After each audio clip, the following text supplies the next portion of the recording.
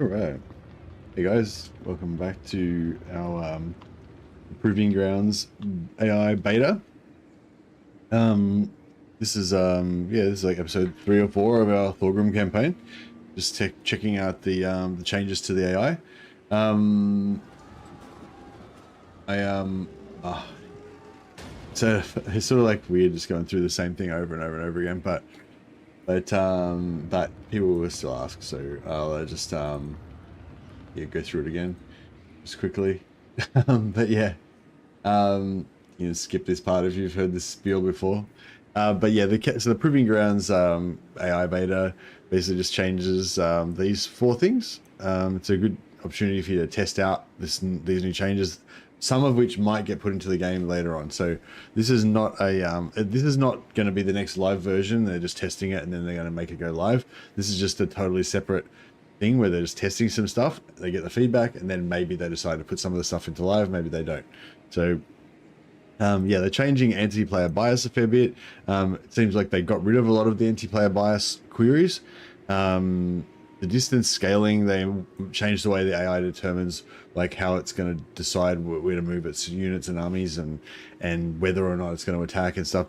And basically, I think this is the thing that seems to have made the most difference, if that's what it is. It just seems to make the AI a little bit more decisive, which seems to be good. It seems to be like going and attacking things and actually doing stuff and being quite a bit more effective than it normally is. They tweaked the AI, the aggression, again, similar to the way they tweaked it last time, but yeah, basically trying to make the AI more aggressive without making it be too suicidal. And the faction potential, they tweaked the faction potential again. Faction potential is a random roll that every faction rolls at the start of the game, and it's different each campaign. And it makes some factions stronger or weaker in a given campaign, so there's a bit more of an element of randomness. But in general, major factions like Tyrion, Malekith, etc., those factions are all going to have a higher faction potential on average, whereas minor factions are all going to have a lower faction potential, and usually they will get wiped out by the major factions. One thing they've changed in this is that they've made a new category of sort of like important minor factions that have got sort of a higher faction potential that should hold out a bit longer, or you know, maybe even win more often than the normal minor factions. So yeah, so that's pretty interesting. But yeah, anyway, so just exploring it. You know, people will ask, probably come throughout the campaign and ask me to give my opinion about the AI. Basically, that's you know, that's what I think is going on with the AI. Yeah, this is only my second campaign playing with the AI, so I haven't come to any conclusions yet. I'm just more, you know, gathering data, I guess. You know, I'm just like playing the game, seeing what I think about the AI, and kind of listening to you guys and hearing stories of your campaigns and stuff, and kind of, you know, trying to make sense of those anecdotes to see what we think that means about what the AI might have, how the AI might have changed or whatever. But yeah, so you know, so far, yeah, it seems like the AI seems a bit more aggressive, effective. So if the AI decides to go to war with somebody, they seem to be much more effective at like moving their armies there, taking settlements, and actually attacking effectively, which, you know, is good.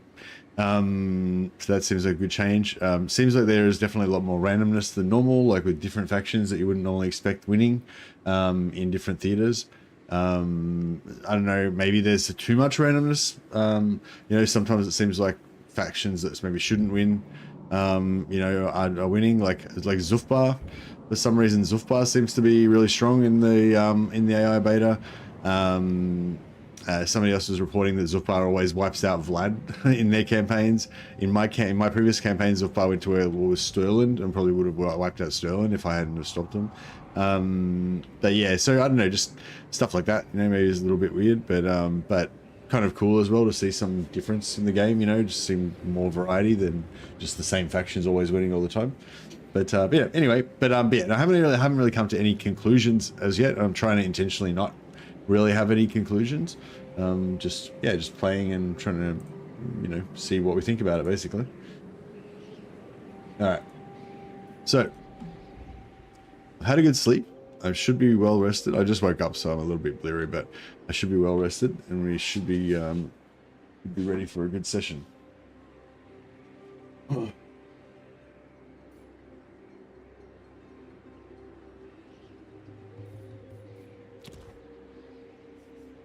So, yeah, so basically we're playing as Thorgrim. I feel like Half-Runs and Thorgrim are good factions to play to get an example of, you know, what's going on. We're on our second Age of Reckoning now. We've already completed the Age of Reckoning for this one. We've got 11 turns left, but it's done. And we're kind of at war with Gorbad, although we've given him a few. We've given Gorbad a few beatings already, but I don't think he's anywhere near beaten yet. But he's yeah, we've knocked him down a peg or two. Clan Moors is a pretty serious threat, and the Bone Rattlers. Normally I would rely on Ungrim to handle them, but it looks like in this campaign the Bone Rattlers have just utterly smashed Ungrim pretty much. And I'm expecting they're going to start coming into my northern area soon. So I've sent my Nollingrom army up there to try to help out with that. We wiped out a bunch of Draz's holdings, and we've been trying to pump up Imric as our kind of eastern ally over here. Demon Slayer, armed and ready. Ja, ungisi bortu chasutrinko. Iron-willed, bane of demons. Giant hiding is a crap doom.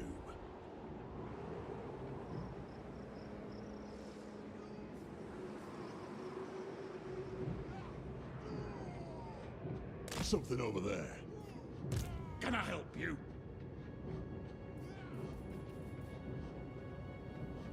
Setting off. I suppose so. Got.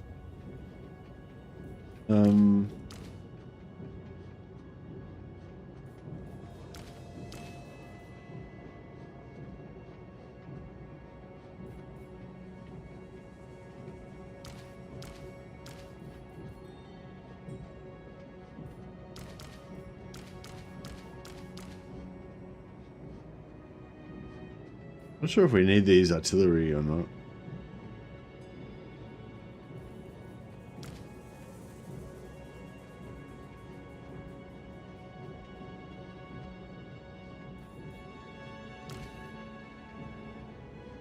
Yeah, that looks pretty cool.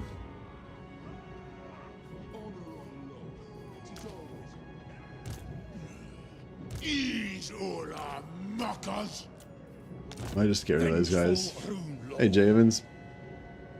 I might. Yeah, good. We're just getting started. Dowie from another hold arrive. 'Tis a great day. Yeah, so we've got Karakazur wants to confederate, so we could get all that land back if we wanted to, but I kind of want to keep them as an ally for the moment.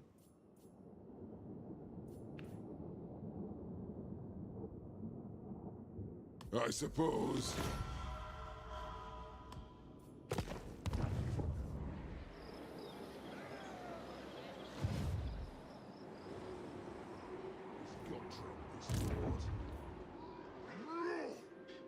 Alright, so down here I'm like, yeah, we really want to take out Black Crag.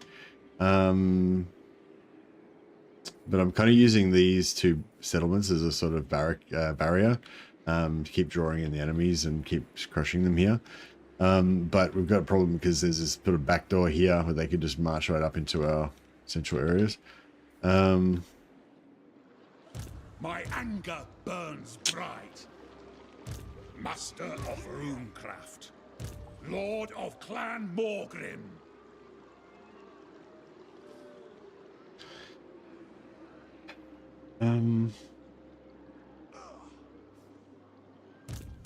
Slayer. Casting the runes.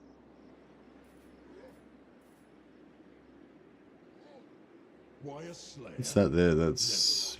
yeah. I'll cast the runes. If you say so, beardling. You summoned me.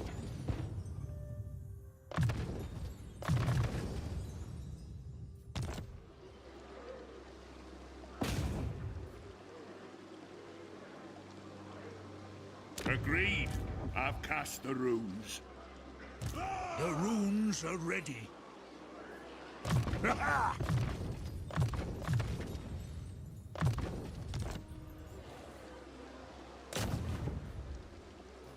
The rune's duty is never done. What orders? By the king's command.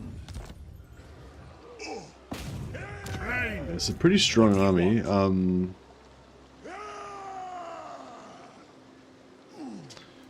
Summon me if you dare.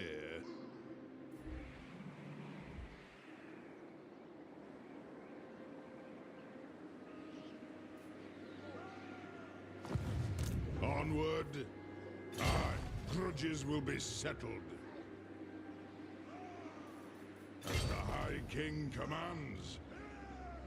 Beards in belts. The throng agrees. Yeah, I might try and jump him up there. This guy... I think we don't need this guy, I don't think. 16, 5, 400, 700. It's costing me 700 gold a turn, so I guess we could get rid of him. How'd you get a stack of gyrocopters on turn 20? Hey Ben, I just recruited him, man. Gyrocopters are only tier 2 units, they're really easy to recruit early. Aye, it'll be done. Yeah, just on turn 1 you start upgrading your main settlement to tier 2, and then it takes about 3 turns to build to tier 2, then you build your engineer building, just the first level of engineer building, gyrocopters, make them straight away. So yeah, pretty much any dwarf campaign you can just build the Tinker's Den like straight away. Either on turn 1 you can build it, or within the first couple of turns you can build it, and then you just start pumping out gyrocopters. So yeah, pretty much any dwarf campaign you should be able to pump them out pretty easy. It's well known that gyrocopters are as common as goblins. Yeah, you know, in the Total War version of Warhammer, they're pretty common. Pillars of Grungy.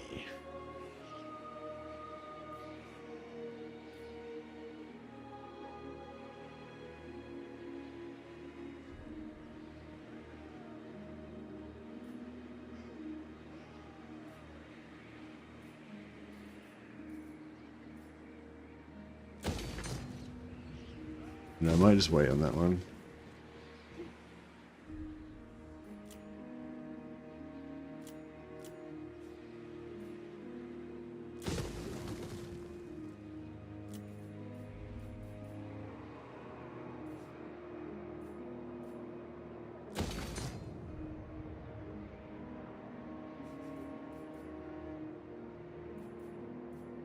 Really, we should Grungy. Another Grungy Lord here. Oh, we do. Another. Demon Slayer.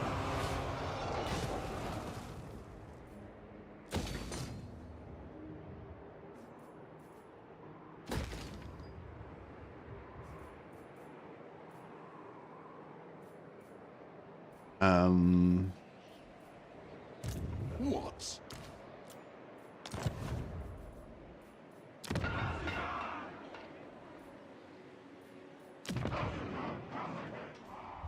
Yeah, we need more cash. More cash. The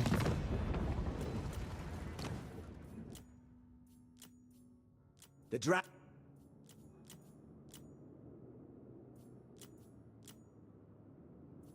Okay, I could take a non-aggression pact with the Scrag. And then you go against mass infantry. I typically get flamers and have the gyro bomber take out big targets. Yeah, the gyrocopter, just the basic normal gyrocopters, they're pretty good. A stack of them is pretty good against everything, yeah, in the early game. Except for wyverns. Wyverns are a massive headache. I can handle 1 or 2 wyverns. They're a pain in the ass, but once you get rid of them, they're alright. But if you have like 4 wyverns, it kind of like just messes up my entire thing, really. So yeah, against melee, flying melee, they definitely struggle. Yeah, maybe I should go for non-aggression with these No, but they've got my 2 areas down here that we might need to take out later, so... who can we sell wars to?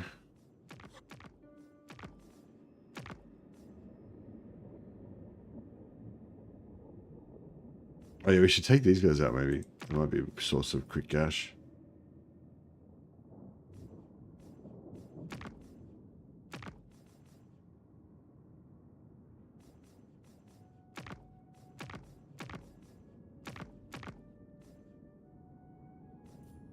I will see you burn.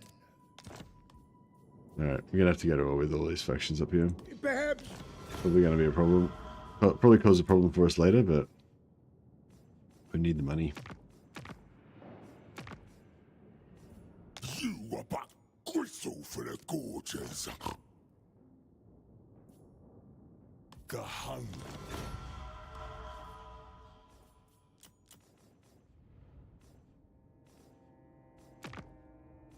You know, I'm gonna devour you, right? That's how Yeah, just trying to get all these wars. Hopefully no one's gonna like be able to immediately attack me. stupid dwarf thinks he's a king. I am a king. I'm the High King. Hey, Dowy's our gamer. How you going, buddy? Les an Dolkwaz Uzum Hashut. I hope they shave your beards and burn them. Nice one, Dowy's. Thanks so much for the bits, man. You're awesome. I will pop you on the ever-growing list of names. Actually, we've got a few characters back now. I can probably actually get a few names. We can take a few names out of the book. But yeah, thanks so much for that, man. That's awesome. Wish dwarves have air control, like how Skaven have howling warp gale. Oh yeah, like maybe they could have a rune, some sort of other rune thing that they could use, maybe.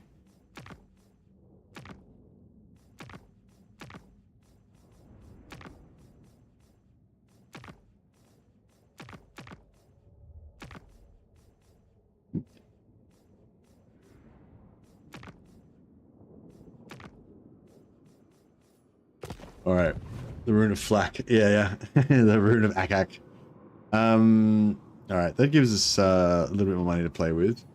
Keeps us in the game a little bit more. Seth is next. my anger burns bright. Bad luck, miracle hammer. Seth will be a Thane.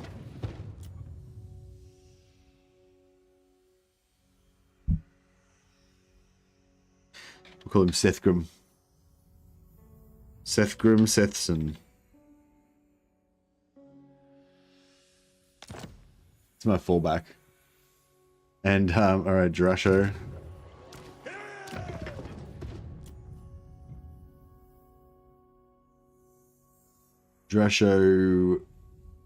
I'm Brownbeard, Redbeard, Firebeard, Firebrand, Firebeard, Flamebeard, Burning Beard.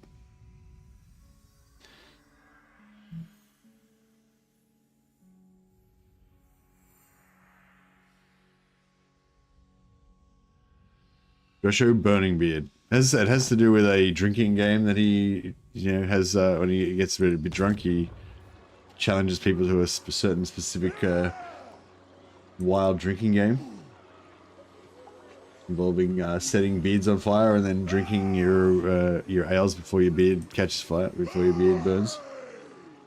He's an absolute madman in the dorms. Bob Goblin Gaming. That's about the most undwarfish name that you could possibly have. Bob Goblin Gaming.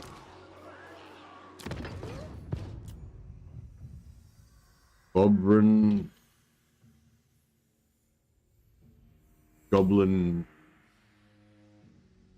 Gaming?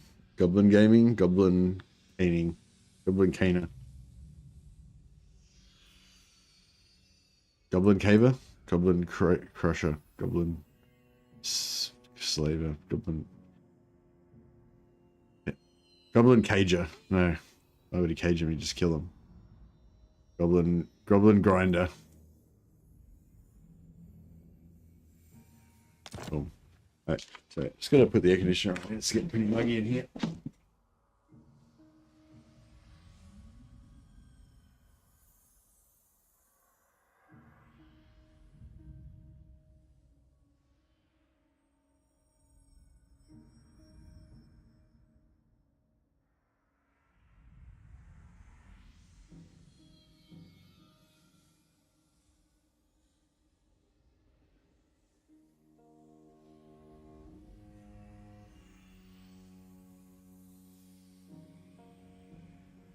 Sorry about that, guys. Thorgrim Sutson. More of an engineer name. Yeah, kind of.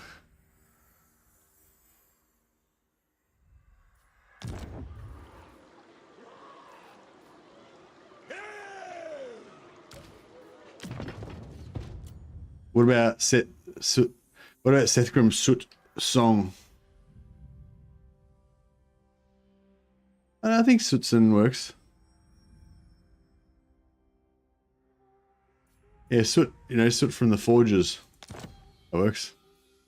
Thorgrim Sutson. Yeah, that sounds good. Bit more original than Thorgrim Sethson. Alright, we've knocked off quite a few names. We only got like 3 left. Killing it. Alright, thanks guys. Appreciate it. Dwarfs sometimes trap goblins to train young ones how to cave their skulls in. Like with Belagar. Yeah, that's true.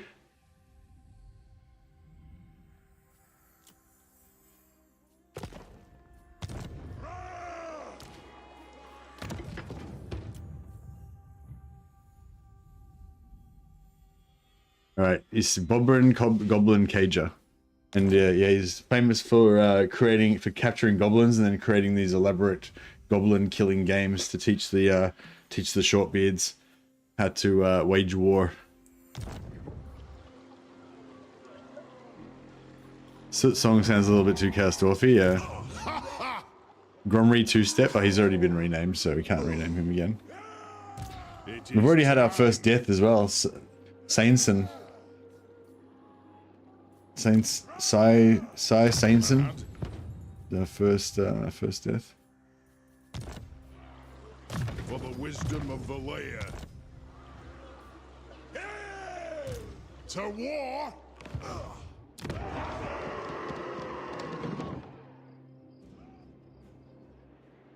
Yeah, excuse me. Alright. Demon Slayer.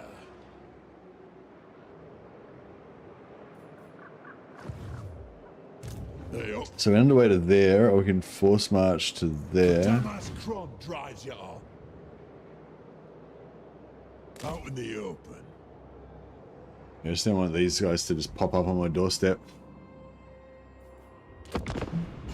We should see. Oh, I should have invested more of that money into economy. Now that we've got a bit of extra cash. The quicker we invest it, the quicker it'll kind of come back to us.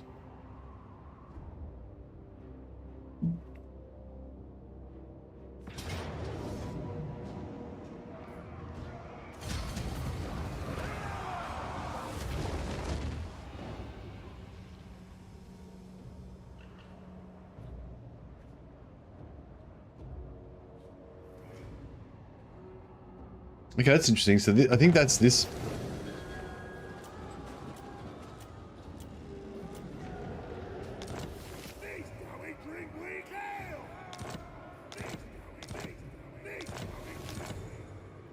Yeah, so that's this. So this army was kind of like here, and it was heading towards Mount Silverspear, but then I guess it decided when I traded Silverspear away to another faction, it could have gone to World's Edge Gateway, Archway, or whatever, but then I guess it decided, no, too far away, so maybe it's going to go for a Darkhold instead. Maybe, I'm not sure what it's thinking, but yeah, that potentially might be what happened there.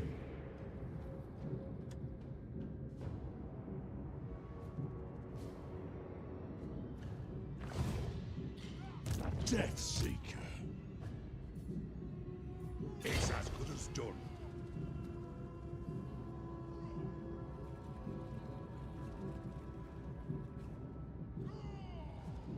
Leaving. Yes, yes. All that rock above feels grand. Alright, you can try and clean out some stuff up there.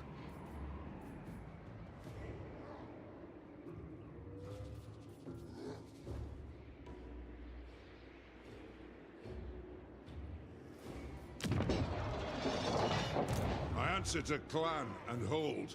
For clan honor.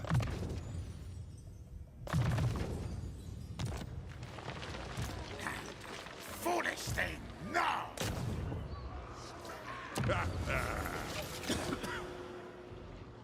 Maybe we could beat these guys up a bit, but yeah. Against council orders! Alright,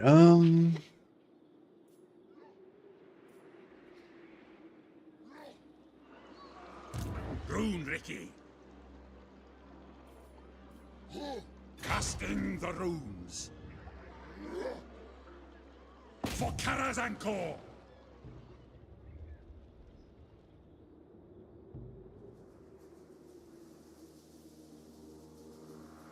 Yes. By the grudge bearer's will.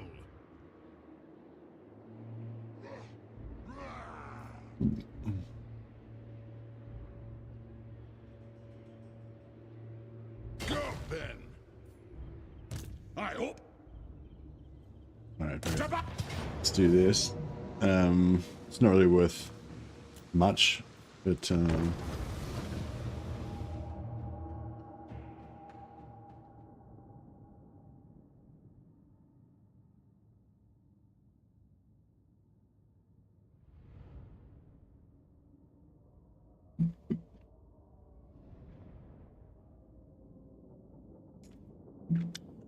I think it's probably, as referring to gyrocopters, I think it's probably the best budget doom stack in the game. I can't think of a better tier 2 unit that you can spam that can beat 99% of everything. Yeah, it's pretty easy to get going early out of the gate. And it's particularly good against Skaven because you can't ambush fucking gyrocopters. Yeah, it's a very, pretty good early stack for sure.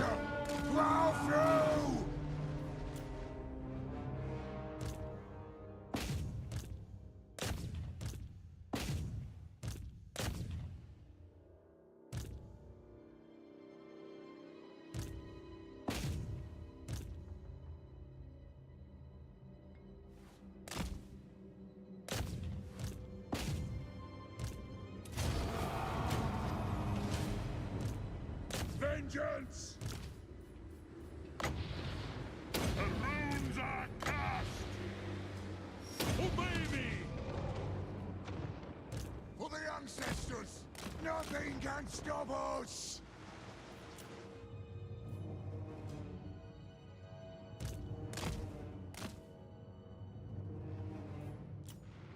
By the Layer's will!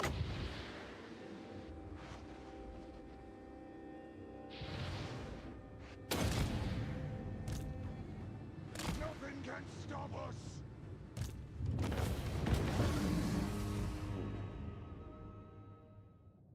Askina ambushes are pretty good for ambushes are pretty good for tier 2 units. I don't know what the cost ratio is. I wonder what other units can be considered doom specable.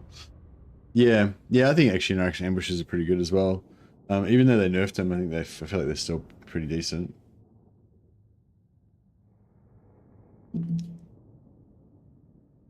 But yeah, I don't know. They're probably pretty expensive because they've got the stealth.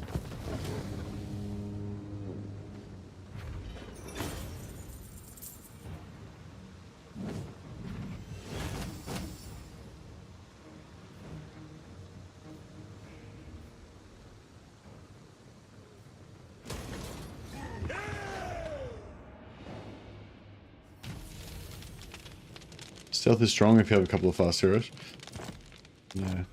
Yeah, I mean, the stealth can be good, but I mean, I guess it's sort of the stealth is kind of comparable to the flying in a way of being able to deal with stuff, but I feel like the flying is a little bit more durable, you know?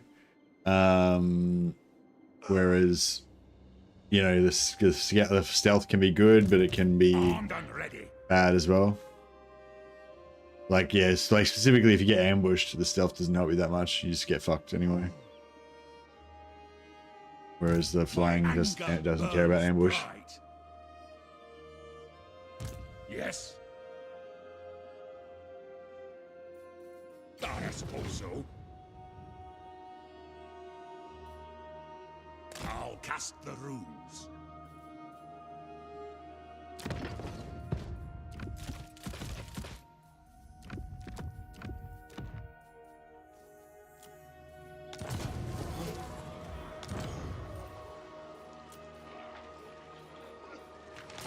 Send me to vengeance. The High King acts. High King.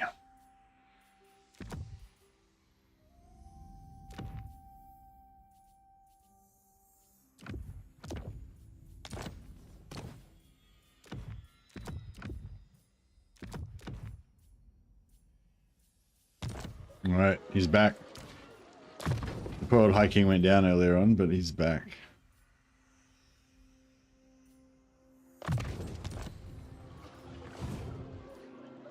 My axe thirsts for war. Yeah, these fucks we need to take out. We could take them out pretty easily, really, shouldn't we? Couldn't we? Maybe I should just make a concerted effort to get rid of them. Demon Slayer. Giant hiding is a crap doom. Time for gashing. My legs are only so long. Alright, let's see if we can snipe this out. And then sell it back to Ungrim, probably. Could do with a drink. By Grungy, this had better be good. Get those cannons moving!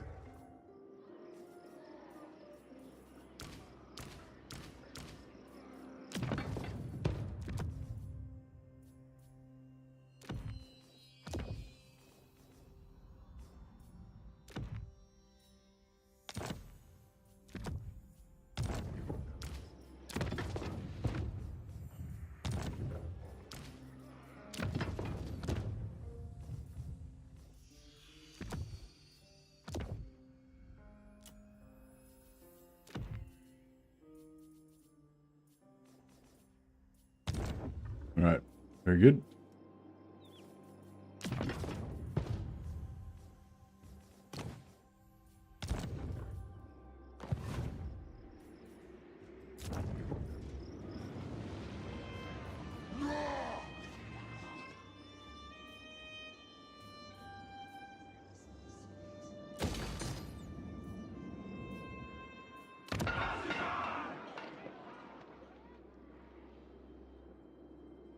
Yeah, I don't know if I should bother building anything there. It's just going to get raided again. Here we can probably go up. And yeah, now I'm going to go, I was going to think about upgrading these, but I'm just going to keep going for tier 4. Put the deeps in there. And we've got the deeps here now. And the first part of the deeps that you want to build is this one, isn't it? So 21 turns, that'll give us 100% increased income. Minus 1, 2, 3, 4, 5, 6, 7, 8, 9, 10. Minus 100%, minus 50%. So yeah, so it'd be plus 50% income. So 500, basically 500 extra income per turn. It cost 8,000 to build it.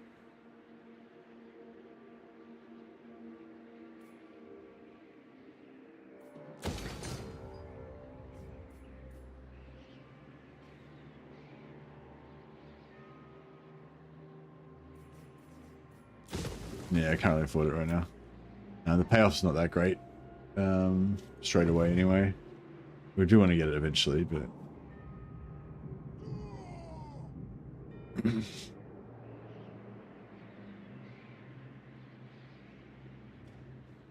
...2% upkeep reduction.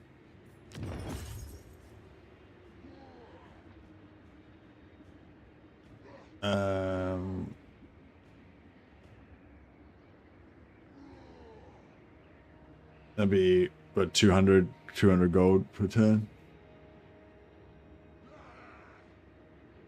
You know, like 5 or 10 of them is pretty substantial. Yeah, true. But you don't really need to build the 2% upkeep reduction in like a big money built place like this, you know, or this. You kind of want to build. I don't know.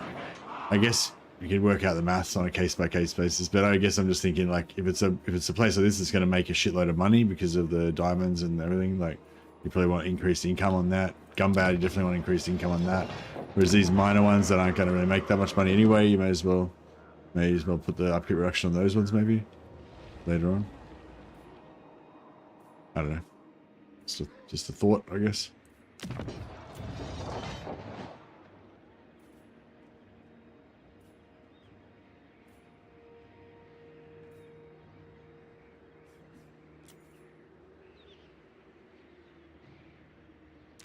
Dragon Slayer.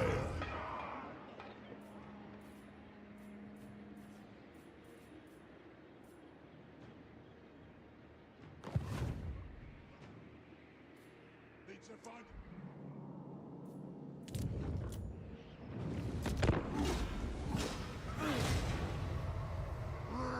Yeah, we're struggling. Do not sully Financially. my presence any longer than you must.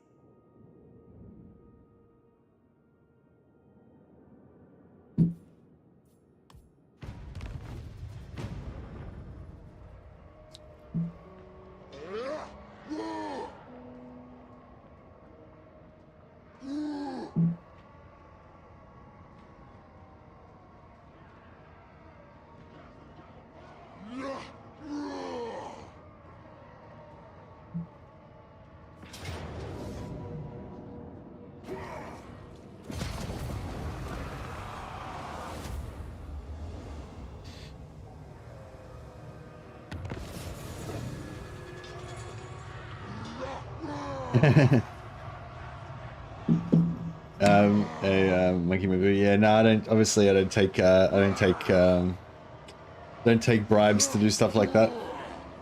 But I do love saying, "This is how he drinks weak ale." Pretty good.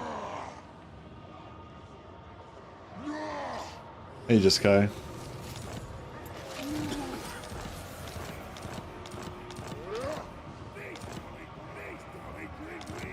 These now we drink weak ale. I love how he's like so like as if he's discovered a fucking chaos cultist or something. Like, you know, they rock up at a party, he looks around, sees some light beer, he's like, "These now we drink weak ale." Just fucking uncovered a fucking cult, a chaos cult heresy. They're the worst kind of scum. These now we drink weak ale. Demon Slayer. Lord of Clan Thorgrim. Slayer. It'll be no, even to Ungrim. Let die gloriously. I hope we're outnumbered.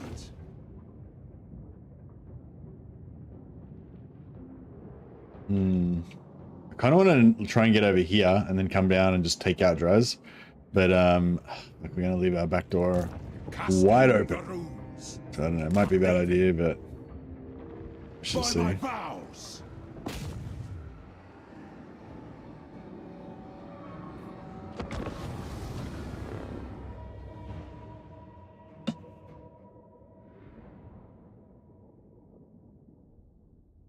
Take a public order hit if you don't produce enough ale. Sounds reasonable.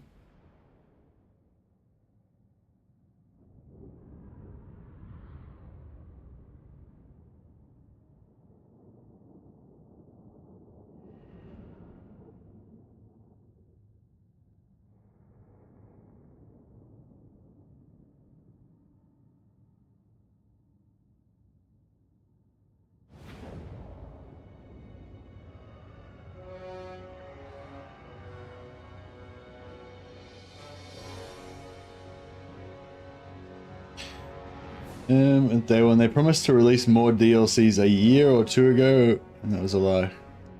It was a lie. Well, lie. I caught them in a lie.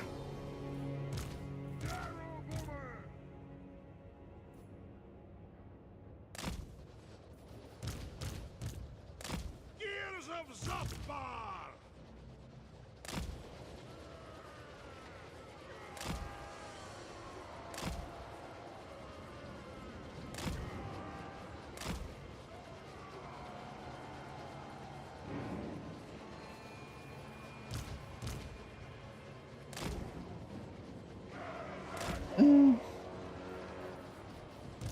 Demon Slayer! Darrow Bomber! Off we go!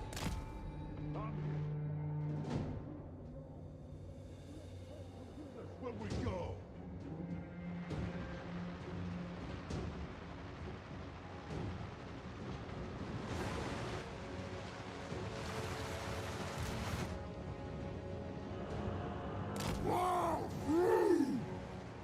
All the DLCs are pretty good quality. Yeah, the DLCs are all pretty good quality. Gotta say, yeah. A lot of the criticisms with CA is like you're really just comparing CA to like other CA products. You know, it's like, oh, this product that you created is not quite as good as another product that you created. You know, it's like it's then yeah, but they're all actually pretty good quality usually. They certainly kind of figured it out more as they went along.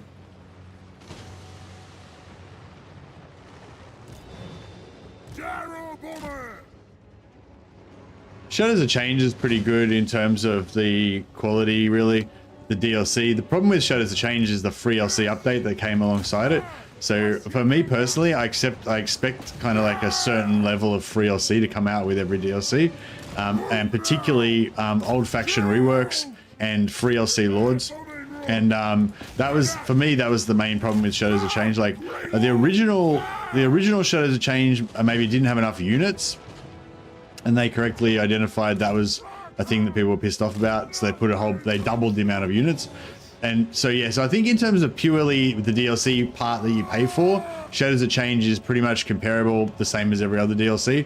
Like there's 3 lords. Each of those 3 lords has a really distinct, quite, you know, a lot of work's been put into all of their faction mechanics and stuff, you know, and they all got shitloads of units after the rework. Originally, they didn't have that many reworks, that many units, but yeah, basically, yeah, Shadows of Change is just as good a value as any other DLC, I would say. A lot more value than any of the Game One DLCs for sure. But it's still.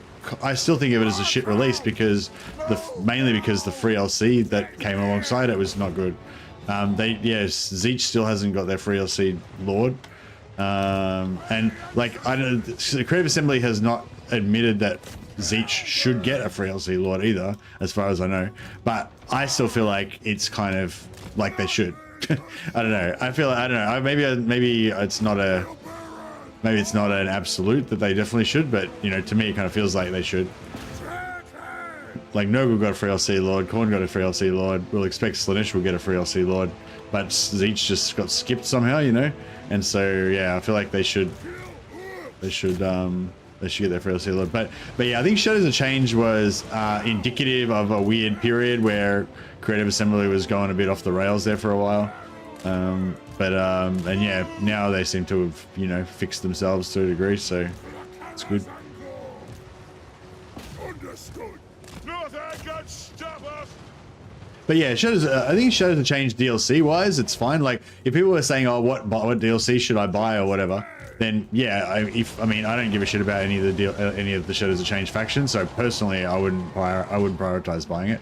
But if people are asking me like value wise, like is it as good a value as Thrones of Decay? I'm like, yeah, I'd say Shadows of Change is probably about exactly the same amount of value as Thrones of Decay. It's just that I absolutely love all the races from Thrones of Decay, and I don't give a shit about the races in Shadows of Change. So therefore, personally, Thrones of Decay is a lot more value. But the reason why Thrones of Decay, I think, is such a better release than Shadows of Change is nothing to do with the value of the DLC. It's to do with the value of the free DLC rework. Like the rework that we got for Gelt and the rework we got for Karl Franz were both like really top tier reworks. That's really why Shadows of Change is so good. I mean, that's really why Thrones of Decay is so good, and the fact that the races are good races. Thrones of Decay was amazing, yeah. But the thing about Thrones of Decay was it wasn't really like Malachi faction, cool faction, they're fun. Elspeth faction, cool faction, they're fun. Tamakan, cool faction, they're fun, you know. But if you just think only those 3 factions and only the units that you got with them, it's mechanically like the same value, you know. Like Changeling, I don't really like Changeling, but it's a, you know, just as much work was put into Changeling, if not more, than those other factions that I just mentioned, you know what I mean? Yeah, like what was the other one? Changeling, Yuan Bo was a good faction, really interesting faction mechanics, etc. Blah blah. And what was the other one? Mother Estankia. I fucking hate. I hate Mother Estankia. I don't really like Yuan Bo or Cathay, and I don't really like Changeling. But me personally, but you know, Like they're in terms of value, I got to say they're just as good, just as much value, I would say. It's just that they're just not really one lords that I particularly like. Anyway, that's my take on it.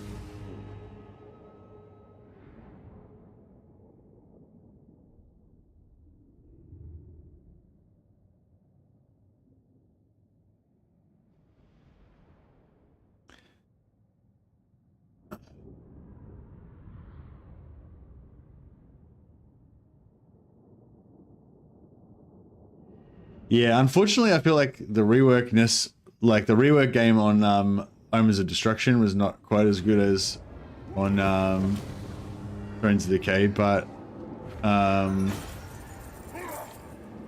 yeah, but I mean, it was still, they still did reworks on Khorne and stuff, and it was still, you know, still good stuff. I mean, I really like the Khorne rework. I think it's good, but I still don't really like Khorne that much as a faction.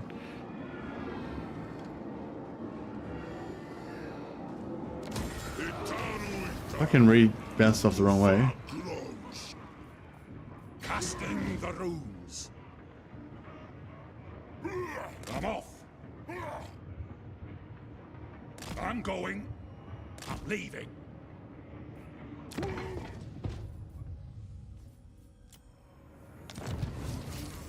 Please tell me Dreadquake ale.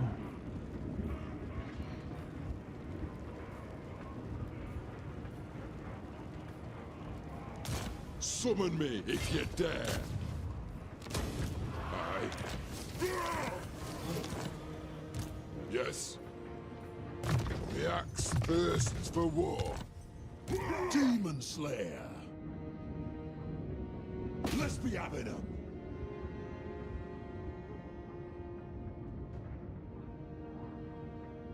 Holy shit. Any grudges crossed off?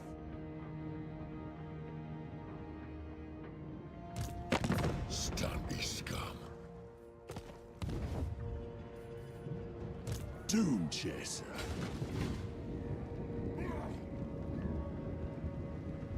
There be demons, I hope. We've got Grimgorsus.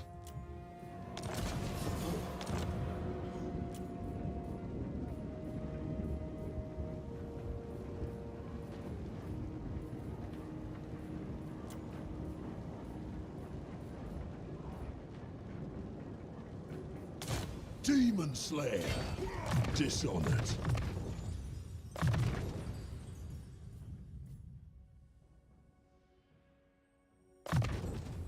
Gonna need a rememberer for this.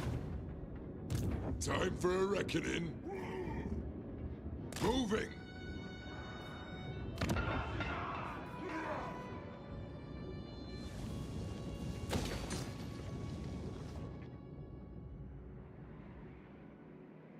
Relish this chance to look upon. Yeah, I kind of want to push through here and try and give this stuff to Imric, but yeah, I don't know if that'll work out. If we get Imric to go to war with I don't know.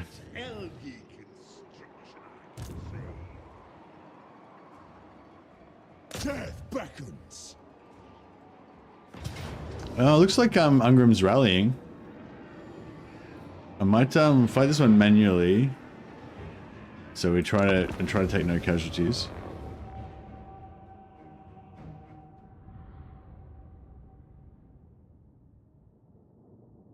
Khorne mortals are just more badass than demons. Yeah, I reckon as well. Arbal's pretty cool. Arbal's character is really cool, but his campaign just seems too fast and too, yeah, I feel like whenever I've tried playing Arbal twice, and both times, first time it was all over by turn 19. I had like 35 armies, I had shit all over the map everywhere. I just couldn't be asked fucking moving all my armies anymore. And the second time I played it, was by turn 14, I had like 34 armies. So it's like the campaign, it's like Arbal's campaign is fun, but it's like it's all over by turn 20. You know, it's not all over. Like you could keep going and conquer the world and shit, probably conquer the whole world by turn 30 or something. But it's just like, who can be fucked moving fucking 100 armies every turn?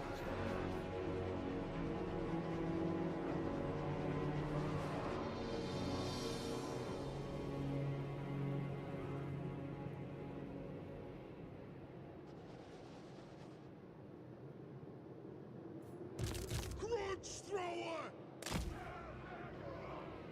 So yeah, I've been trying to think of some sort of thematic playthrough I can do with Arbal, but I don't know, I haven't really... Nothing's really occurred to me as yet.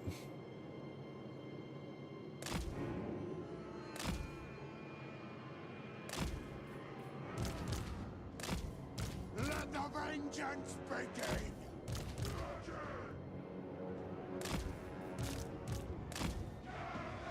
Slayer!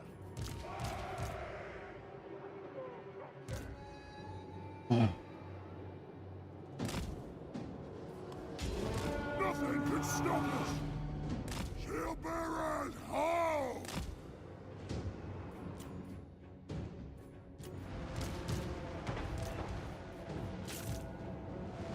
Jumps away! Charge!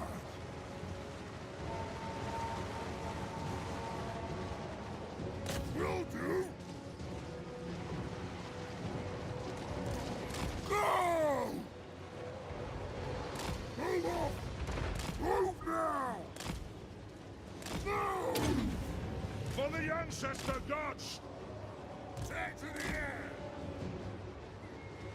Go! Rage far! Rage fast! Off we go! Down! Gyrocopter! Fly! Will do! Take them down!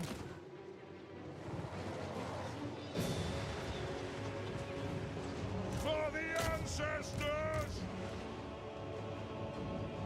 I'm going to take out some of these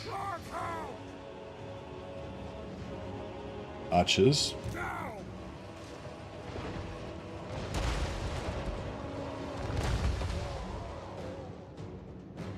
Gyrocopter! Nothing can stop us! Shoot the wizards! Yes! Nothing can stop us! Four on the floor! Move! Gyrocopter!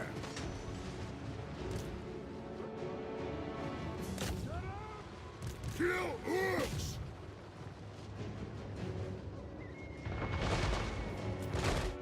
Yeah, so these, we can get some post-battle replenishment. What are we taking? Tower shots? Where's the tower? Oh, there, fuck. Yeah, we can get some post-battle replenishment if we fight open field battles, but you can't get any post-battle replenishment from settlement battles. So we have to, yeah, we want to try to, if we want to keep this army for another 11 turns until the next stage of Reckoning. Then we need to be careful with it.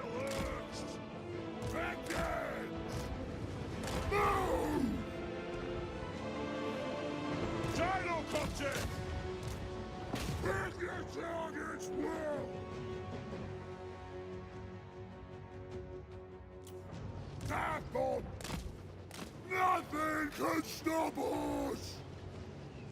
Get moving! Get them! Whoa!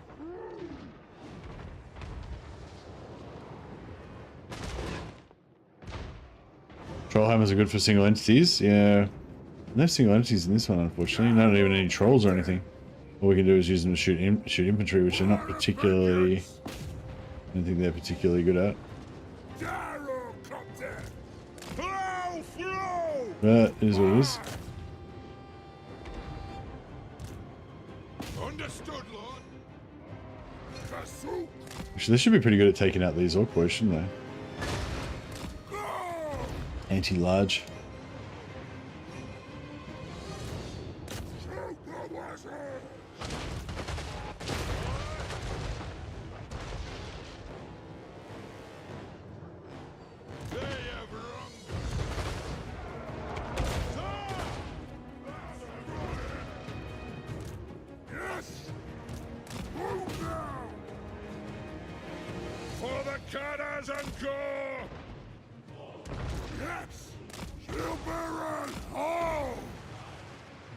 The Forge, aka the Tank Factory.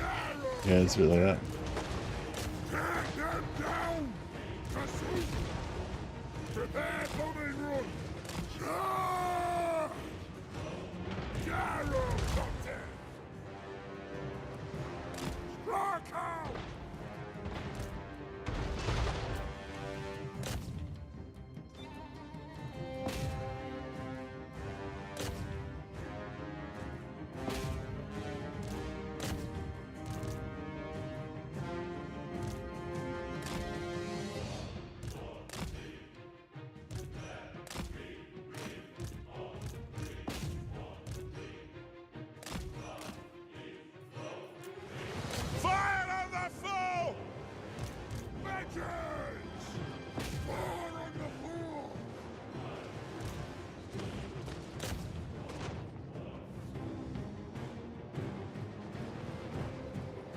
Yeah, they took down that tower like super fast.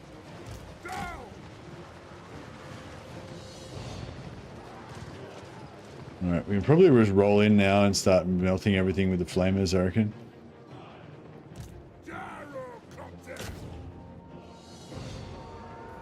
Iron Drakes! Go! Warriors! Move! Iron Drakes! We'll guard it! Pazook! Strike out! I feel like there's another unit of archers hidden somewhere.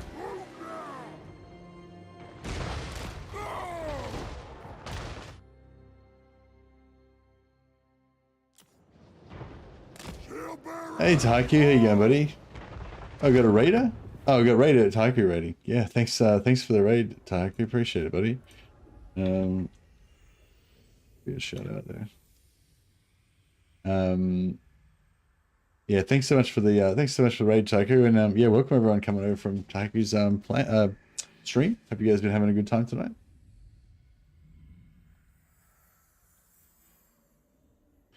Thanks again for that big cheers, by the way, Dowie's game. I appreciate it, buddy. How do we get rid of all this? Right. And like, there's so many banners and shit on Twitch, I can't even see the chat. Hey, Proper Nika, welcome.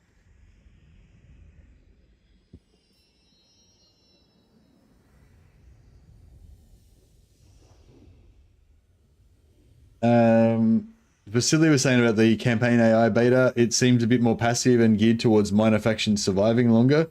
Up to you. Is it good? Up to you to decide. Yeah, that's something I've heard other people say as well. Like, I think the AI seems a bit more decisive. Like, when it decides to attack people, it seems to do it more effectively. But yeah, but is it more passive in the way it declares war, and is it more passive towards the human player? Is that what you're talking about, Vasily? Do you feel like it's more passive towards the human player?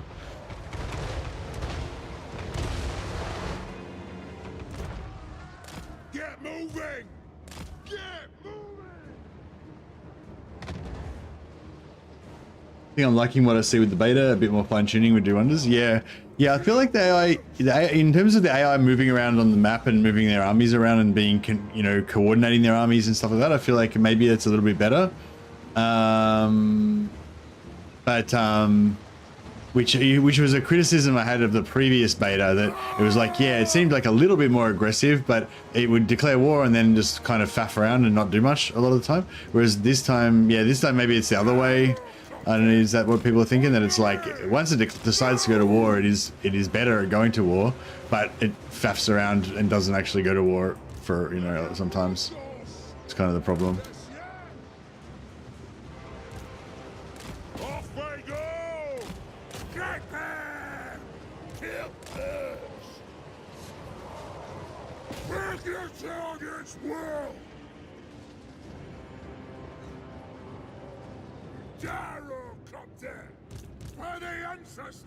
We're not taking any fire. Oh, we are taking fire from somewhere. Tower. Oh shit. How do I do that?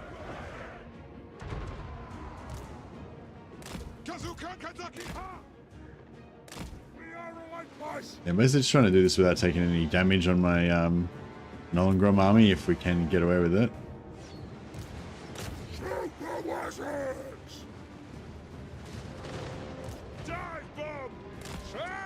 Fuck, they go to the towers, go down so fast. The Trollhammers just annihilate them so quick. Where is he?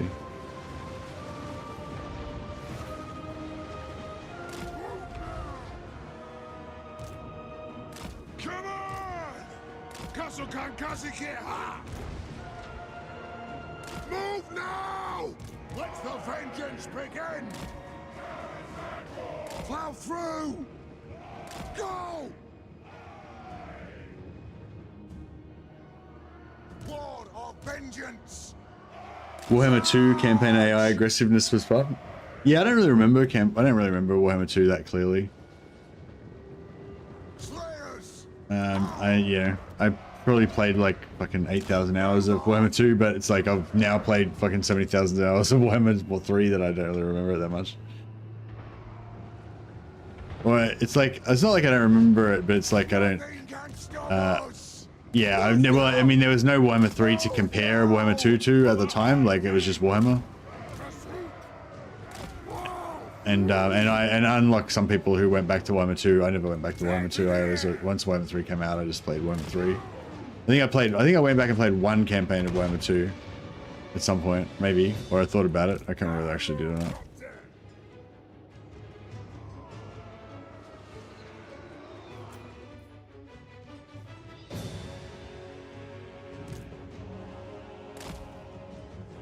I don't know if we're going to run out of ammo and have to actually send in the Terrarii in this situation, but nah, I think we're good.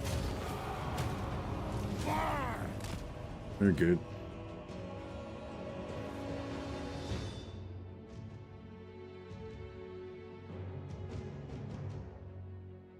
With all the reworks, Warhammer 2 is kind of a different game at this point. Yeah, Warhammer 2 from at launch versus Warhammer 2 by the end is pretty much, yeah, pretty different. Although Warhammer 2's still got that bug where the if you ambush an enemy faction, then they'll just stand there and do nothing.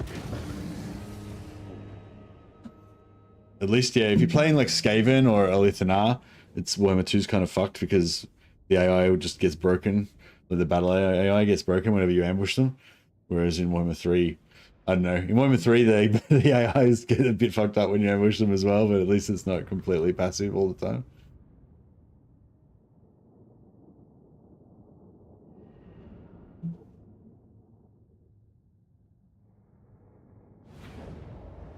Trish Craventail made it all the way to Karazha-Karak and wiped Thorgrim on my end. Oh, nice. What faction were you playing as, Tahaku, when Thorgrim got wiped?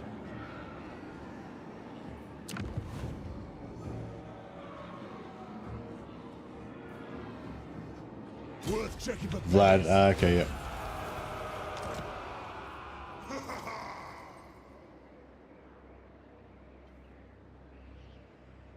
Speaking of Terraria, I imagine how rough it would be if this game had Marian reforms where you don't get tier 3 until you get a tier 5 city. Well, it wouldn't be a tier 5 city, it'd be a certain date, wouldn't it? I think like in Rome 1 you get the Marian reforms. Oh, I can't really remember now, actually. Did the Marian reforms actually happen on a certain date in Rome 1? I can't remember. I remember Medieval 2 was like that, like gunpowder came at a certain date. I can't remember what date it was, but yeah.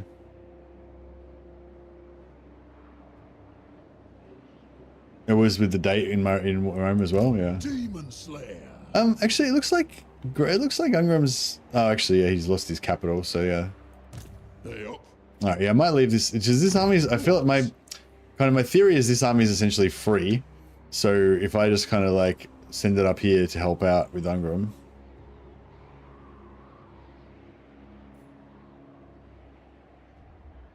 I kind of want to build him one of these bad boys. I am Iron Fist. Some call me a king. You are welcome here.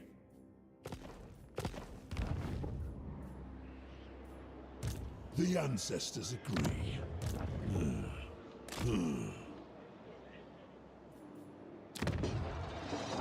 My kin, the throng of Cadrin welcomes you.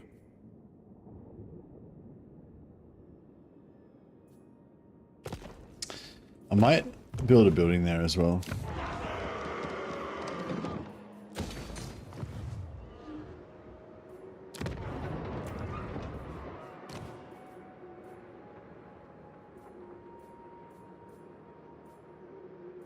These days we drink we ale. I'll cast the runes. Just to save like 100 gold. What? I hope.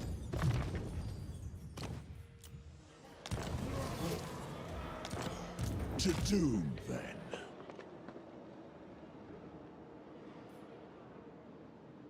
By the ancestors, let me at 'em.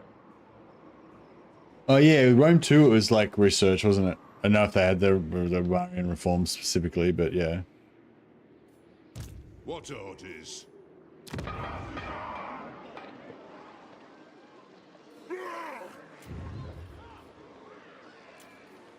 Time for a reckoning.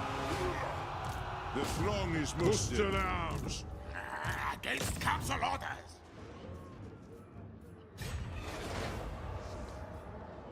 My axe thirsts for Fucking war. bullshit. Bullshit we're gonna lose.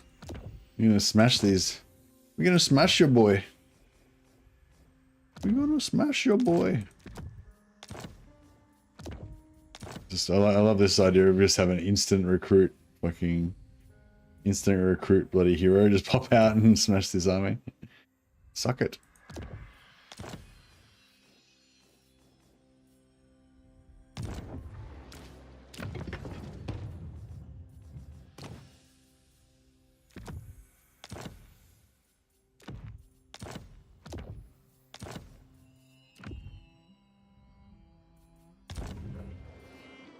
Onward.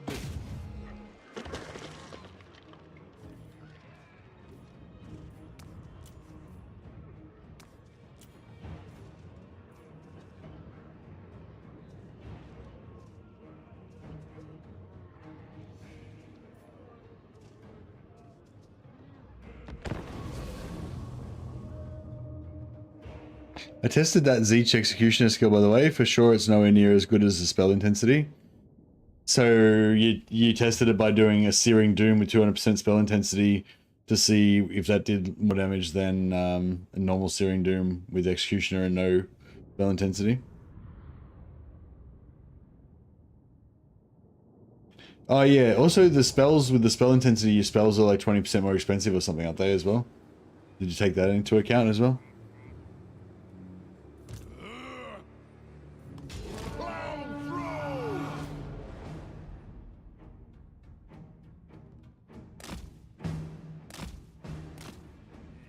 Oh, so yeah, I thought it might be only Searing Doom because it's like it's missile, anything that's a missile, I guess it applies to. So that'd be, yeah, blue fire. What about Comet of Cassandora would work on, wouldn't it? Oh, but you don't get, Kairos doesn't get that ability, does he?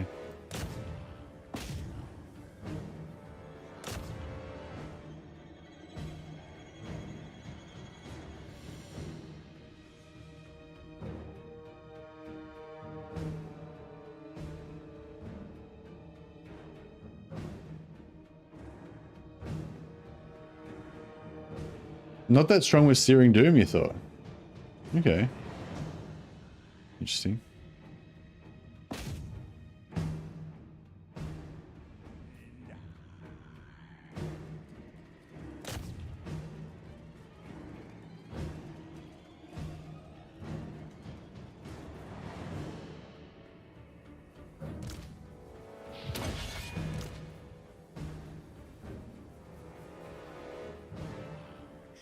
Yeah, Kairos gets Comet, but Kairos doesn't get the Executioner skill that we're talking about, I don't think, Yuki.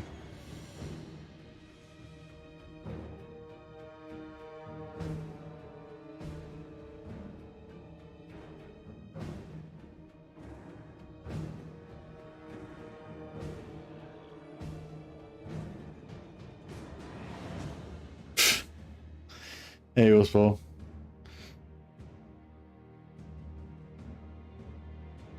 I just thought I'd show off the power of the dwarf heroes. The ancestors watch.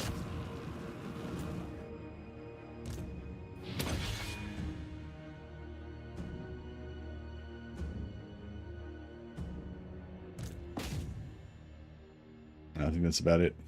I think that's all she wrote. No, you're right. No worries at all.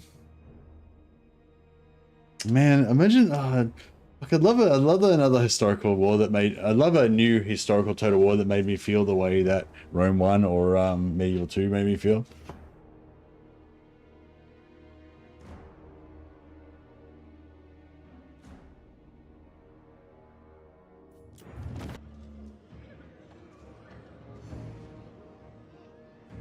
Yeah, no, stream, my internet fucked up for some reason. I'm running off my phone at the moment. Yeah, I don't know what's going on. It went down yesterday for a little while as well. Not really sure what's going on with that, but yeah. Always be oath gold, even if it's only 3.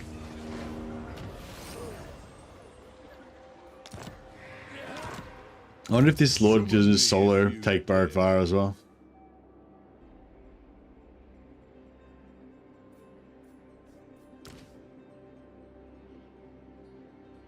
The High King acts. The wise plan.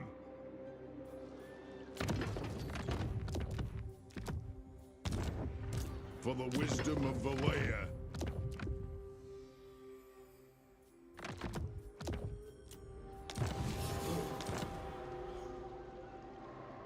Good.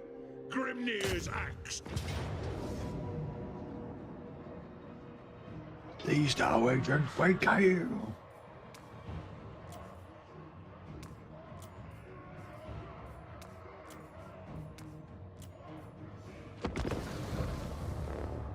Australian internet doing its thing again? No, I don't know if it's a. I don't think it's Australian internet. I don't know what it is. Something to do with my internet provider, maybe, or something. Oh, you don't reckon? Yeah, I mean, if you mean like just the distance thing, yeah, I don't know. I don't really have that much problems with the distance thing. I don't think with the Australian internet. If I try and play multiplayer with the European people, like if I play multiplayer with like West Coast American or Central America, it seems to like Central USA. I mean, then like ping wise and everything, it seems pretty okay. But if I try and play versus like UK or like Western Europe or whatever, it seems like it's gonna be pretty bad connection wise. But apart from that, I feel like I don't have too much problems with the internet. But yeah, just lately, I don't know. Well, yeah, just yesterday and today, there's been 2 dropouts, which is unusual.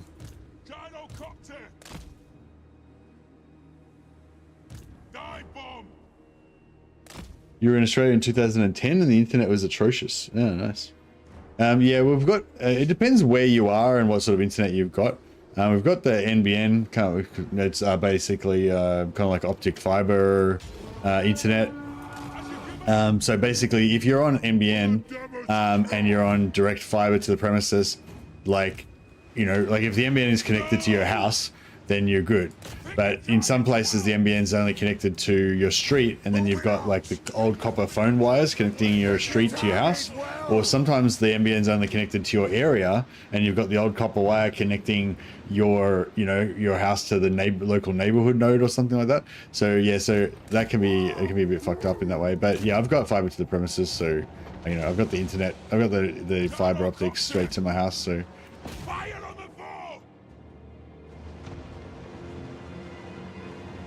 There's no fiber in Melbourne at that time. Ah, okay, nice.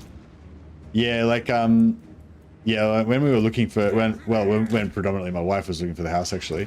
When we were looking for this house, there was all these different requirements that we had, or things, not necessarily hard requirements, but things that we would like for the price range and stuff. And yeah, pretty much the only requirement I had was that it has to have fiber to the premises. So yeah. Like I can bend on anything else. It's like number. Whether we have a garage, don't really care. Whatever else. But basically, if fiber to the premises was basically the no. There's no way we were going to go anywhere that didn't have fiber to the premises. It's important to understand your priorities in life.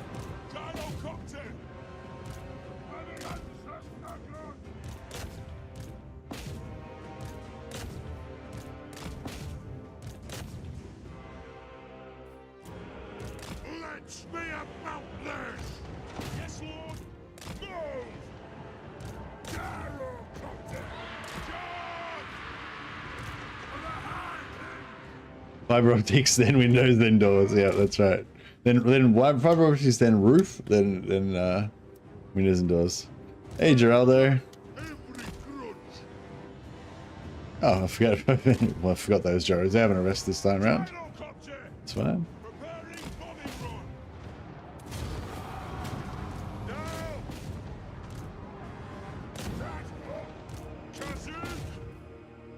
All have run us!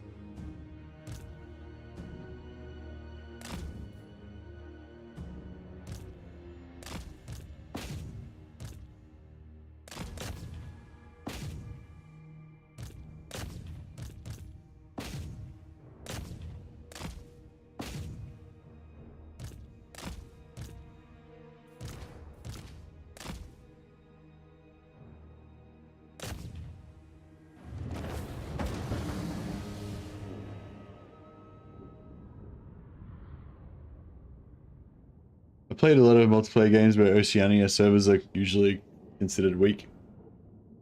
Yeah, well, we're fucking half the world away, you know. Yeah, yeah. But in terms of ping, yeah, ping is pretty bad. Like if you're in America, like the ping from West Coast America is to Australia is probably worse than the ping from East to West Coast.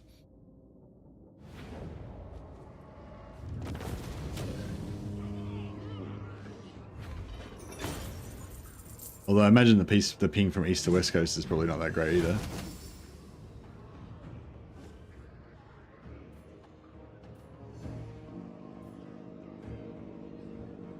But we're not talking about ping, we're talking about throughput basically.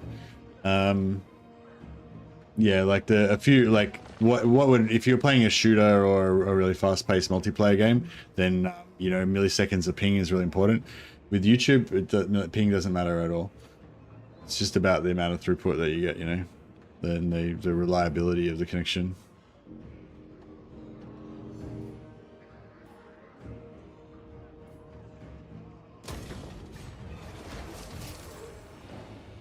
But I think maybe there is. Oh, we got the Helm of Drake's gun. But maybe there is some sort of correlation between, you know, bad connection giving you bad ping and also giving you bad throughput and bad connectivity.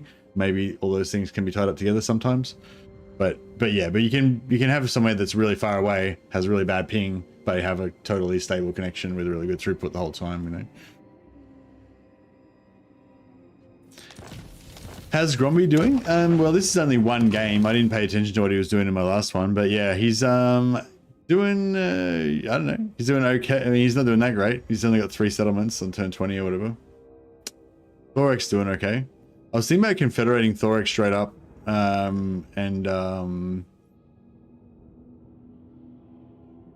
because I can almost get him right now, like 600 more grudges. I can confederate Thorek, and then we'll have 8 settlements, which I'll probably just straight out sell. And then we'll get heaps of cash from that. And then we'll also get Thorek. Although if I leave Thorek, actually yeah, but if the longer I leave Thorek, the, you know, potentially the better he'll be doing, and the more stuff that we can get from him.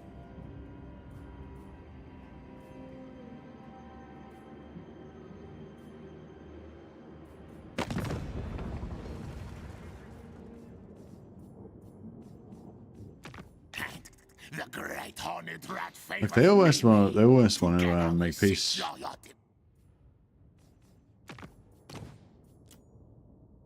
Oh, Gorbad wants to make peace. Fuck off, Gorbad. You're in a world of shit. I noticed the characters die right at the start of your end turn with Helm of Drake's, so if you end turn while you're looking at them, you can tell if they'll die or not.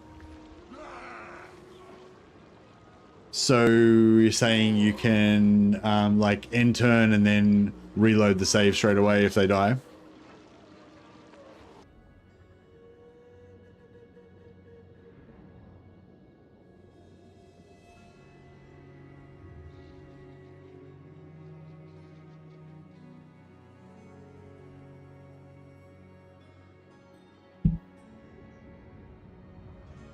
Yeah, well, my internet came back up. So I switched back from the hotspot to the normal internet. So hopefully it's going to be okay again now.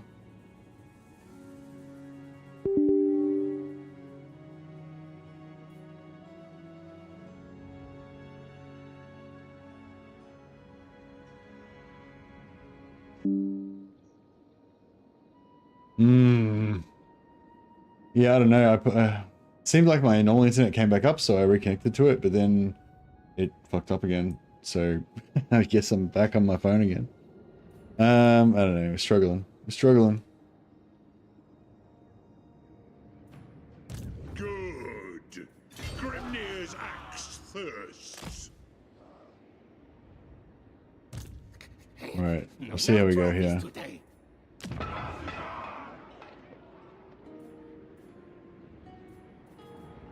Doing all right there. Demon Slayer. Dragon Slayer. Beast are we Dreadquake. Oh. Sorry. I can't wait either.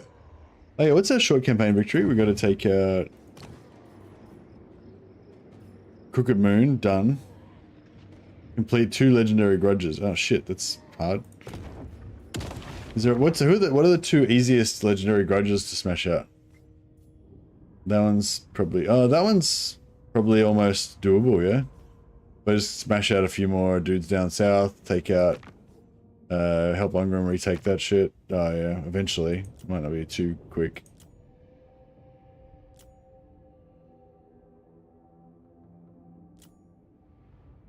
Oh yeah, we can destroy Clan Moors, retake Caracate Peaks, we can do that no problem.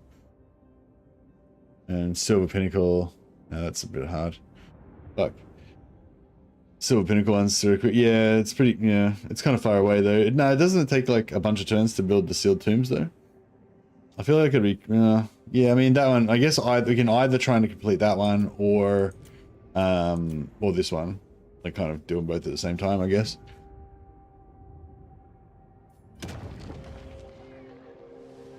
Doom's taking its time.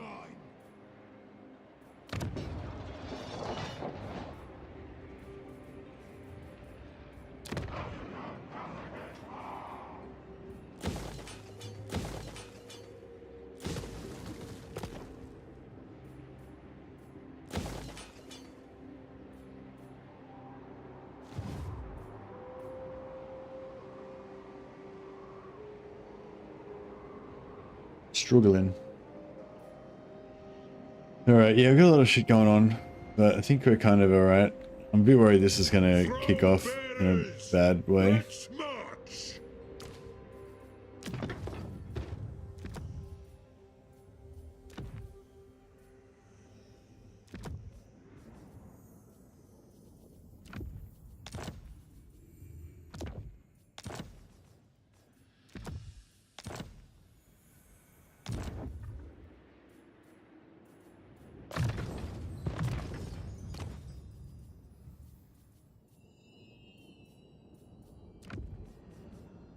These are we Dreadquake.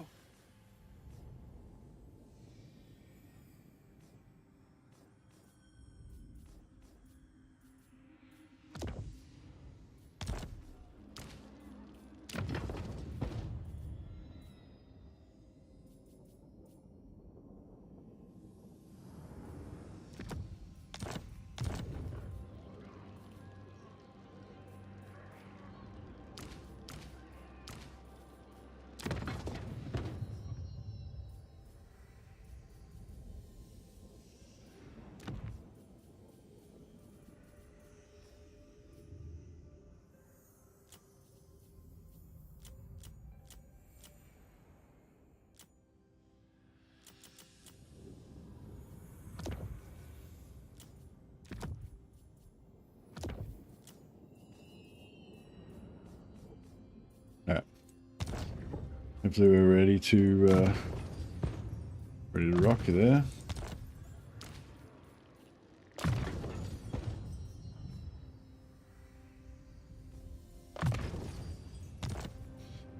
So we've got, yeah, extra magical drop chance and extra weapon strength, so it's pretty good.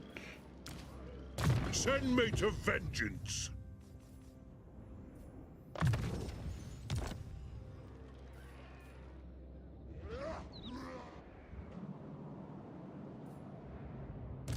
for the wisdom of Valea. Alright, wonder if Grimgor is going to declare war on us. Hopefully we'll get away with it. Really enjoying my tall Malachi campaign, so much harder than just going on a rampage, but it feels proper dwarfy, playing defensive against walls or chaos. Ah, nice. How tall are you going? Just like single province or single region, or you haven't got a few regions but keeping it a small tight empire?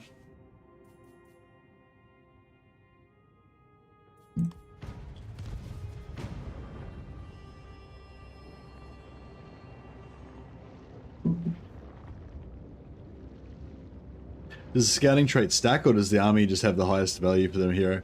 Neither, Monkey went through. So scouting does not stack. None of those sort of army, like none of those like hero does an army action on the army type abilities stack. Only one of them, only one of that each type can be on at the same time. But it's not, it doesn't go by the highest value. It goes by the last one that you put on. So if you've got two heroes that both have scouting, and you put one on, you move one into the army first, then he'll become the scout. You move another one into the army, the second one will become the scout. So whichever one you apply last is the one that gets used. But also, if one of those guys levels up, then you level him up, then he's the last one you've activated, so he becomes the one, you know. And also, I think if you mount or dismount, if you change their mount, I think that maybe that makes them become the active one as well. So it's basically whichever one you last activated is the one that will be the one that is active. But with so normally you might have one replenishment hero, one movement hero, one scouting magic item drop chance hero, and they'll all apply their thing. But if you have two movement heroes or two scouting heroes, whatever, it's whichever one you apply second is going to be the one that's going to be on. But with Dwarf runesmiths, they've actually got 3 different abilities they can choose from. One's armor piercing damage, and one is scouting. And so you can actually have 2 of them on there. So I've actually got 2 of them on with 2 different abilities at the moment. But if they both had the same, if they're both buffing the same thing, then only one of the buffs would work, you know. What? Let's be having them.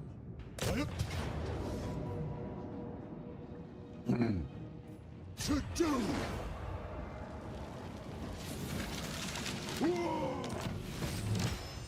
Reichland is confederated Talabek Island.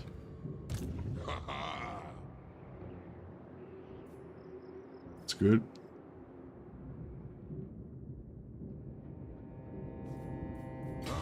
Grudges will be settled. I'll send this guy down just so we get more magic item drop chance, but yeah. Kind of. It's their doom.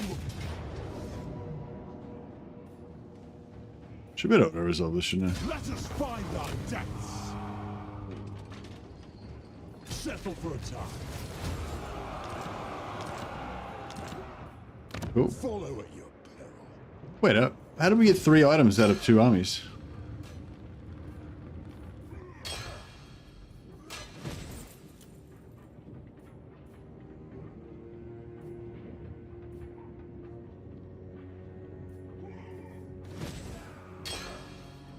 I thought I saw 3 items come up there.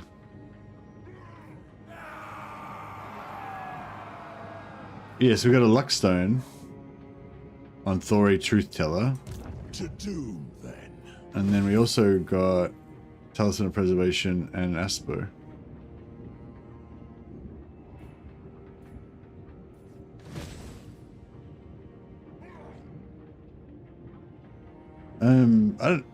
That's weird. What's going on there? Yeah, I'm pretty sure we got 3 items in with only 2 lords. They up. Yeah, I don't know. Maybe I don't know. Maybe one of them was still sitting around from a previous battle or something. Bane of demons. I just hadn't checked the notification yet or something. Death Seeker. More means to kill.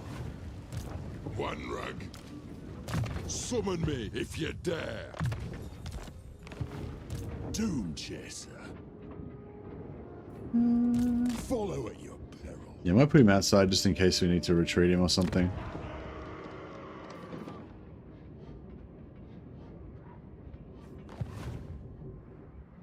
Oh, he lost the settlement, you dick. You absolute wanker. I was born to commune with dragons.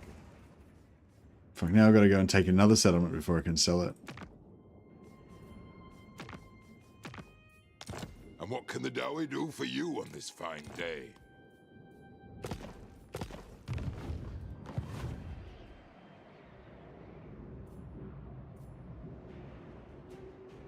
So I take this, but I still won't connect on. I have to take this. Yeah, I have to take Black Fortress basically, otherwise I won't be able to connect on to Imric. Although Imric seems to be getting his ass kicked, so I don't even know if he's worth trying to prop up. The High King acts. Good. Grimnir's axe thirsts.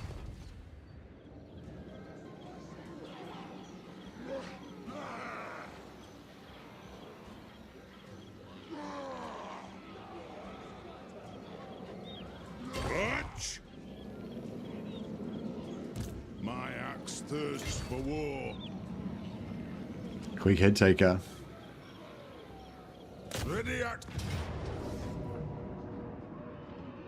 Time to slay oathbreakers.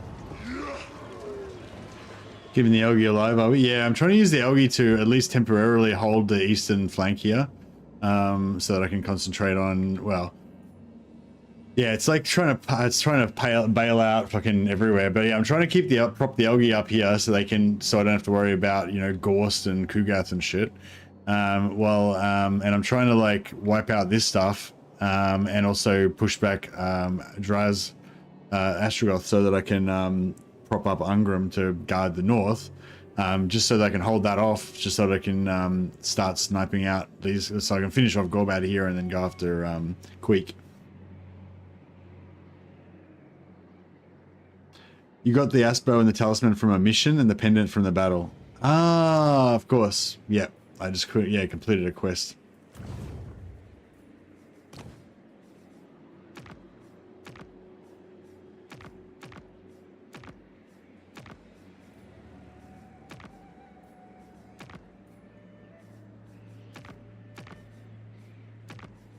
Yeah, Talisman of Preservation and Aspo from researching technologies. Yeah. Thanks, Monkey Man Fu. That would have bothered me for a while. I would have pondered that for years.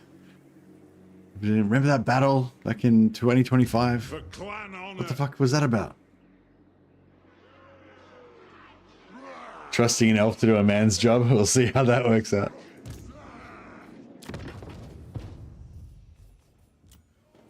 We just need a Slayer Lord to get Siege Attacker.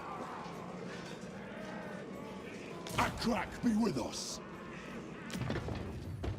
How much Oath Gold we got at the moment? Not quite enough. Have we got any shitty blues we don't want? No. Alas, no.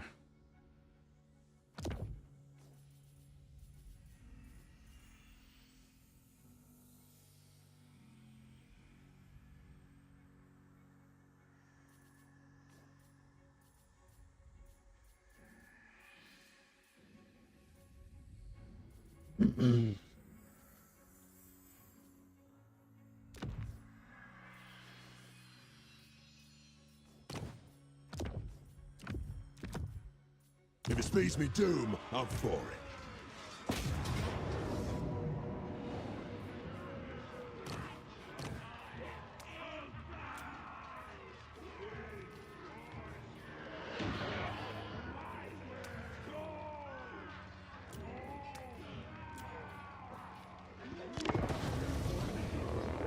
Hey, Click Monkey.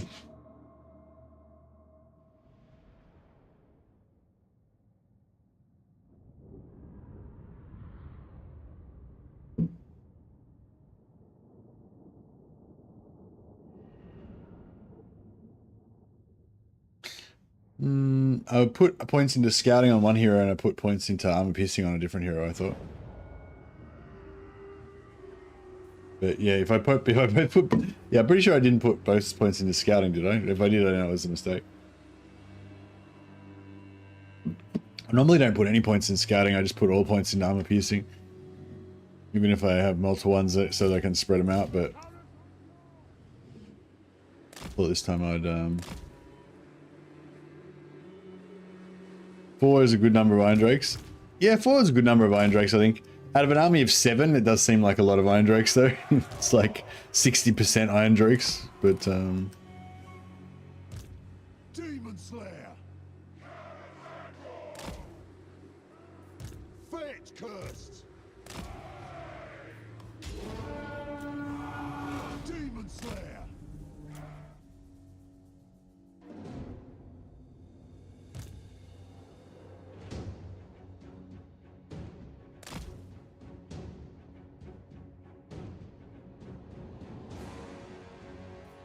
and Iron Drakes are pretty cool, though.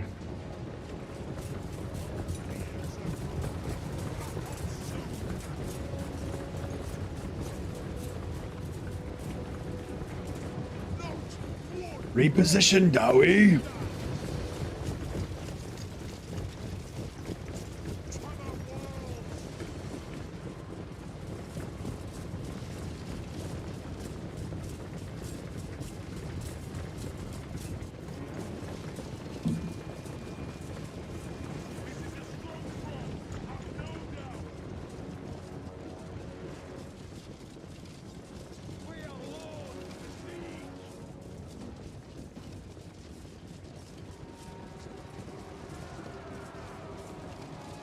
Axes ready! We train on!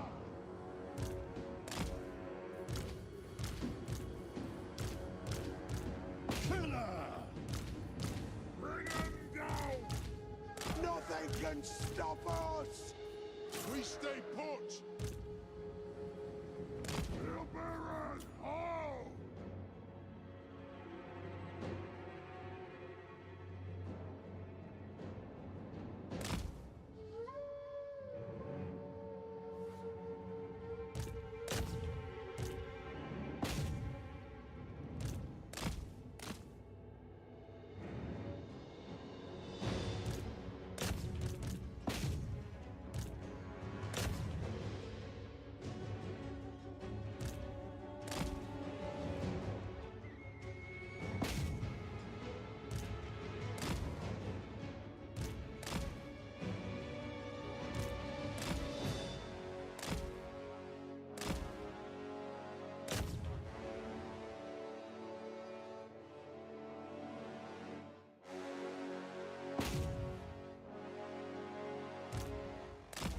Just dismantle this little force.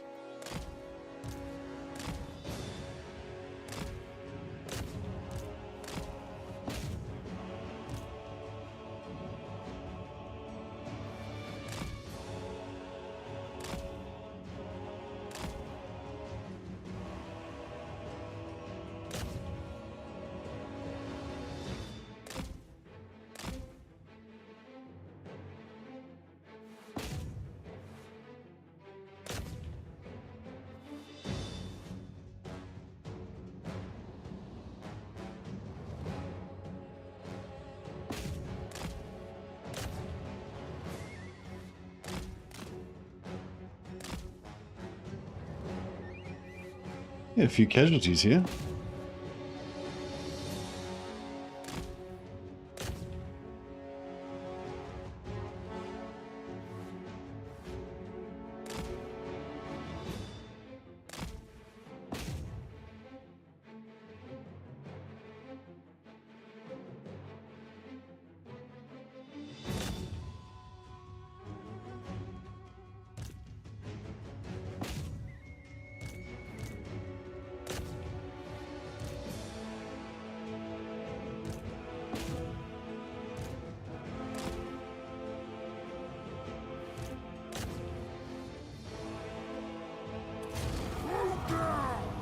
Yeah, I took a few casualties. Probably could have been a bit more careful, but yeah. Hey, Ether one. Yeah, the proving guards are fun. Nice, something different, you know. Good bit of good freshen up for the campaign. I don't understand that statement. Too many Iron Drakes. Is such a thing possible? Indeed. Yeah, if I played at normal speed and rotated out the damaged ones carefully, I would have probably taken no casualties, so that would have been the way to go. But alas.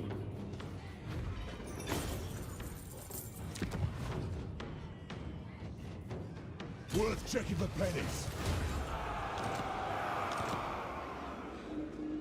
The High King acts.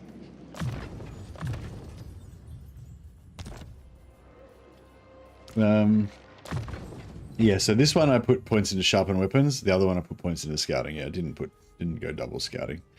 Scared me there.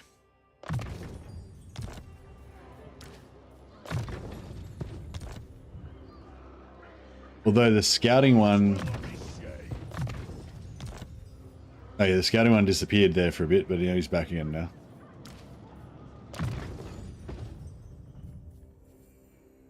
They will replenish? Yeah, but not before Queek attacks me over the intern.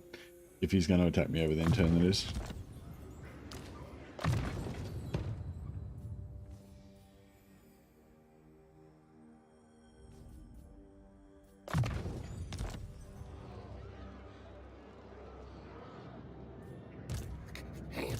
No trophies today. Demon Slayer. More means to kill.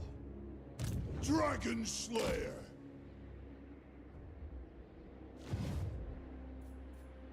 The throng is mustered.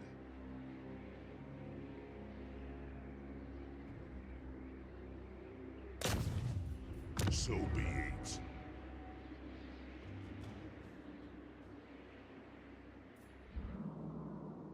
Muster the throng.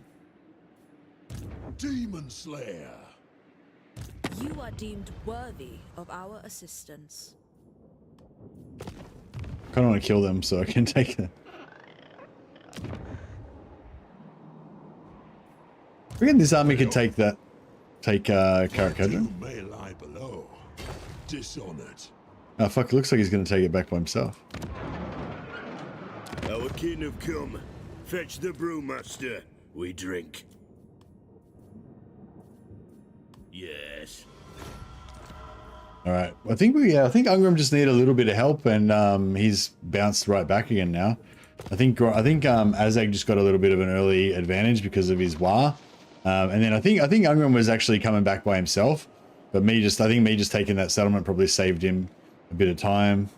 Hopefully that'll help him like bounce back quicker. I don't know if we should maybe go after Vlad, but.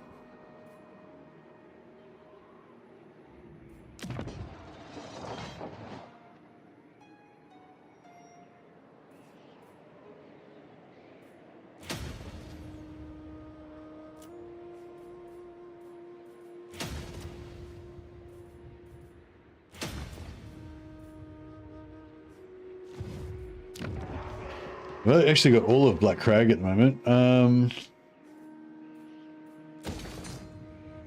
wonder if I should go straight for deeps on Black Crag, maybe.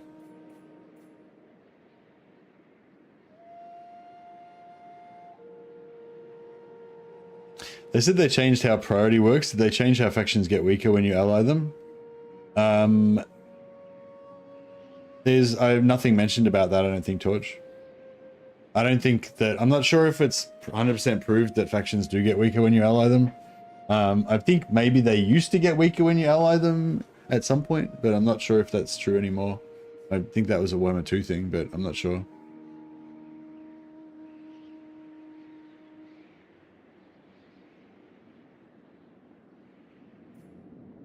You might be talking about the anti-player bias. I think there's a thing with anti-player bias that maybe if a faction allies with you, then they they maybe cop the anti-player bias as well, where they reduce the anti-player bias as well in this. So yeah.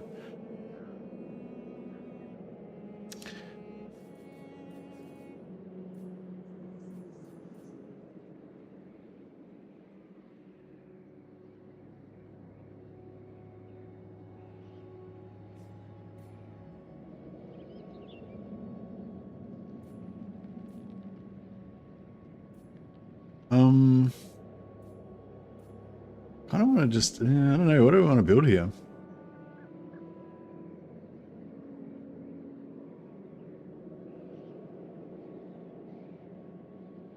I think it's if they become military allies, they lose their AI stat bonuses for auto-resolve. Yeah, I don't think that's a thing, but yeah, maybe.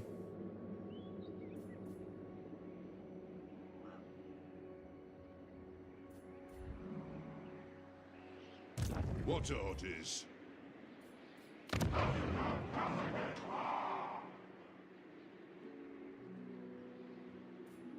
What?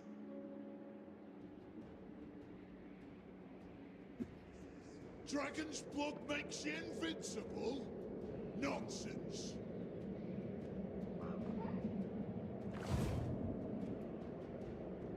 Doom's taking its time. Yeah, no, I use allies quite a lot. A really common one that I use is Ungram. I find he makes a great ally. I really commonly either use Ungram. If I'm playing as Kislev or something, I quite often use Ungram to block off the right-hand side. Or if I'm playing as Thorgrim, I quite often use him to block off the north side. But yeah, I don't know. I'm not sure if there's any sort of stat bonus thing, but I don't think there would be, because I feel like they would have mentioned it when they were talking about specifically rebalancing the faction potential to address that issue. So I don't know, maybe, yeah, I don't know, maybe they just forgot about it or something. But it seems like a pretty important thing to, like, you know, why would you make it a completely new category of minor factions to give them extra faction potential when you could just fix that if that was really an issue? So I don't know. I don't think that's a thing in Warhammer 3. But there might be, yeah, like I said, there might be a thing with the AI, like when they become allies, like it fucks up their AI a little bit or something. Or it like makes the enemies like focus them more or something, or yeah, I don't know. But yeah, I don't know. Obviously, I don't know. But you know, you may be right. I don't know. Time. But yeah, as far as I know, I mean, allies. Yeah, I don't see factions like as soon as I ally them, they immediately get destroyed, which I would think would be what you would expect in that situation. I do often find allies don't stay as strong as you would like them to stay, but it's I feel like it's random, you know. Sometimes they do, sometimes they don't. But yeah, I don't know. Ready? Ready? But yeah, I'd be interested to know if anyone's got any concrete proof or information about that. Doomed.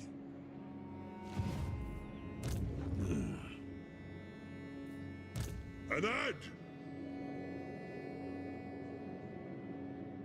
Katar and Boris doing well enough in auto in my campaign at least. Yeah, I mean, I use allies a lot, mainly for roleplay reasons, and I find they often do okay. They often don't do okay as well. It's just, yeah, kind of random. But I don't notice that consistently every time I ally with a faction, they immediately just roll over and die. So yeah, which is what I would expect if that was the case. I feel like that was how it felt like in Warhammer 2, but I don't feel like that's how it is now. But yeah, but again, I don't know, so should probably stop talking about it.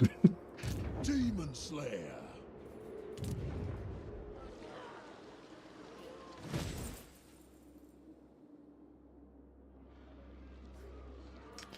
I don't feel like I could build something in here, but it'd probably just get taken immediately, so yeah.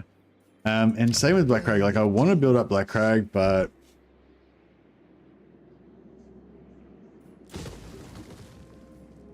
I don't know what to build here, really.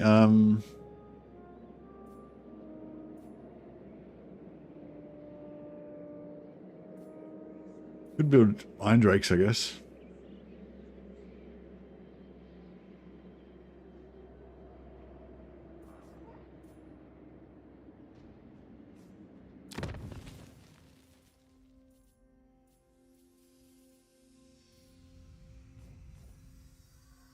Somehow Ostlin is still surviving my campaign. That's a new one, not beta. Yeah, well, in the normal live version, normally Golfag doesn't do anything. He just sits there and doesn't actually take over any settlements. In most of my campaigns, I've seen that happen. But in the beta, Golfag actually takes over settlements. So he wipes out Ostlin, or he tries to wipe out Ostlin.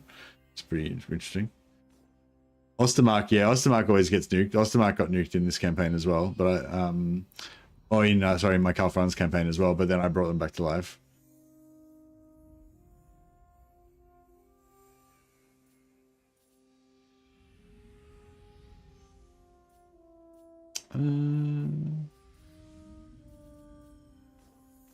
Yeah, Ostlin usually gets taken out by Festus in most of my campaigns. Yeah, Ostermark's the purple one. They always die to Dryka.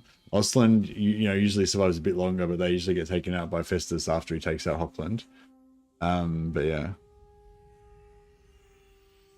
I just Googled it and I found about 50 conflicting answers.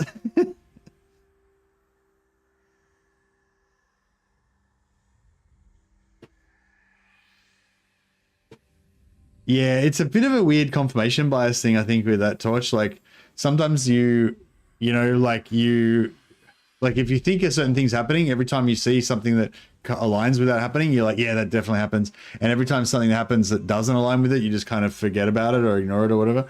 It's like pretty common thing. So that's why it's quite hard to know. And there's so much randomness as well. Like that, yeah, who knows? And the only way to know for sure, I think, is if somebody like checked the code or one of the devs like actually figured it out, you know.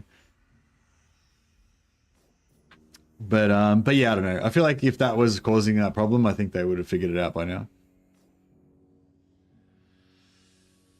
Could be just allies thinking that your power is their power, so they become inactive. Yeah, that's kind of more like what I think might be going on sometimes. More like the AI gets confused because of it or whatever. A wild stream appears, indeed. Fucking somebody tell me a building to build here. I'll take any suggestion, basically. Nah, I'm like maybe I want to build some Iron Drakes, but I don't really have enough money to recruit them anyway. Or maybe I want to put like either this or this here, so that I can, well, that I can put that there and get more gyros, which is probably not a bad idea. But also once I get up to tier 3, then I can build another engineer. Artillery. I wasn't even considering artillery. More boom. Cannons. All right. Well, I mean, I guess so. We could eventually get flame cannons. That'd be kind of cool.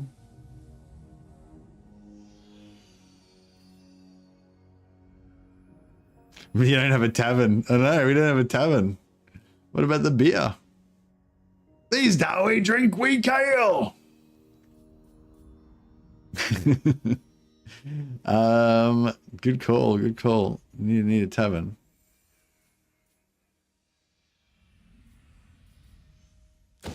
I think I'll go for that one. I see 3 settlements without taverns. Oh no, there should be 3 settlements. There should be 3 taverns.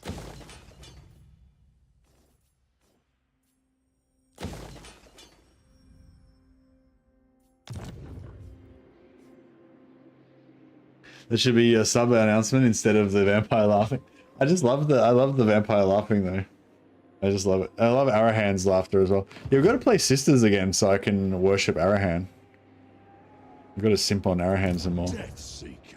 Yeah, the vampire laugh is like my favorite voice line in the game. My second favorite, I guess. My absolute favorite is Arahan's laugh, which is like even more like just this like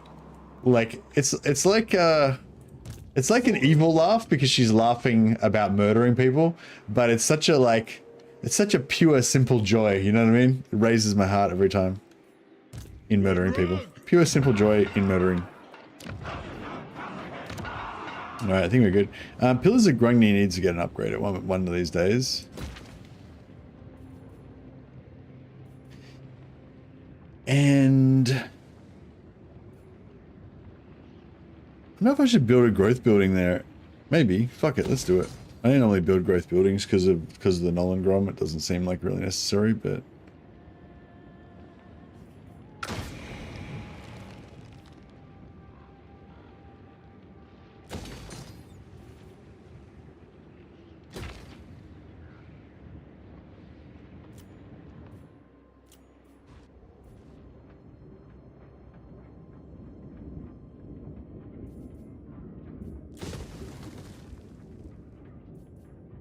What?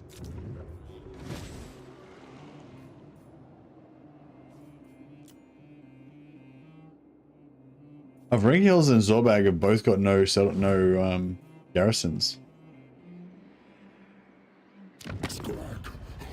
Offers. 3 turns. Okay, it's only 3 turns till I can go to war with Greg again, so I might we might cash in on that. Listen.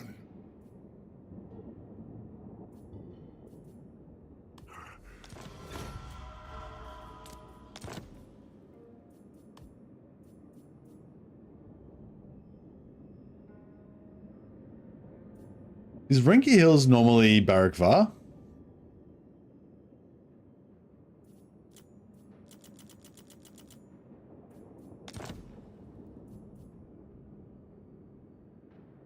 Yeah, fuck, I should have sold him the doors bag and kept Varenka Hills, then we could have brought Varenka. Oh no, I confederated Barrack Farm. So yeah, sorry, if you can, yeah, I was thinking we could have brought him back to life, but nah, if you confederate a faction, it obliterates them from history. They can never be brought back. That's one thing I hate about Confederation. Like, you just, like, I love seeing all those different banners for your faction, you know, like all the banners together, marching together kind of thing, especially when you're playing as like Empire, all the different elect accounts. And once you confederate a faction, that faction is destroyed utterly. They can never exist again. And it's sad.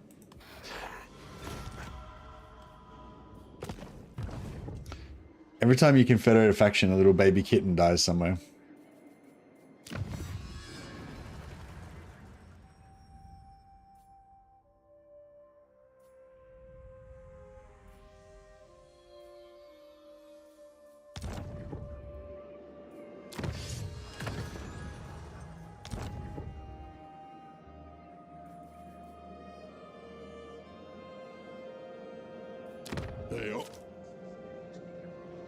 We're getting a rebellion here as well. We could be about to have an epic battle with Thorgrim next turn, but we'll see how we go. Can we get Have you come to pledge me your loyalty? Widgeruth? What about if we join war on Widgeruth? No, nothing.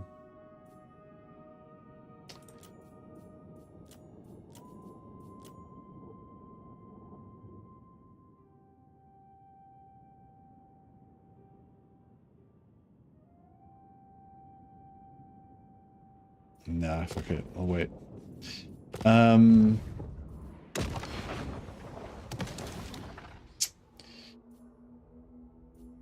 Yeah, I think we'll go, basically my strategy is to try to take Grombrindal first, if possible, because he's got the best global bonuses. Then Malachi as well, global bonuses. Hey, Simon, how you going, buddy? I'm not going to read your heretical statement there. I'm going to skip that. I'm going to pretend you didn't say that. He's rank 9, rank 15, rank 12, rank 20. Yeah, see, Ungrim's doing all right.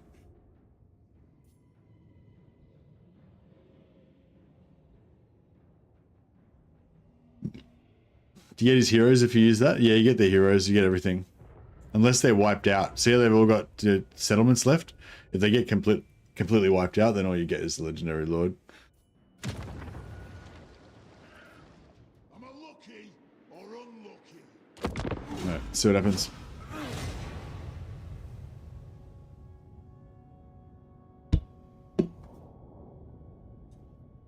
He's how he Dreadquake. Oh, nice. He took out the Skaven there. That's cool. So he can kind of mine this area for us for a little while, and then we can just take it back off him and give it to Belegar. Yeah, I really want to try to keep Belegar alive. Belegar and Ungrim, I want to keep them alive as my allies if I can.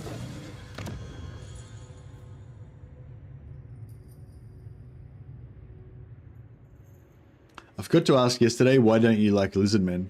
Hey, Spanner, it's not really that I don't like lizard men. It's just that they don't like do anything for me. You know what I mean? Like I really get into Empire. I love Empire. I love all the different characters and units and the whole, like, you know, the way that it's sort of based on the Holy Roman Empire, kind of, but kind of like this whole like Grimm's fairy tales version or grimdark version of it, you know. And like I fucking just love the Empire, you know. I love chaos. I love like the idea of warriors of chaos. I love the idea of aspiring champions, like, you know, trying to get the attention of their gods through these great deeds and, you know, fighting and dying for the laughter of thirsting gods and all that shit, you know. Like there's so many factions that I just fucking dig, you know. I just think they're fucking awesome, you know. Whereas lizard men are just like, giant lizard dudes, whatever. I don't know, it just doesn't do anything for me, you know. But I don't really like hate them or anything. I just don't particularly think they're amazing or anything, you know.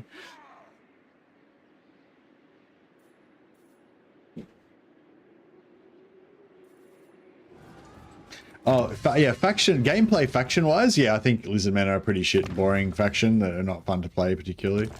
But on the other hand, you know, if you want, a lot of the factions now are becoming a little bit too, like, they feel like a bit too crazily overpowered. Like the, you know, the power creep is real. And so yeah, so sometimes it's fun to play like basic ass factions like Lizardmen because they just don't have, they're not like, you know, they're not all like ridiculous and fucked up like Corn and stuff. Where's my bookmark? I've lost my... All right, looks like Drazoth is like ready to rumble. Draz wants a piece of me. I wonder if he's got like 2 armies in reinforced range down here. We'll do a bit of a scout first just to see if he's going to try and mess me up. Going I agree. We march, beards in belts. fucking Kugath as well. Oh, Jeebus. Anad.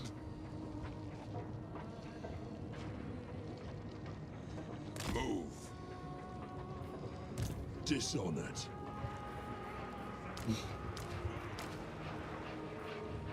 Not fit to kill me. Yeah, this Lamassu is gonna fucking. Oh, and Draz as well. Draz and Laz. Oh man, I don't know if we win this. Because the flying melee really fucked us up. That's probably our one thing that we can't really handle. Do you reckon, like, a Demon Slayer is not going to beat Draz, is he?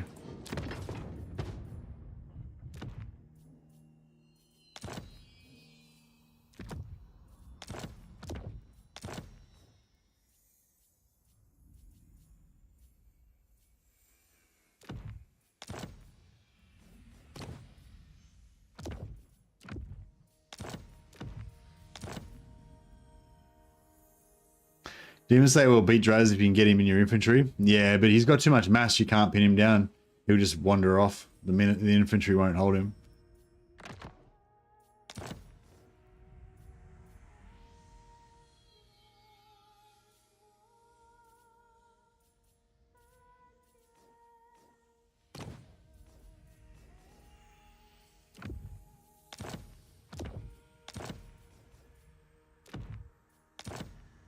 I'm sorted.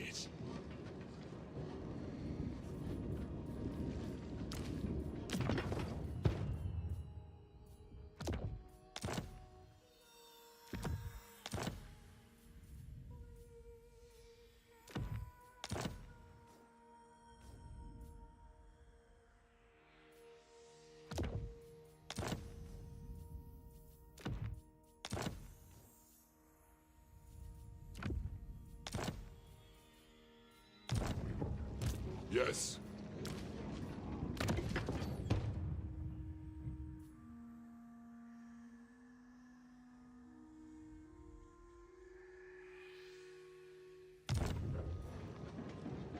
Get Draz to chase a gyro. Meh. Draz is 90 speed, the gyros are only like 100, so he won't, like, they won't be able to kite him very effectively because they're not fast enough. Vagraz. Could maybe, yeah, Lamassu, same deal.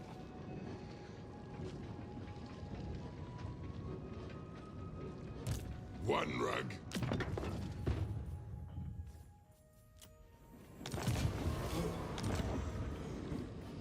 What about Double Slayer?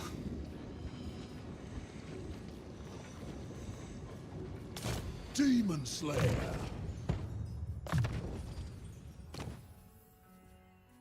What about Double Slayers versus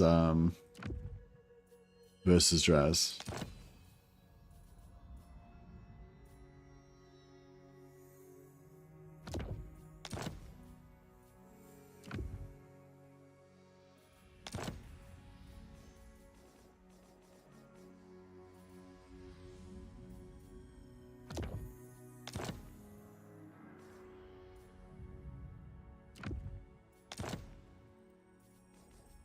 All of Slayers.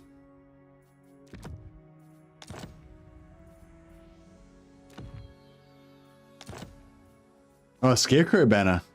-8 leadership. What's the other one? The one that gives you minus melee attack and stuff is the one we wanted. If it speeds me doom, I'm for it. If it speeds me doom, I'm for it. Just don't get in my way. Death Seeker. What?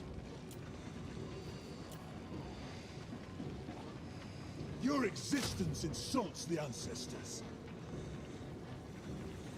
Fuck it. Fight like a slayer. I might be able to auto resolve it. I'm thinking. By my vows. Yeah, auto resolve says yes. I'm fucking taking that, I reckon. I'm taking it.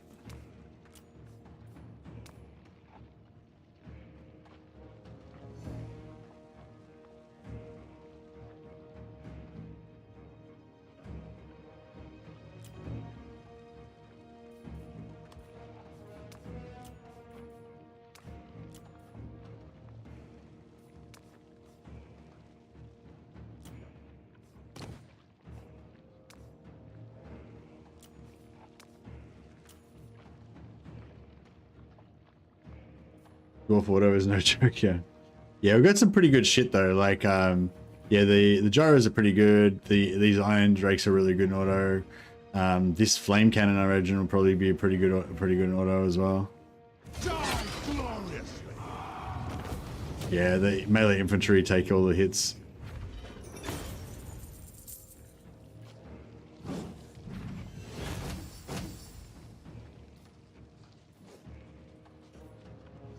Win the battle, they will come. Follow it, you. Moving right along. Let's see if we can also. Experimentation is my only master. The Damas Kron drives. Oh no, I can't. This guy's movement got fucked up because he. They up.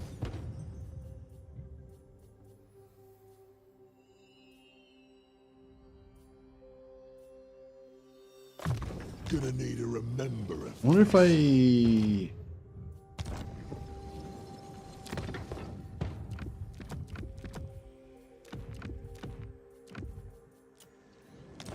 What if I respec him again? If that'll do anything. Vengeful Rudlord. Nah. If you say so, Beardling. Alright. For my oath.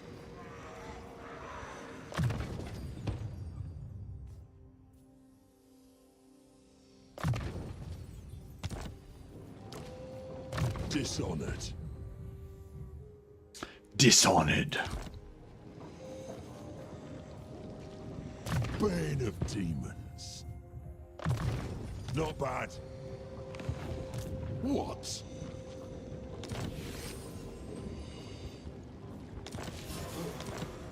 Slap a magic attack banner on your troll hammer, it will do so much damage to your earth. I don't have a magic attack, do I?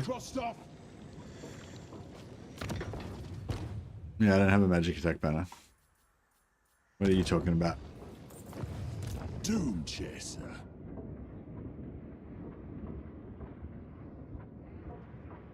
Is that...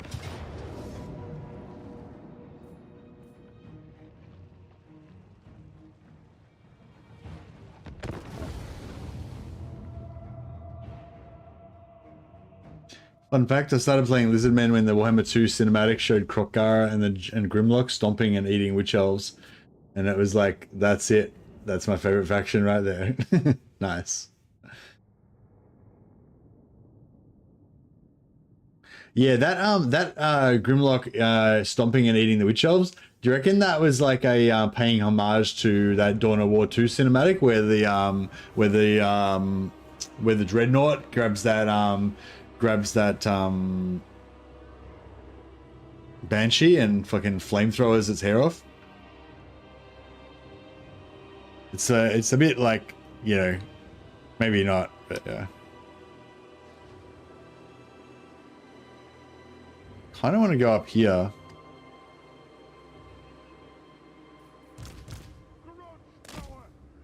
They have wronged us.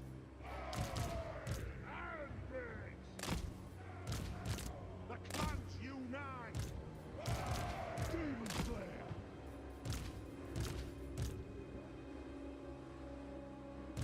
Preparing body run.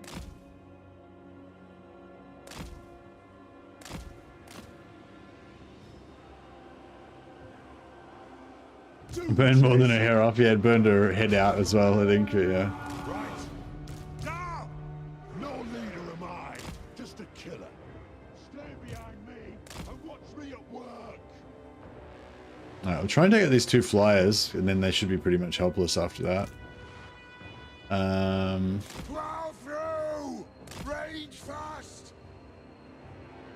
Gyrocopter! Fire! Gyro bomber! Take to the air!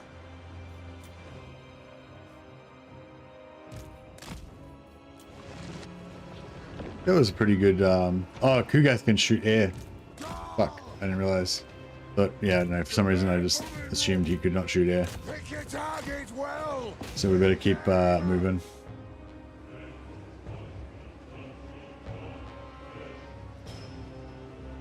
Gyrocopter! Take him down! Off we go! Shoot the Wazaks! Strike out! Charge! Did you get one? Fuck. Get them! Kill them! Kill orcs! Move! Yes! Hazuk! No! Fire on the foe! Get them! Move now! Kill orcs! Gyro bomber! Yes! Nothing can stop us! Yes, Lord! Move now! Blow through! Gyrocopter! Nothing can stop us! Alright. War of vengeance! Gyro bomber! Go! Go! Strike out! Vengeance! We're going to get a bit of Oath Guard from this, but it might be hard. Gyro bomber! What was that? Was that just one of his artillery, or was that... Yeah, that's the gyro bombers. Just, I mean, the troll hammers just fucking hammering.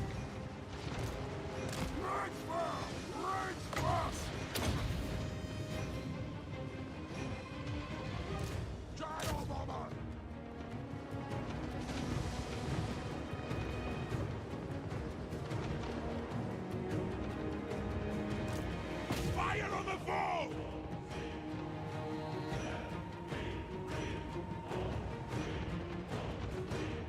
Down! Gyro bomber! Range far! Range fast!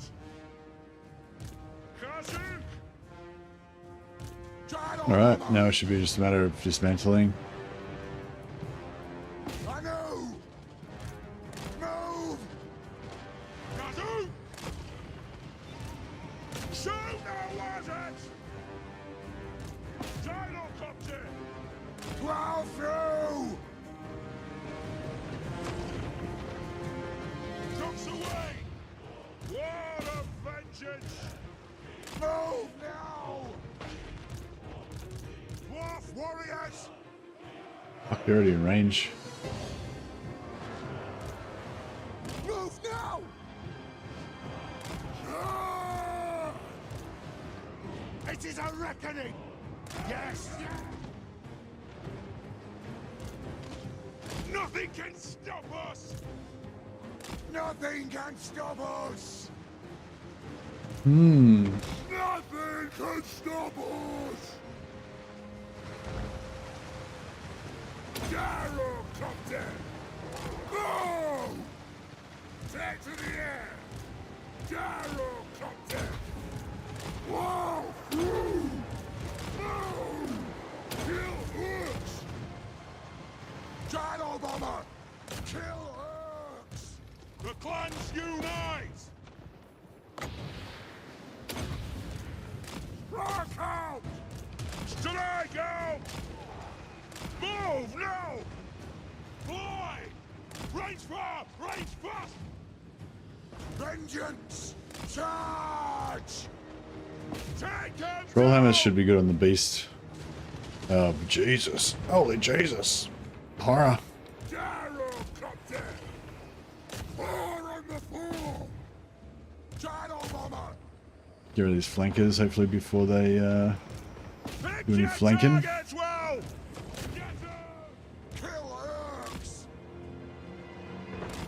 fast! That's how you troll hammer, yeah. Blow through! Take him down! Oh. Gyrocopter! Move!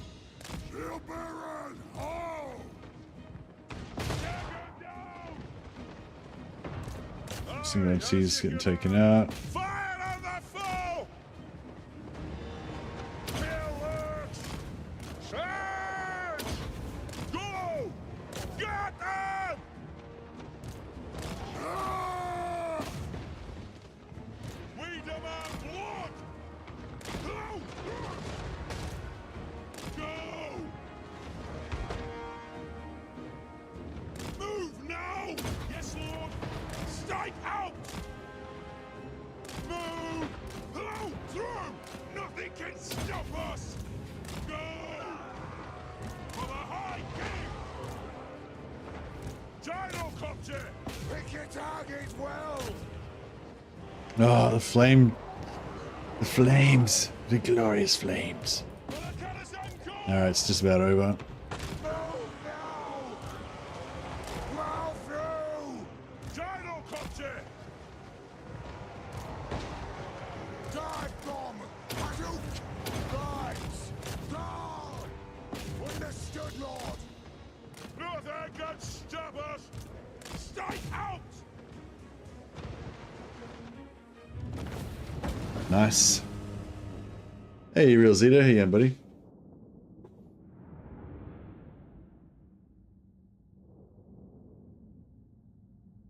I swear one proper Iron Drake blast can turn a battle.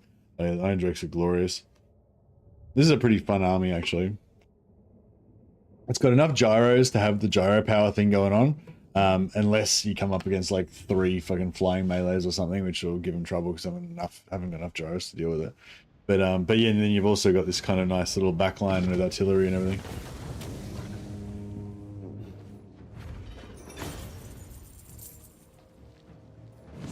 %7 replenishment is kind of nice, but gives like 1 gyro back. But yeah, I think we've got to take the money.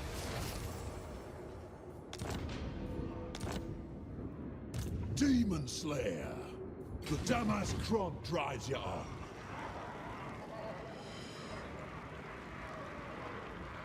Something over there.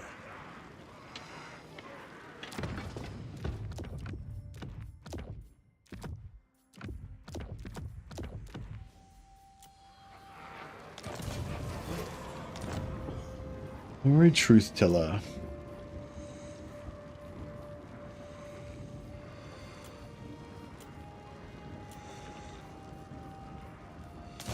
It's as good as done.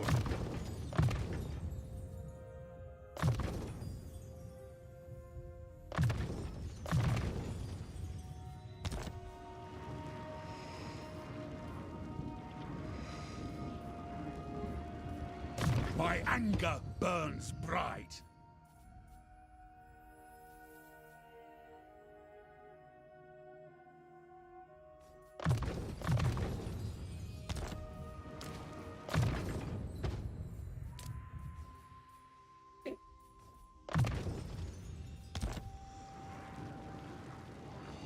How far are we from Ironbreakers? Get Zarnagrind at level 4 and we're sorted.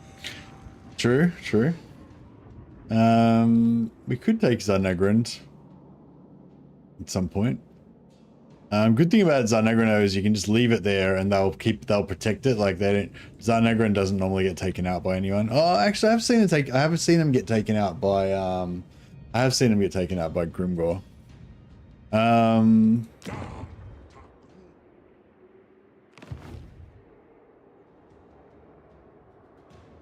But yeah, but I think they can be relied upon to keep it safe until we're ready to take it. Demon Slayer. Yeah, he took it. We can't all have a chronicler like Gotrek, can we? No.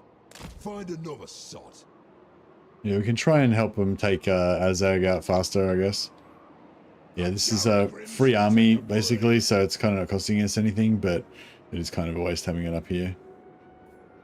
If Ungrim's doesn't seem to need us anymore. Dragon Slayer. I can't wait either. Kind of seems like we don't need to worry about this side for the moment.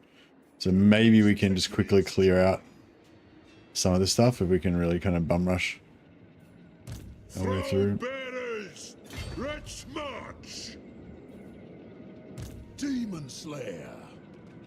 There be demons, I hope. Send me to vengeance.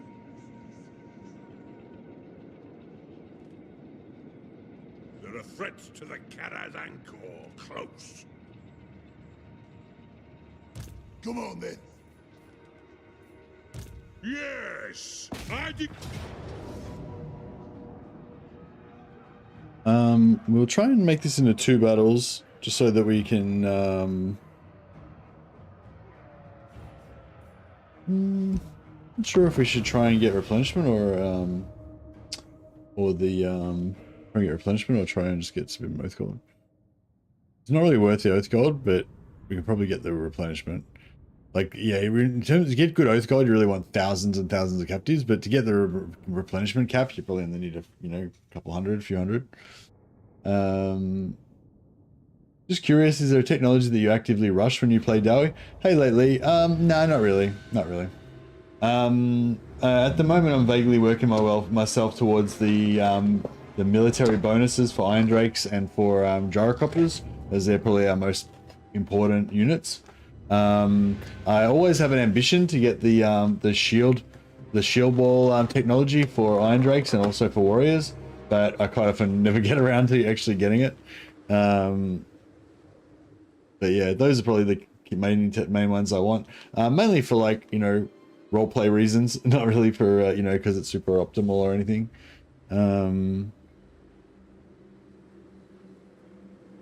If I'm going wide with Grombrindle, I always rush the +2 surplus technology when occupying. When you say rushing, though, I feel like it's a bit of a misnomer. You mean you just go directly towards it, or you mean you're trying to steal technology actively, or what? It's like right at the end of the tech tree, so it's not like, you know what I mean? Like that, yeah. The term rush. I mean, it's sort of like, yeah. It's like I rush it and I get it by turn 40.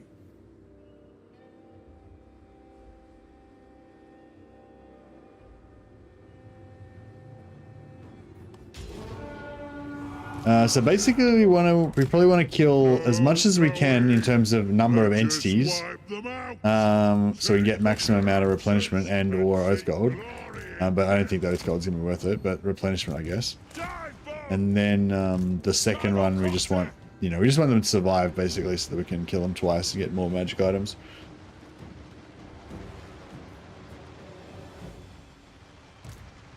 So we shoot the Lord first to lower their morale.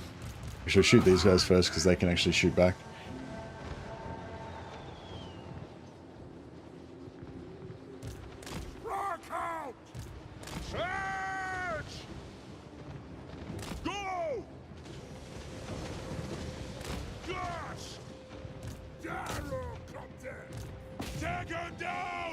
Is somebody shooting us? Is there like invisible sniping guys shooting me here?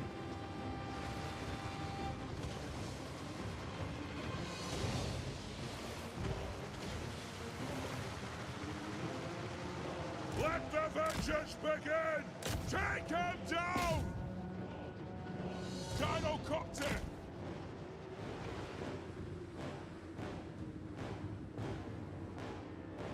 We got shield wall for the warriors. Chaos javelins not doing shit. Much enjoyment. Yeah, nice. Yeah, I often like want to get shield wall for the warriors, but then I end up not getting it because I'm going for something. I'm going for troll hammers or whatever, and yeah.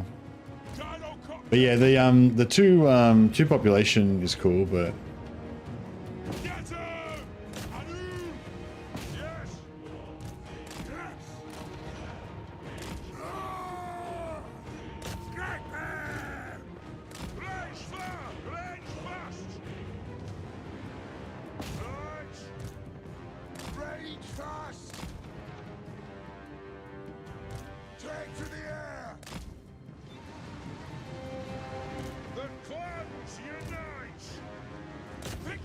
target's well! Hit your target's well!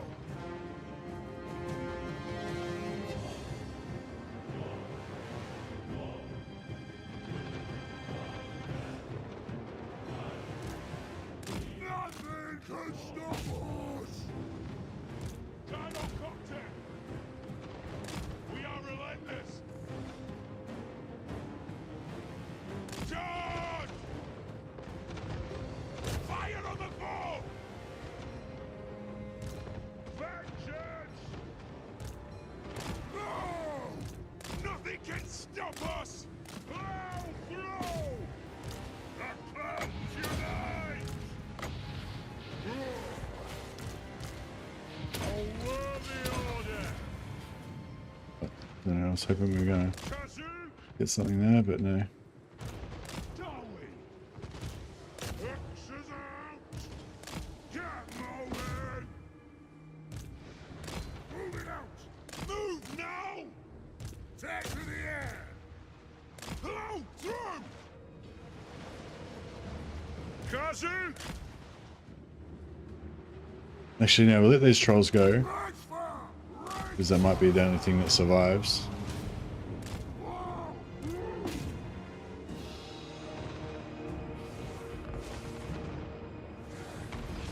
Gyrocopter! Hopefully I'm not too effective at wiping these guys out.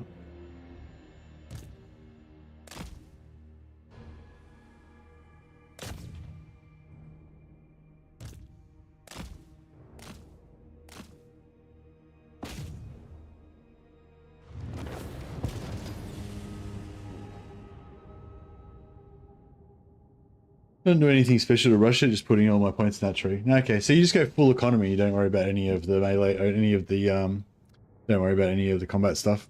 Yeah, that's cool. Imagine all of those little economy bonuses, like the extra money from your capitals, extra money from your tool buildings and all that stuff. Well, not the tool buildings, but yeah, the extra money from things and whatever kind of adds up as well. Probably a few useful texts in there, extra growth. Hey Anton B Gaming, how you going, buddy? Full economy is the way. That's how I play every faction well.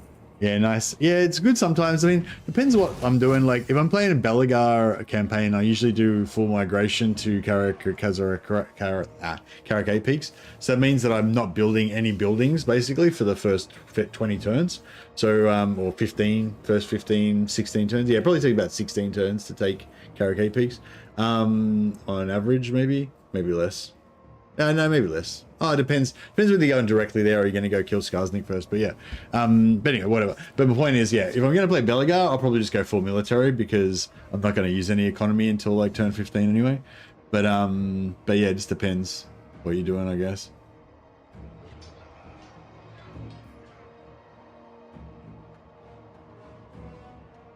Just loving Gorbad at the moment, hey? Sounds good.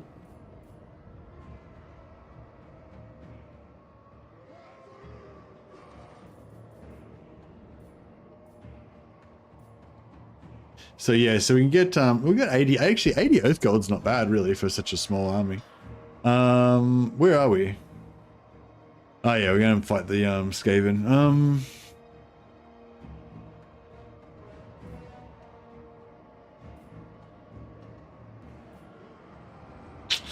The rule is to always be Oath Golding, but such a nice full replenish on our gyros.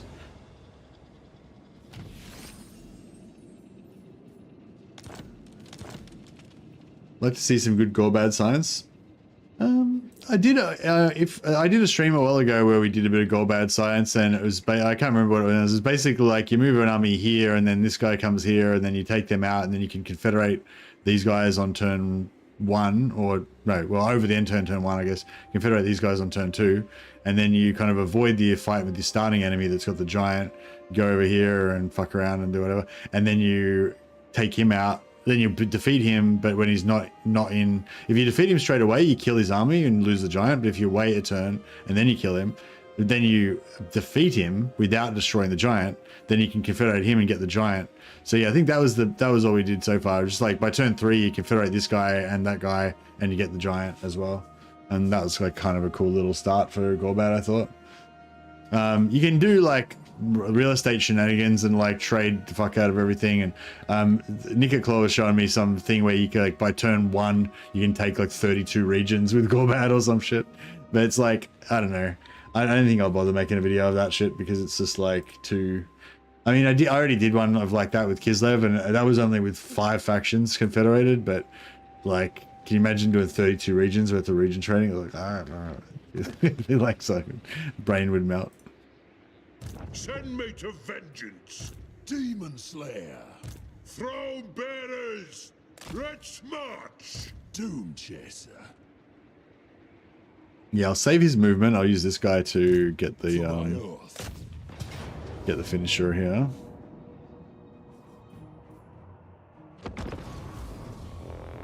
Giant's fun. I don't think I did that. Oh, nice. Yeah, well, it's sort of, I don't know if it's optimal exactly, but you got to kind of wait a turn to kill him, otherwise you don't get the giant. Because when you're starting enemies are not able to retreat, so they always get wiped out. I'm pretty sure. So yeah.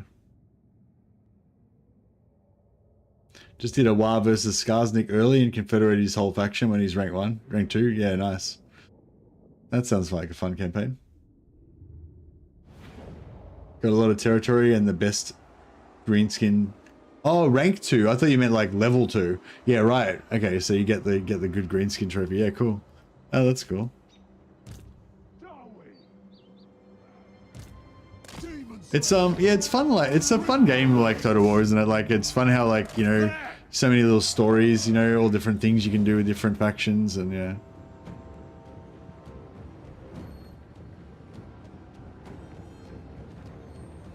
Spamming a lot of chaff grinds on me. Might not be built for the green tide. What's a non-chaff build for greenskins? I think giant spiders, Arachnaroks are pretty good, right? But they're tier 4, aren't they?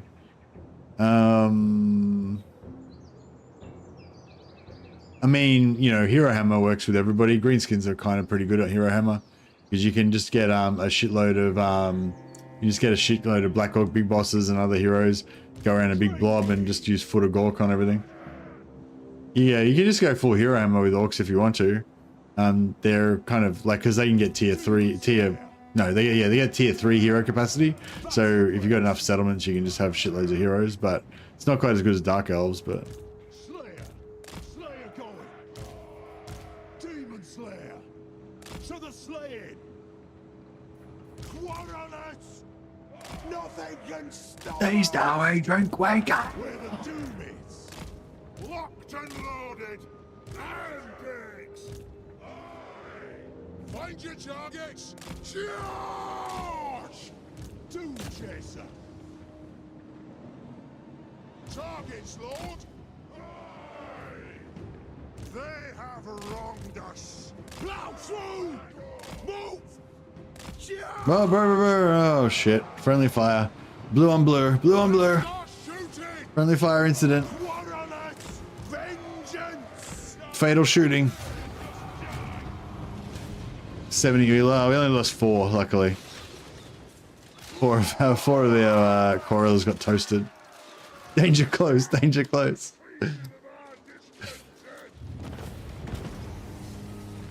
Just saying a jumble of pseudo-military terms that sound cool. That's my thing. We will drink strong ale in their memory, indeed.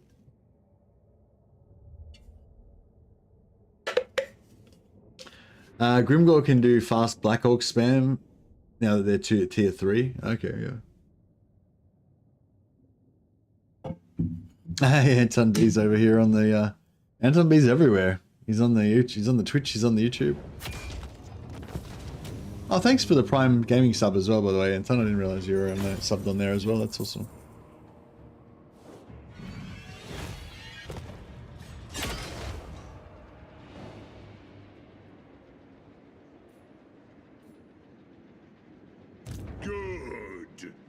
Oh, bro.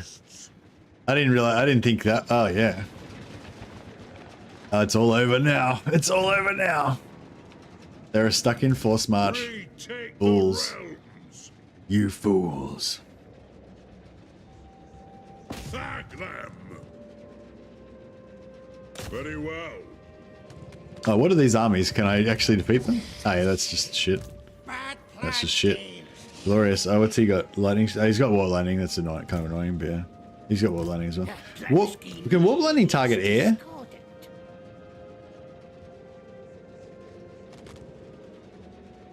Does Warp... Yeah, can you... They can't Warp Lightning your gyros, can they? They can... All they can do is freeze them.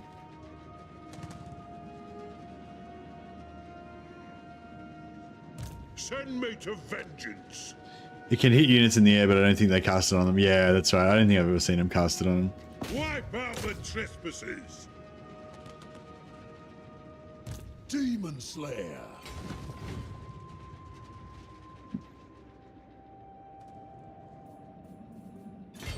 Any grudges crossed off? The High King acts. Alright, we're doing it. Going in. Does a win count if I'm still... Oh yeah, we took everybody's Master of Runecraft.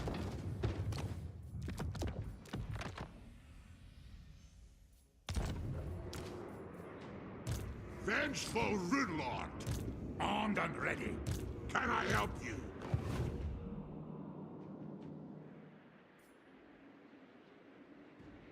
Yes. Yeah, so he's gonna need the Armor of Destiny because he's a bit of a bullet magnet. Hopefully he won't see any combat anyway, but you know, we'll see how we go.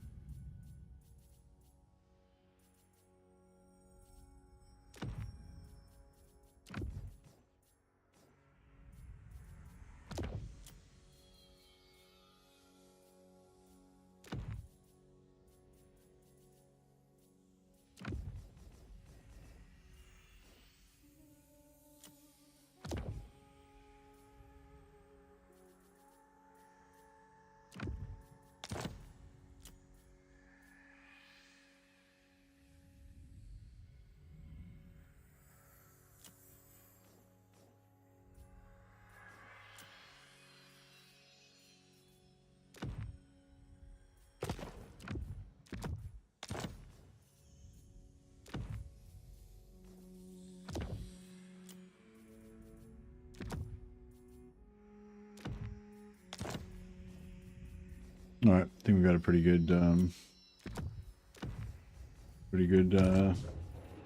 gear, pretty good itemization.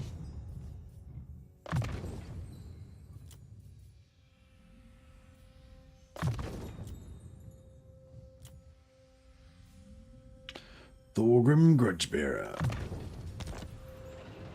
Throw back.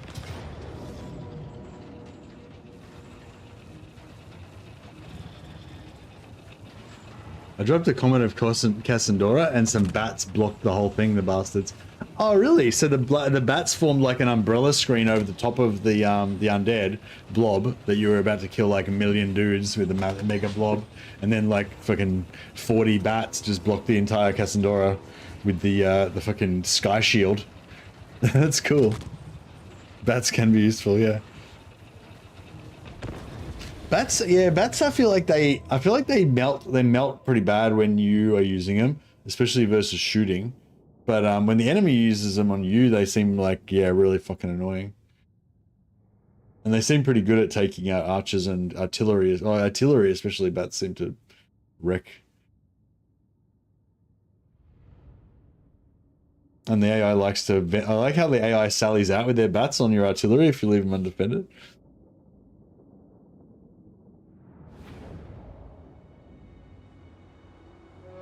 Oh, flying units don't dodge bombard spells. Oh, actually, I never noticed that. That's interesting.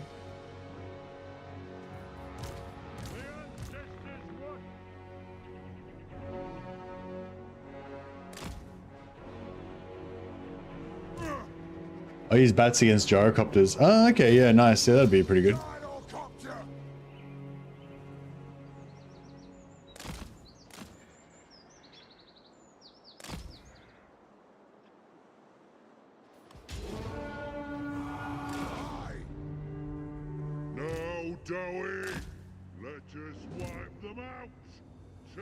your axes and seek glory in death.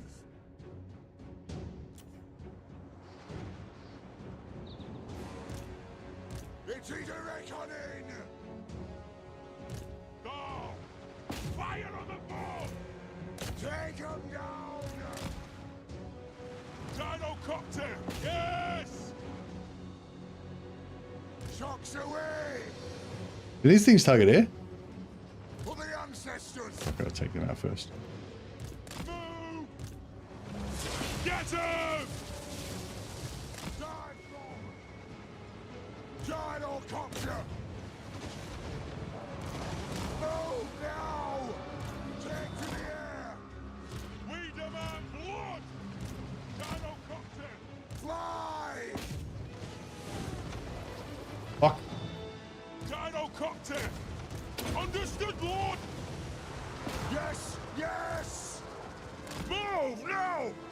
For the ancestor gods! To the wizards! Preparing body run! Dino-copter! Kazoo! Nothing can stop us! Fuck.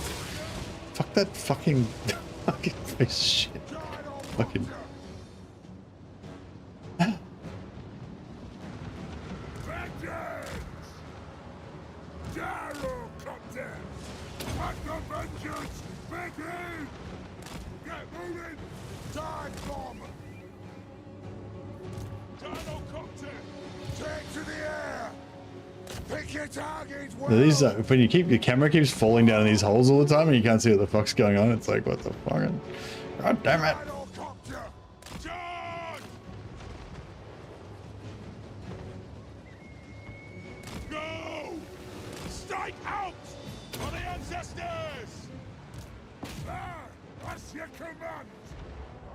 Shoot the wizards! Right! Yes! Fire on the foe! Block! Move! Shoot the wizards! Dino-copter! Get them! Kill Baron! Oh! You can turn off the camera turn off the camera hugs the map somewhere in the settings. Oh really?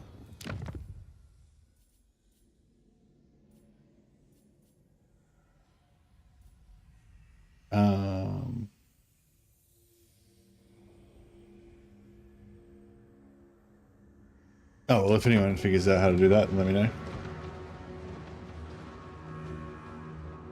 The clans unite! Plow through! Rage fast! In the controls section. Battle camera.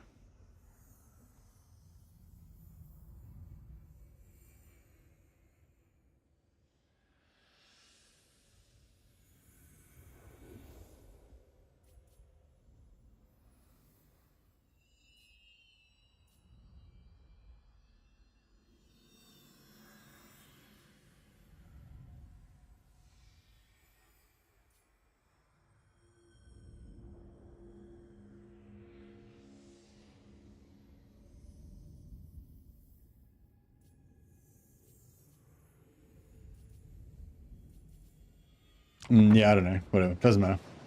We're dealing with it. For the Kanasanko! Vengeance! Dino-copter! Go! Prepare bombing run! Move now! Range far! Range fast! Kill her! Go! Dino-copter! For the ancestor gods! Pick your targets well! Take her down! Trying to get a bit of oath code out of this. Move now!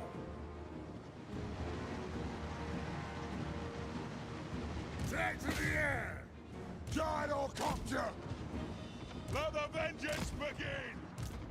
Blow through! Dino-copter! Right fast! Right fast! Charge!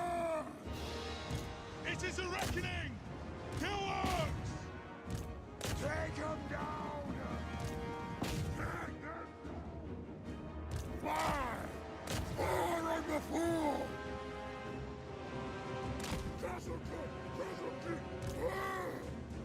Move!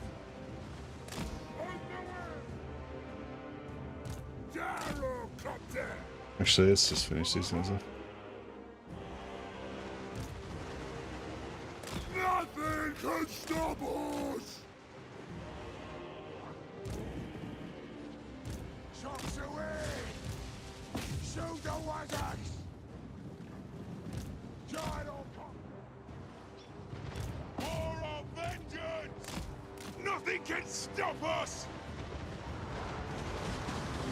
Moving out!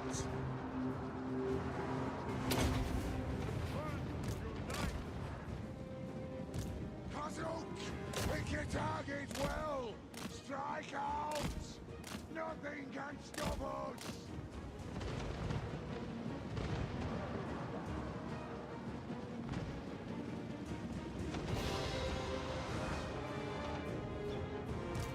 Drops away!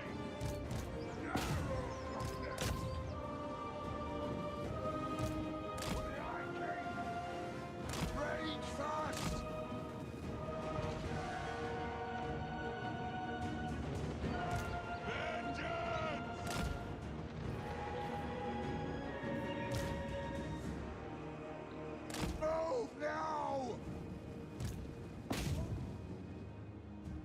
See if we can get more. Yes!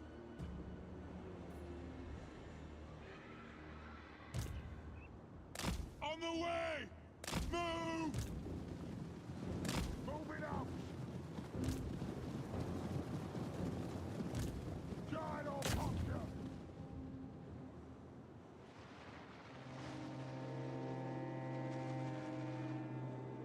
For the ancestor gods! Alright, we've got no ranged here. Well, not much ranged here, so we'll try to. Strike out! Go! He's gonna get them in a second, but we'll try to get these guys in. Charge! Yes, Yeah, there we go. But that's alright. Try and let me get my tools! Go! Boy!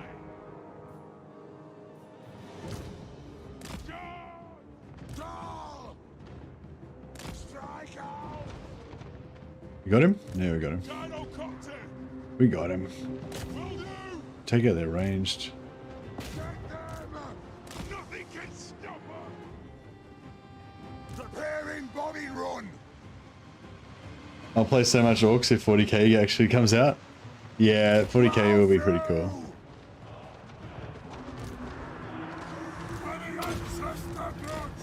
Move now! Range far! Range fast! Rock out!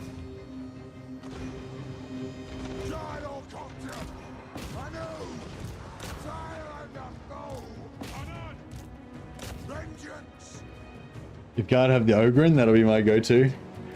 Yeah, having Ogren squads would be so cool. I mean, imagine how many cool like RPG type characters they could have. It'd be cool if they had like Colonel Schaefer's Last Chances or something as a, or if Colonel Schaefer was like a hero for the guard. That'd be pretty cool. Colonel Schaefer's Last Chances has like a bit of like a Dirty Dozen thing. It's like an Imperial Guard unit, but they've got like all these like specialists and like, you know, every character's like a cool commando type dude, his own like backstory and shit. Pick your targets well! Yes, Lord! Dahl! Vengeance! Kazoo! Gyrocopter! Honored!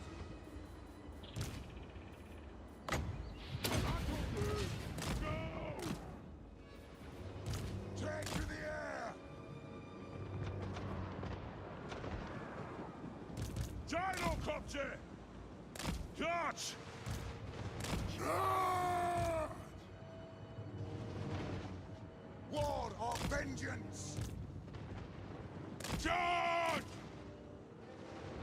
Gyrocopter! They have wronged us! We are relentless! Kill Urks! Strike out! Try to get as much Earth Gold, AK, or whatever as we can here. Understood, good lord! Shield-bearers, hold! The clans unite! Whoa! Woo! Rage fire! Rage fast!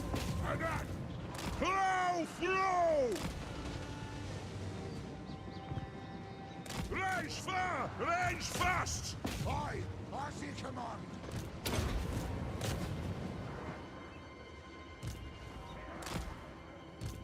Nothing can stop us! Nothing can stop us! Take them down! Preparing bombing run! Move up! Move now!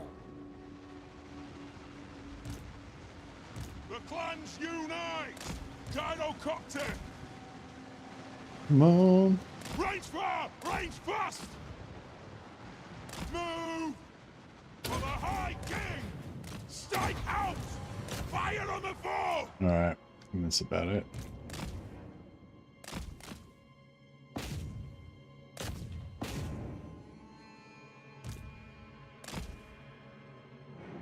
Beautiful. Comprehensive. Comprehensive slaughter. You think the gyrocopter seat / cushion is comfortable? No. No, I don't think it probably is, no. It probably like is just like juddering the whole time like this. The Dowie pilots, the higher that fly the gyrocopters, have to have like the strongest necks possible because their heads just like vibrating the whole time from like the janky clackety clack of the gyrocopter whizzing. I love how the Dowie figured out helicopters but not motorcycles. Well, it's probably not so much that they didn't figure out motorcycles, it's just that there's not good enough roads anywhere to make motorcycles worthwhile.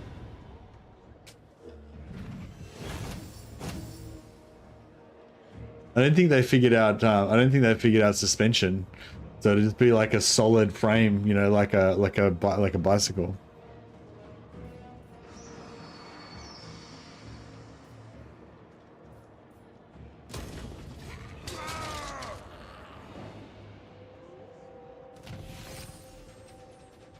Kidnapper.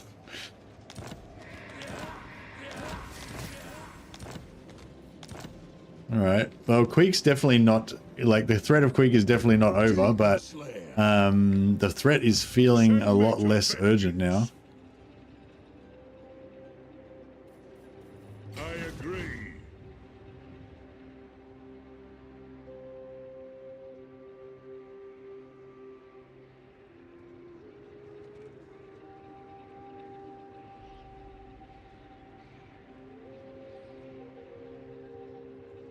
Aye, it will better our cause.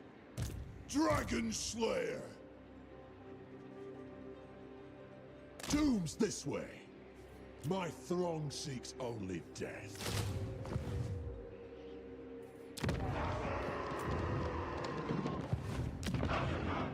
I'll get a Grungy Lord here, just so we can reduce the costs a little bit.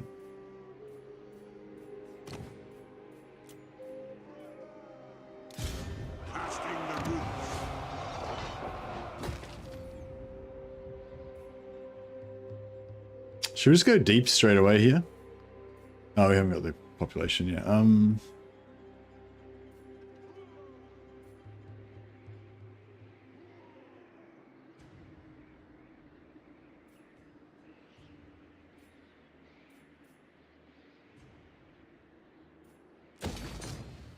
Hey, Anonymous, see you, buddy. Who would you want for a 40k faction leader the most? 40k faction leader?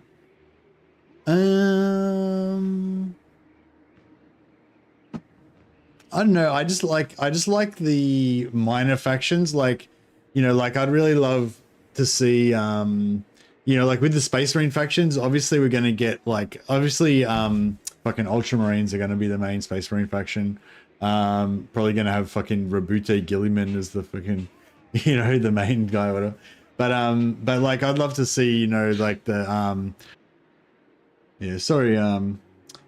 For some reason my internet's down. Maybe they're doing like, you know, works on the lines or some shit. And I'm running off my phone, but my phone hotspot keeps like, anyway, whatever. We're good. We should be, hopefully we're back.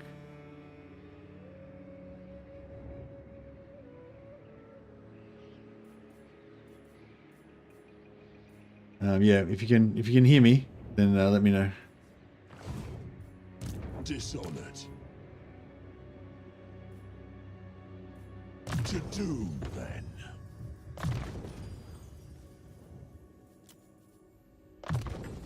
Not bad. We're back. What do you want? Aye up.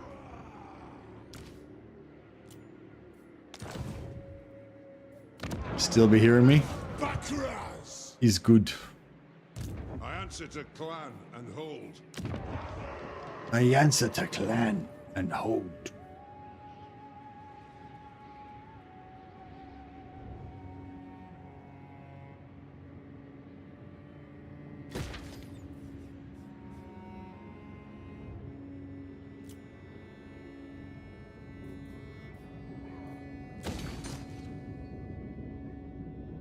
It's as good as done.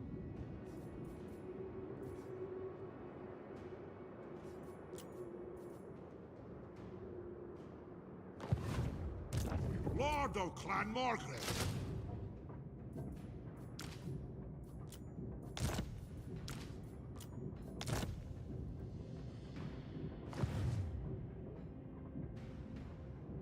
But yeah, yeah. No, what I was gonna say is like, yeah, I love all the like the minor factions, but the cool minor factions in 40k.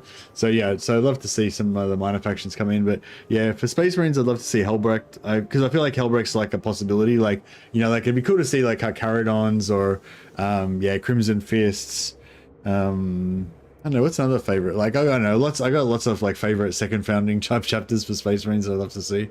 But for Imperial Guard, I'd love to see some of the other Imperial Guard factions, like not just not just fucking Cadians, but I'd love to see you know, Valhallan Ice Guard, or the Vostroyans. The Vostroyans are really cool. They're like big, you know, bear skin hats and shit. And that kind of like Russian Tsarist imperialist vibe or whatever. And yeah, I don't know, just like all the different like cool like niche, you know, Death Corps of Krieg, you know. Love to see all those like cool Imperial Guard factions and stuff.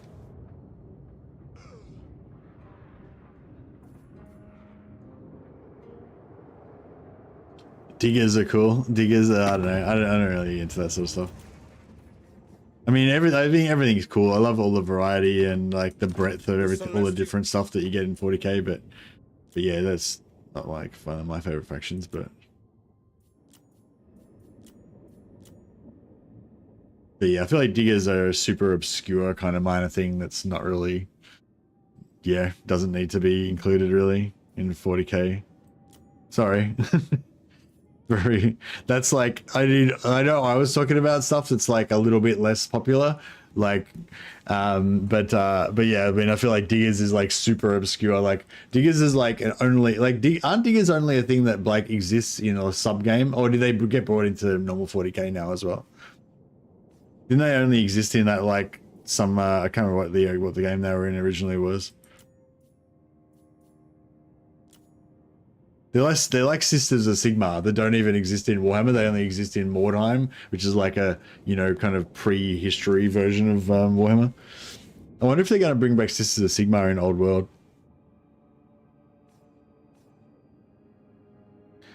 Would you like it if they put some of the popular video game guys like Titus from Space Marine 2 or Sturm from Dawn of War? Nah. Nah, I think they should keep their own. I don't think they should take computer game characters from other factions, from other companies. Also, like those characters probably kind of belong to those other companies. So they probably aren't allowed to use them, or it would be bad form, I reckon, to use them. Should I? Goldtooth doesn't look like he's very strong. Who's strong? Anyone that we could pretend. Well, yeah, Belagar I'd like to ally with. Northern Provinces is reasonably strong, but they've only got 2 regions, so it's not very encouraging.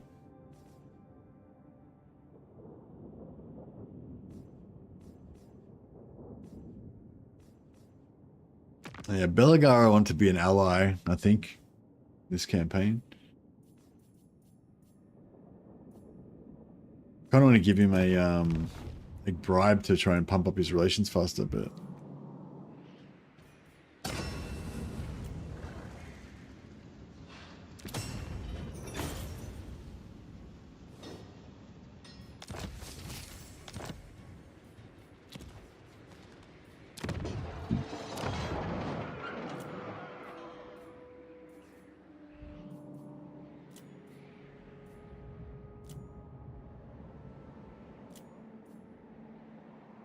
All right, we'll see how this plays out.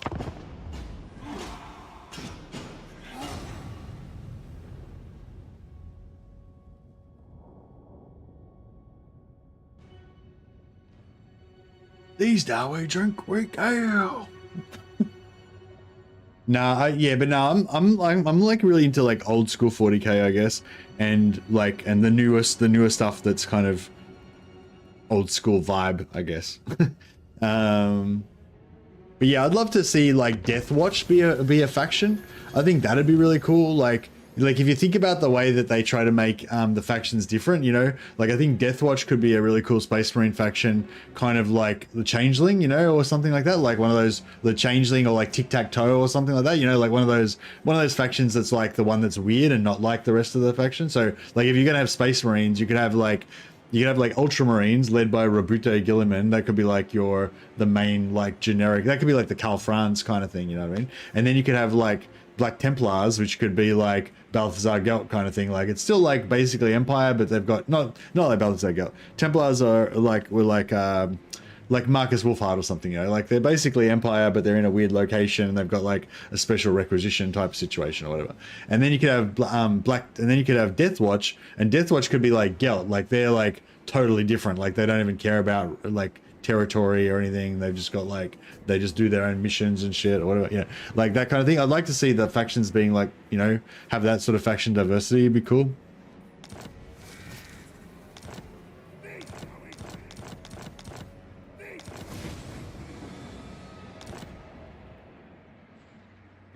All right, target rich environment. What do we got here?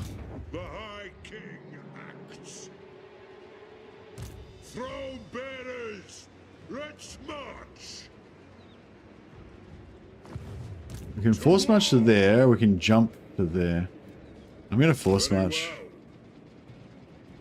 to glory. Maybe a bigger dragon? They up.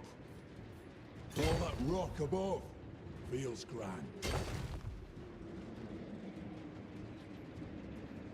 Dringy. Oh shit. No trophies today. God damn it.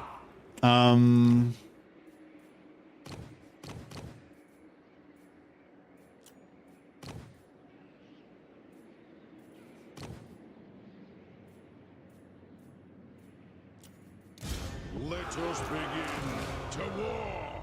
Okay, looks like he can't hit Black Crag this turn. So we can maybe jump him over here. If he moves up towards Black Crag, we can maybe jump him over here and then gank him with this guy. That could be alright.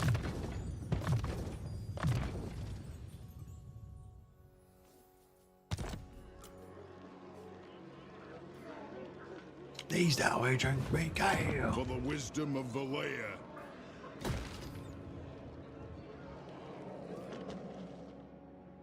Onwards, a binding oath.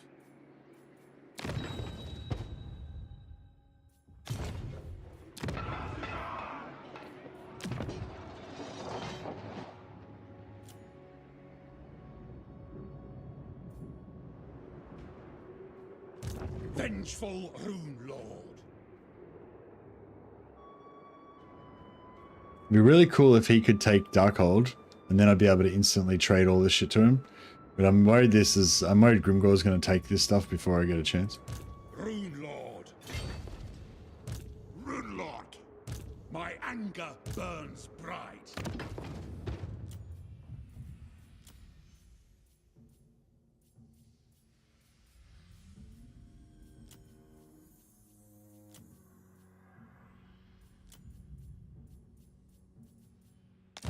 Demon Slayer, Doom Chaser.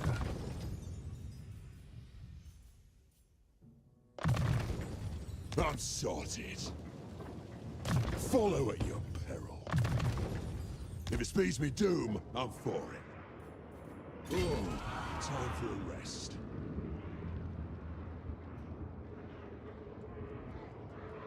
Your doom will be quicker than mine. I hope we're outnumbered.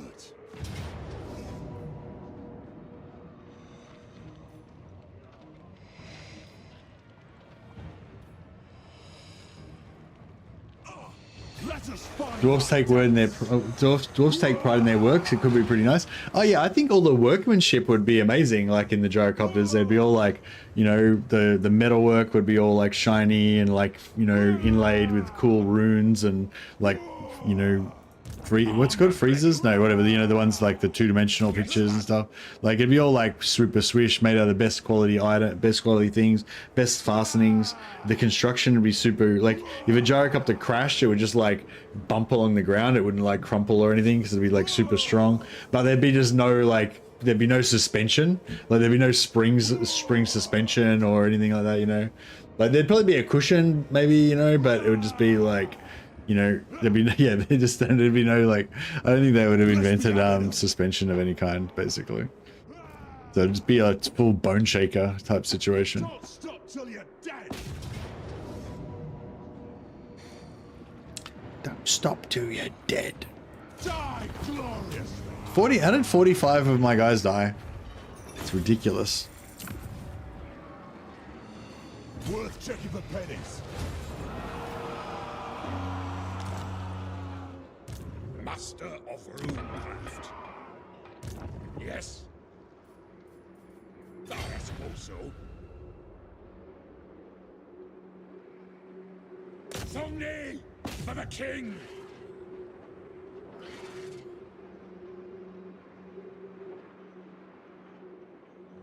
By the ancestor gods. All right, looks like they're pretty fucked. Udi. Keep your axes close. For my oath. But yeah, we should be able to finish it next turn. If we take this, then we'll be able to trade into. We'll be able to trade into Imric that way. If he takes that, then we can trade in even without taking this. But yeah, I think either way, I want to take out Black Fortress. Although, oh fuck, I don't even know if I can take it with this. What? Hopefully. What?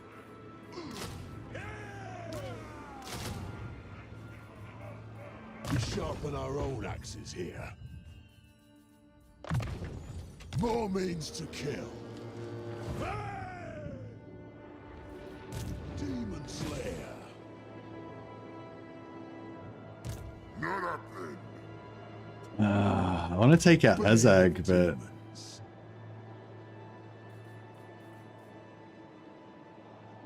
I'll bite your ankles. There be demons, I hope. Something over there. This way by Grumney. Come with.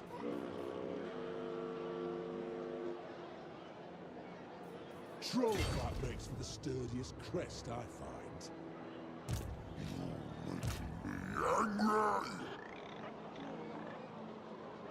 Out in the open. I know. I'll put him there. See what happens. Chuff off, Burke. Only 6 turns till we get that there. That's nice.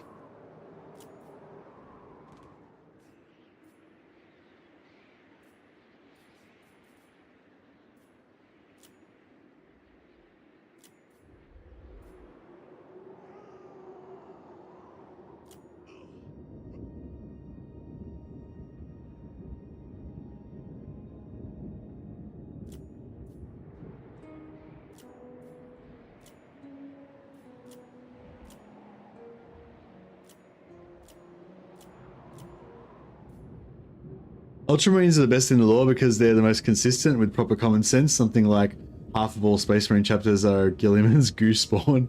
Yeah, yeah, I can dig that. But I really like, I don't know, I really like the techno barbarian side of the Space Marines as well. Like, you know, I love the idea of like, you know, some chapters that are kind of away from the galactic center, or you know, maybe off in the edge areas, you know, that have kind of a bit out of contact with stuff, you know, and they're maybe a little bit you know, ignorant and have like lost technology and stuff. They're basically just like knights with you know, basically like medieval knights with like some sick armor that they don't really understand how it works and stuff. You know, that kind of vibe.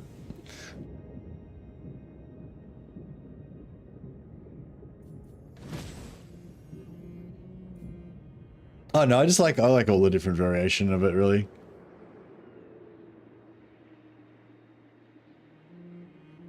And it's cool that, you know, it's cool that like a really advanced, really sort of sophisticated character, like even just within the Empire, you could have like a really advanced, sophisticated character that's come from like one of the more advanced technological worlds, you know, and then they could meet another Imperial character from like a feudal world that has, you know, very limited understanding of anything technological at all, you know.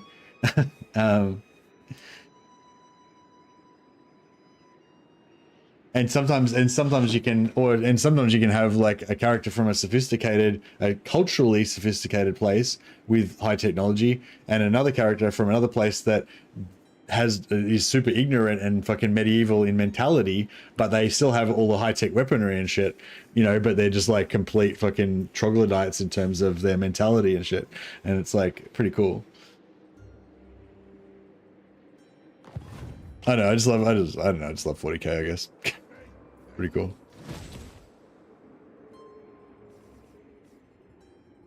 All right. Well, I guess that's all we're doing for now. This is a bit of an uneventful turn compared to last turn. What?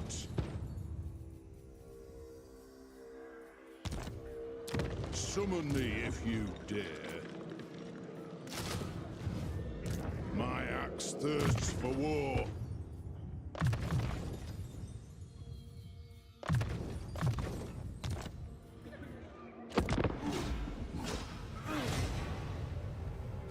Ask your favor, and I will check with the Demas Kron that you are worthy.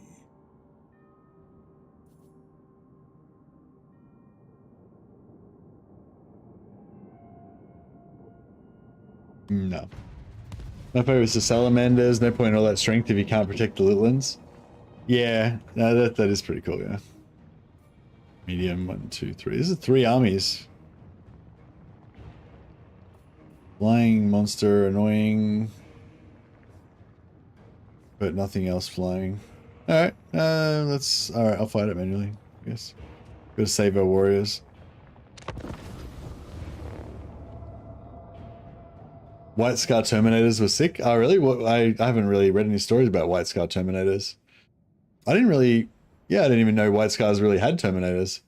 I thought they pretty much put everything on bikes and on rhinos and stuff, like fast. I mean, it would make sense they would have some Terminators because they're like a first founding chapter. Although, yeah. Chagoris. Oh, did they have nukes? Terminators riding bikes, yeah. Did they have nukes? I think they do have nukes, don't they? I can't remember if I'm in the right territory for the nukes or not. Dwarf warriors! Fuck. Bro. Fuck off. Shit.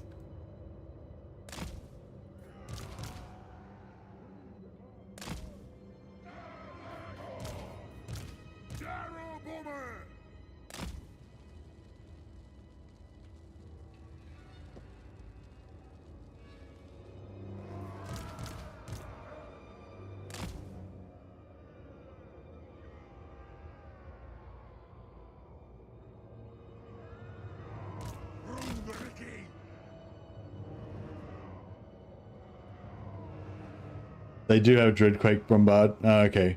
How many shots do they get with that? Normally just one.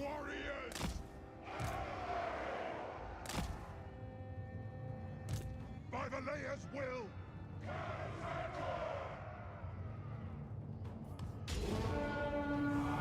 It'll get done.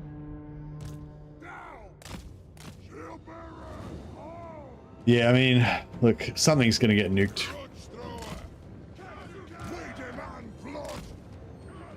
It's pretty much guaranteed that something's going to get nuked, but yeah, what can you do?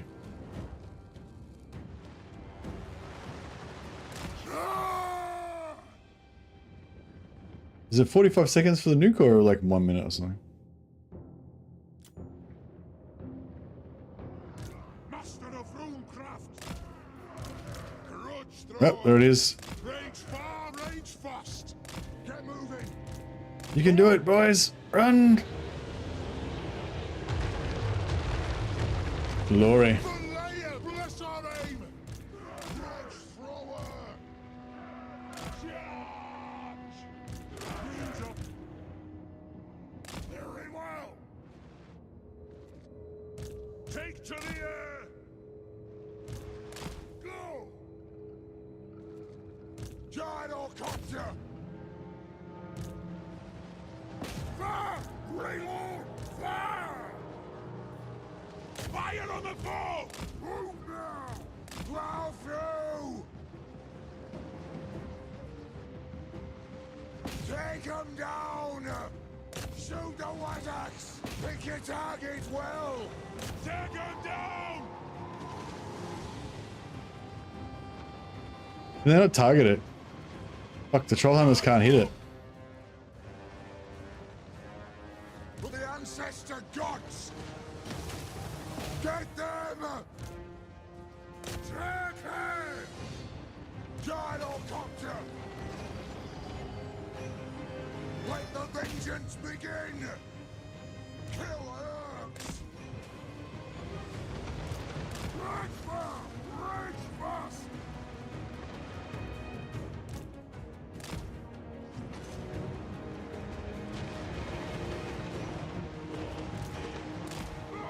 Oh shit. Gyrocopter! Rage fast! This is a reckoning! More of vengeance! Move! Gyrocopter! They have wronged us! Fire and the foe! Fly! Nothing can stop us! Yeah, that's getting fucked up. Gyrocopter! Gyrobomber! Anad! Yes! Kill Urks!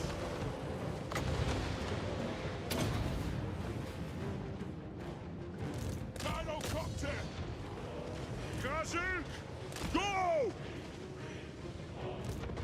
Nothing can stop us! For the ancestors! To the Wazaks!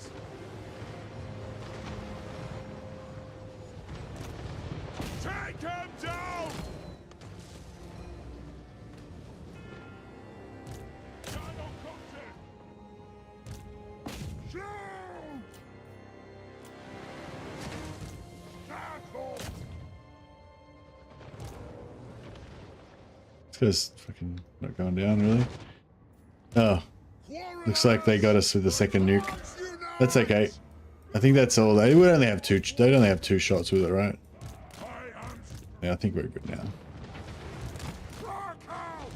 Get them! Pick your targets well! Charge! As you command! Take him down! Aye, as you command! Shoot the wizards! Strike out! Get him! Kill Urks! No! Ah! Kill them! Gyrocopter!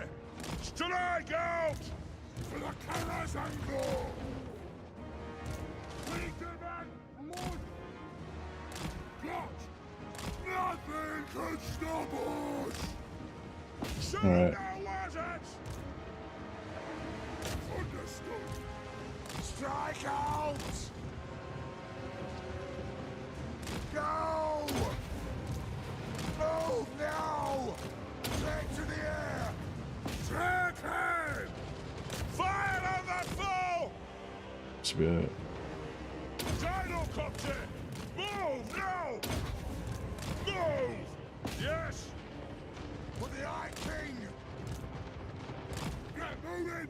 Shield bearer! Oh! Move! Now! Rage fast! Rage fast! Pick your target well! Yes! Yes!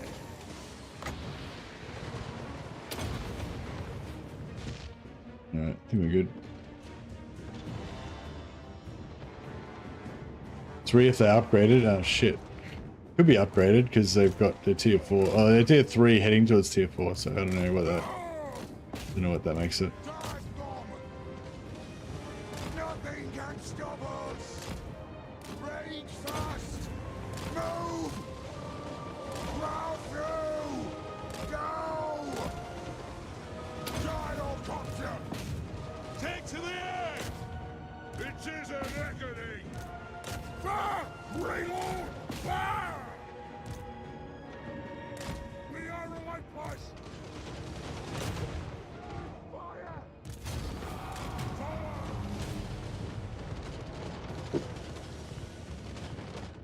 Alright, now it's just all about the Oath Gold. So they're actually, no, they're attacking us. So killing the heroes would be good too. For the High King. Kazoo. How much time we got? Oh yeah, the Trollhammer might be able to take him out. Moving out.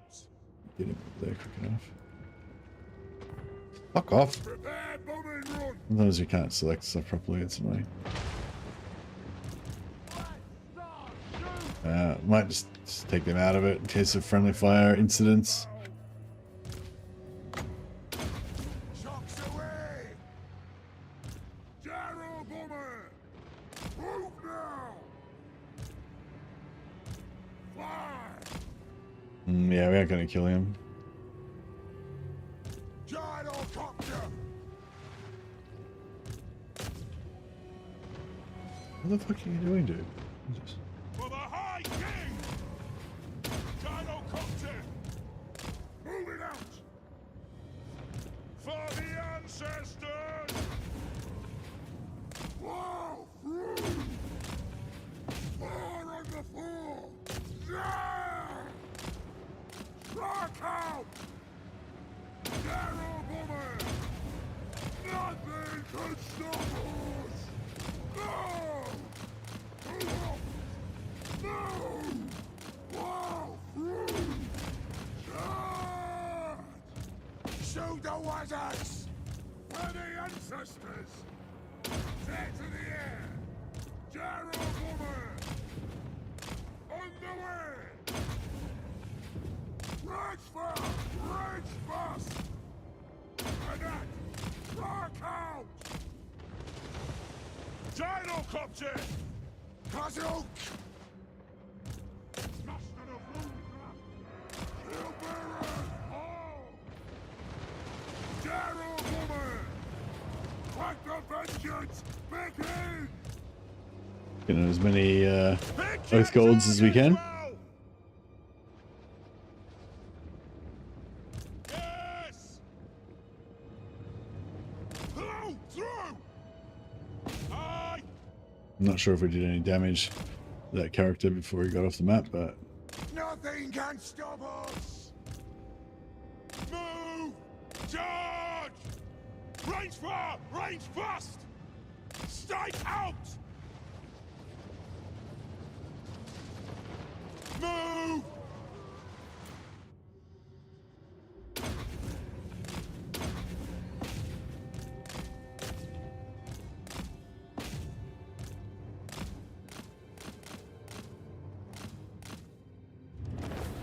nice.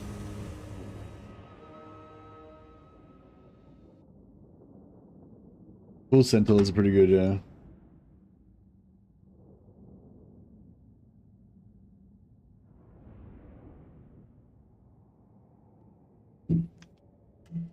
White Scar's your favorite because the writers haven't touched them in decades. Yeah. I don't know if anyone's read the original Space Marine book, which is just called Space Marine. It's about these 3 different aspirants that, you know, become Space Marines from, I think they're from Necromunda. One's like a Hive Ganger, one's a basically a Spirer, like the ultra rich elite, and the other one is a tech kind of mid-tier, you know, kind of guy who would work in Imperial factories and stuff. And yeah, it shows that it follows them like going through the trials and becoming space marines and, you know, all the stuff. It's pretty cool. It's pretty old, and it's a kind of old Hammer, you know. It's not real. It's like a lot of the lore has been changed and stuff since then. It's about the Imperial Fists, but I think a lot of the Imperial Fists, that's like old lore that's not canon anymore. But yeah, it's a really cool book, I thought.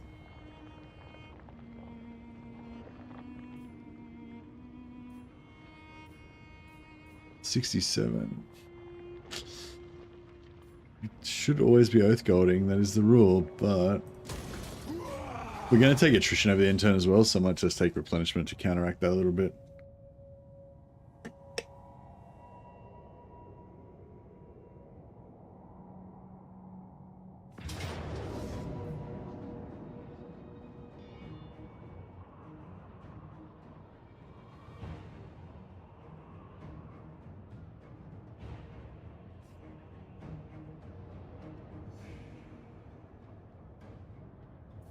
I don't want to just auto-resolve that. Chasm! Ah! Come with me if you want to die. Blamp. That should help Thorgrim to conquer this northern area quick. I've noticed that since the patch I haven't gotten a single location of interest in any of my campaigns. I wonder if that got broken. Nah, I'm still getting. I got 2 or 3 in my Empire campaign, I think. They're definitely still happening, Salmon. Just RNG. Just luck, I think. We can't all have a chronicler like Gotrek, can we?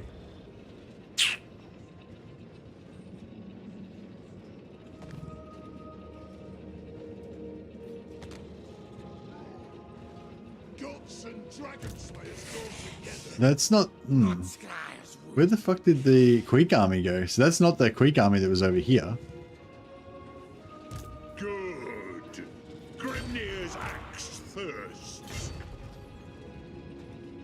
Yes. Demon Slayer. By my vows.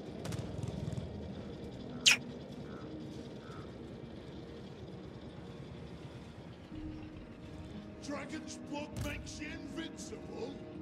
Nonsense. A crack be with us. Onward. 70%. And going to there is 69%. Fuck. You're not going to be able to take Karakee Peaks. Beards in belts. Oh no, we can. That's glorious. Slip. I was hoping to just auto-resolve this, but yeah, that looks rough. How many ministers? 6. Alright.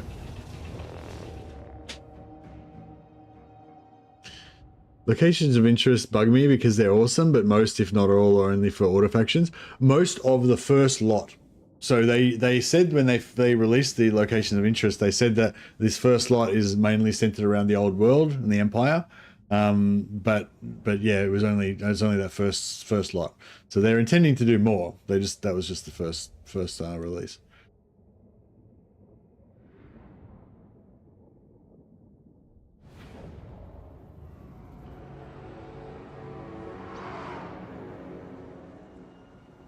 Yeah, I'm wondering with the because Mitch was heading up the update team, right? When you know he was, I think he was one of the main driving forces between the location of interest and definitely the deeps. I think was mainly a Mitch thing.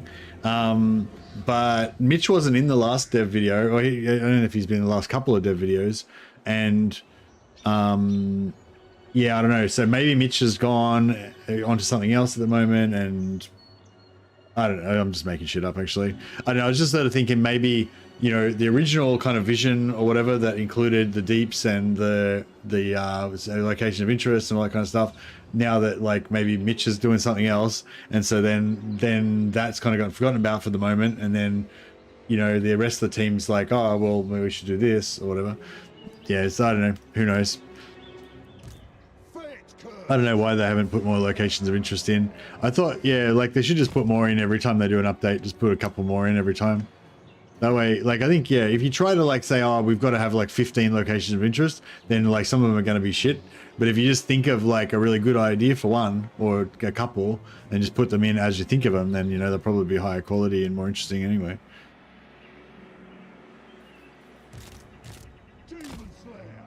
All right.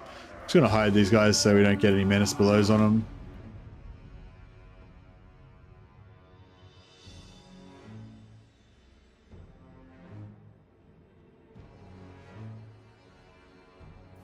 So they'll probably, I guess they'll probably pop their menace belows as soon as this comes through.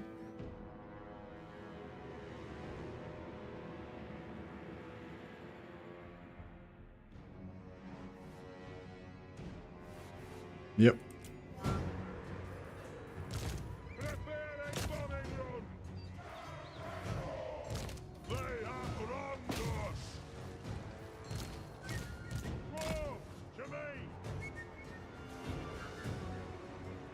Just killing these guys for extra oath gold.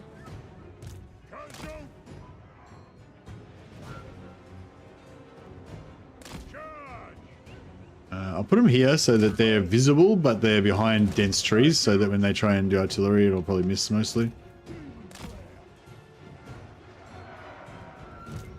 Stop it! Darwin!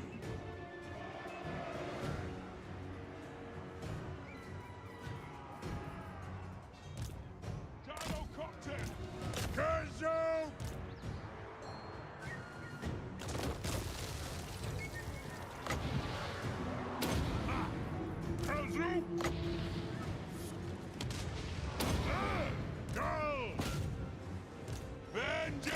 Alright, just want to take out the poison globadiers and the warpite throwers first. Move now! We are relentless! Dino Copter! Fire on the fort!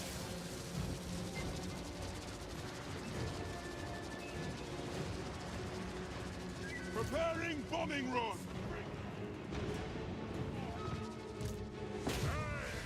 Go!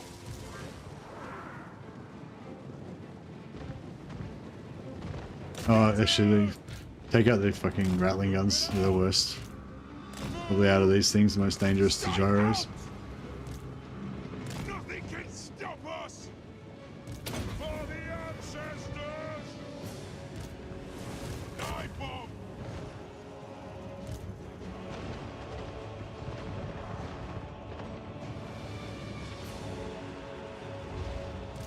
Gyrocopter! Will do! Ah, For the high this is king! getting fucked. Trucks away! Gyrocopter! They have wronged us! Fly! Gyrocopter! Move now! The clans unite! Gyrocopter! Vengeance! Runes of spellbreaking! For the Kill it, our lord. That might be good. Move. Charge! Hillbearers, all! Trucks away! Let the vengeance begin! Come together, men! It is an order!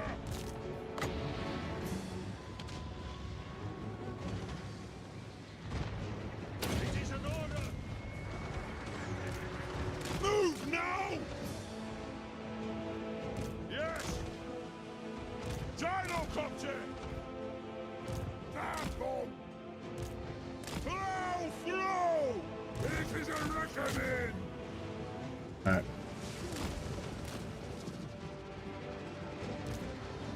Let us bleed for the clan! That'll do! For the ancestors!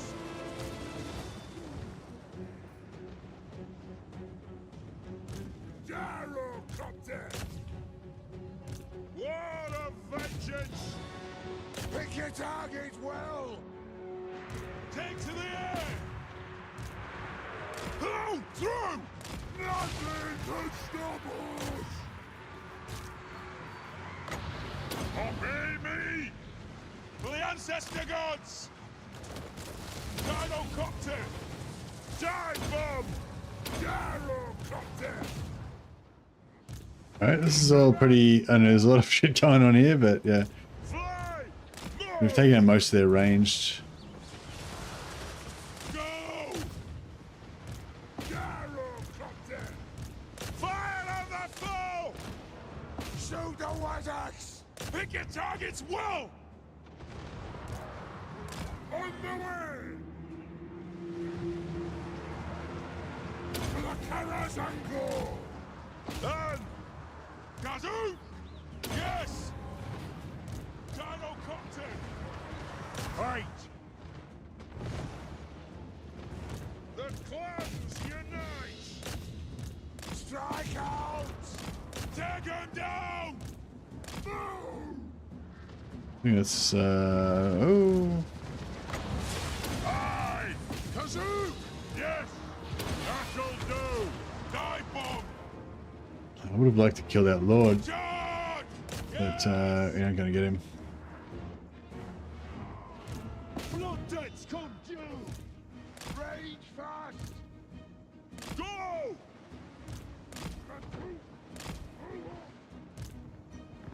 Gyrocopter! Range fire!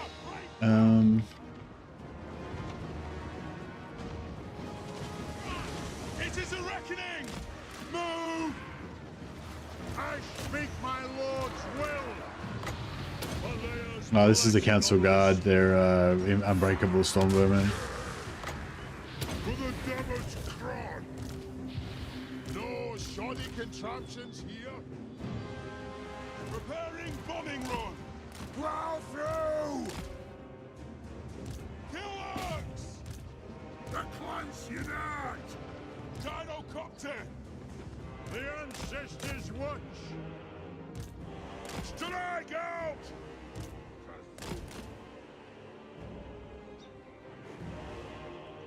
Love the unending volley, infinite ammo as Oxyotl, yeah. Sorry about the connection today, guys. I know it's annoying. We keep getting up, like, you know, getting up to like 90 people watching or whatever, and then like we lose, the internet goes out, and then we go back down to 50 or whatever. So I imagine it's, you know, because a lot of people aren't coming back, I imagine it's probably pretty annoying for some people. So yeah, sorry about that. It's you know, it also sucks for me because I'm trying to run a stream and the streams keep getting fucked up by the internet stuff. Kazoo! Charge!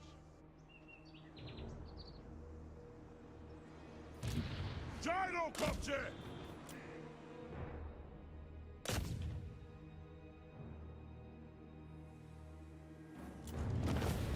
Alright, that was pretty good though.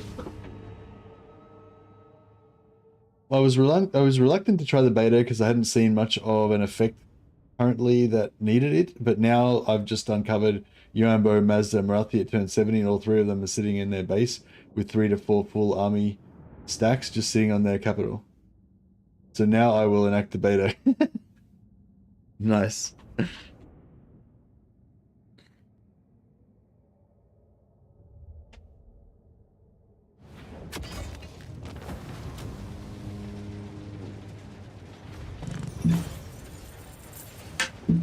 Got to try new Sisters campaign too. Yeah, I want to try Sisters, but I still haven't tried a Wood Elf melee infantry campaign, but I keep trying to do it, but then I keep getting I keep trying to do like too much optimal stuff, and then I don't end up going for the melee. Like I think I need to do like a Wood Elf melee only campaign or something like that, but I'm kind of hesitant to do that because, whenever you kind of go like a unit restriction like that, you're kind of missing out on lots of cool stuff, but yeah.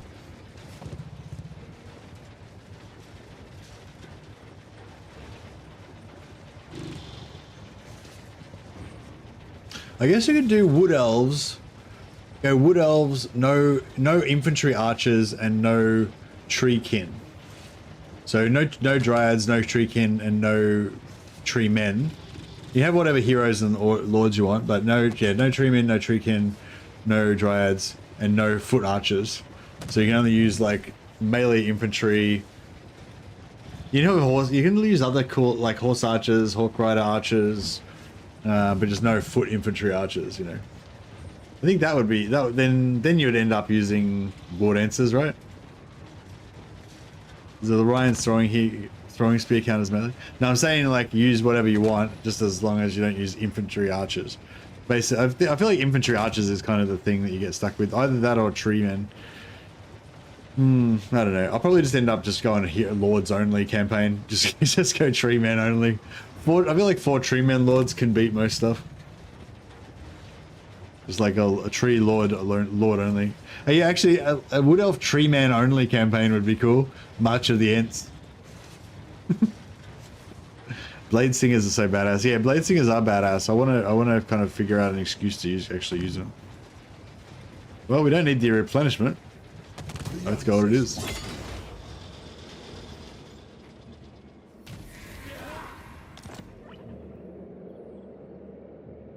I suspect you would end up with cavalry archer stacks and flying archer stacks.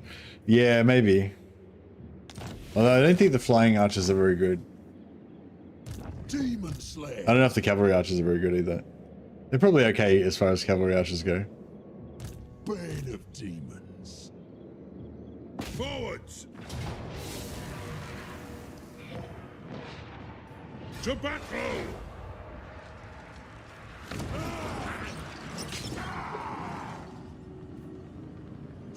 Yeah, we'll loot and occupy at tier 2. Slayer. Keep up. Doom's awaiting. Thag them! Dishonored. Death Seeker.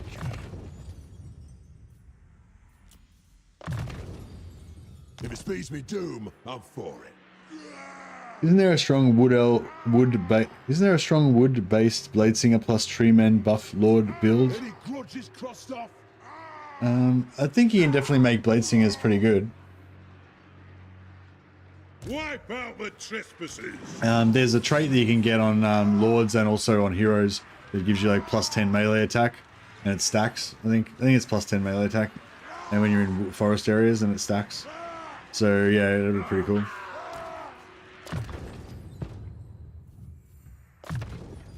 Is there a charge bonus one as well? I can't remember. Something. Dirthu and Dryads. No, I was saying a Tree Man campaign is in only Tree Men. So only Ancient Tree Men Lords and Tree Men units. So basically for the first like 30 turns you'd only have Tree Men Lords, just Lords only. No heroes, no units, just Lords. It'd be kind of fun, I reckon. Or even just hero only. That would be kind of cool. Tree Men and heroes.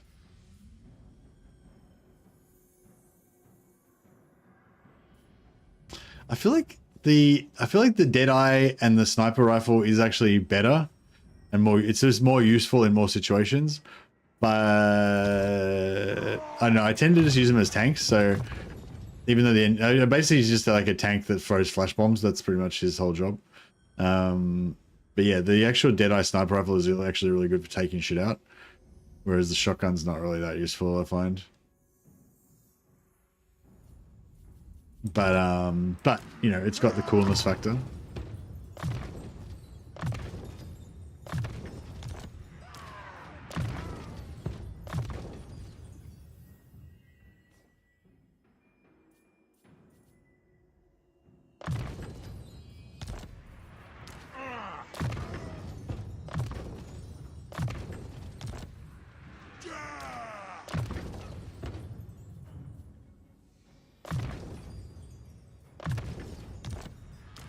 I agree.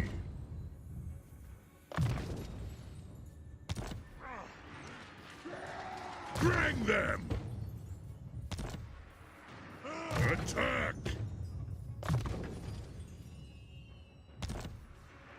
We mark another grudge. 6. There's 6 minutes for those. One of the sister's officers gives stalks to all blade singers and war dancers. Only in her army is a monkey, or in all the whole faction wide? It's just her army, isn't it? Yeah, yeah, stalk. That's what you want. Stalk blade singers. That'd be hot.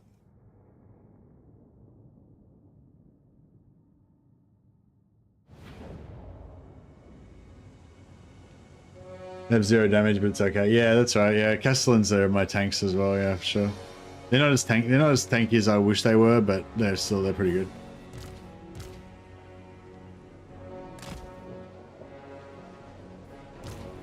It is a reckoning!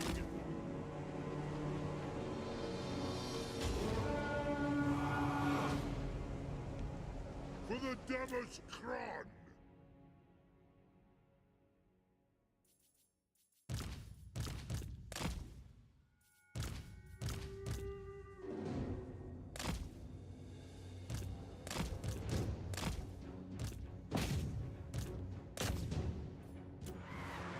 Let's be about this!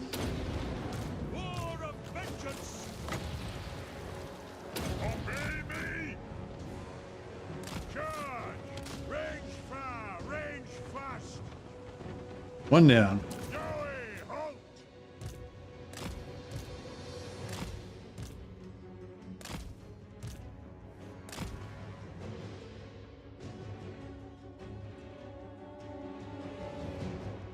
Two down.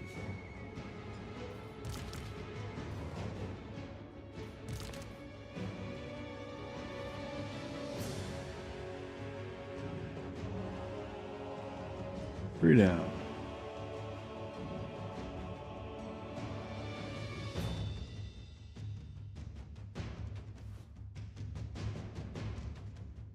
Planning on doing a one province Dowie playthrough, or hire a Slayer general and his job is to go beat up everyone who offers good traits. Nice. Which faction are you going to play as, Thorgrim?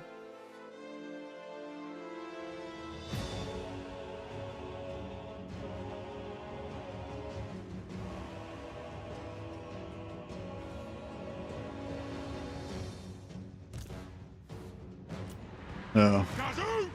Take him down! On the way! For the ancestors! Move now! Reach far! Hey, is that 5? Doom Chaser! Miners! Nothing can stop We got us! one more, I think. A Thoric for tic-tac-toe would be nice. Thorgrim's cool just because he's Thorgrim. He's the one you want to get the good traits on. Make him one-man army.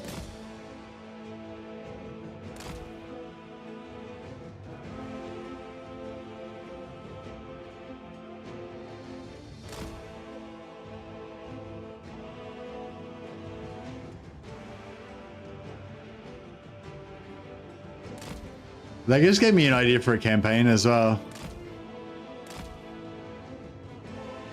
I was thinking like a Dwarf Holocaust campaign, where basically the concept is that all of the Dwarf holds have been overrun and like the entire Dwarven people like annihilated, and so but it's sort of like the end times just for the Dwarfs basically, and then just all the legendary lords of the Dwarfs are like basically banded together into one big throng, and they're just going around like, you know, wreaking a terrible vengeance on their enemies and shit. Maybe eventually settle down somewhere, but basically play like horde style Dwarfs and just cruise around. It's kind of a bit of a bummer because you miss out on all their cool deep stuff and everything. But yeah, that could be cool. And then just go and take over like Ulthuan or something. Build a new dwarven civilization on the fucking burnt ruins of the High Elves. Anything that's built on the burnt ruins of the High Elves is good, I think.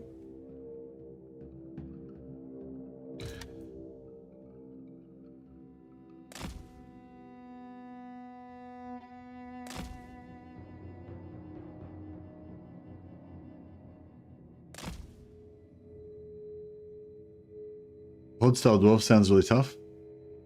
Kind of, but like if you imagine you'd be capping settlements along the way, and they'd have like a tier 1 barracks in it, so you could just recruit dwarfs. You could just build dwarf warriors, and like as you got by the time you got to Ulthuan, you'd probably be able to cap like tier 2 settlements, you know.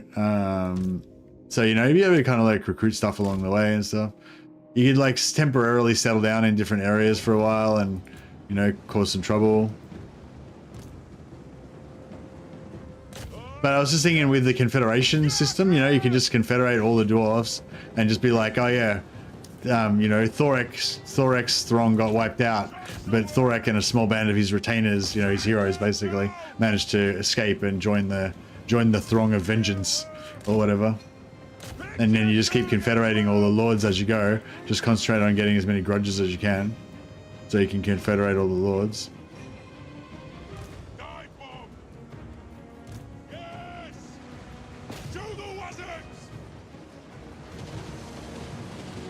Yeah, that's a cool point actually, because you can get so the grudges that you get are like, you want to get as many grudges as you can to get your Nollingrom, right?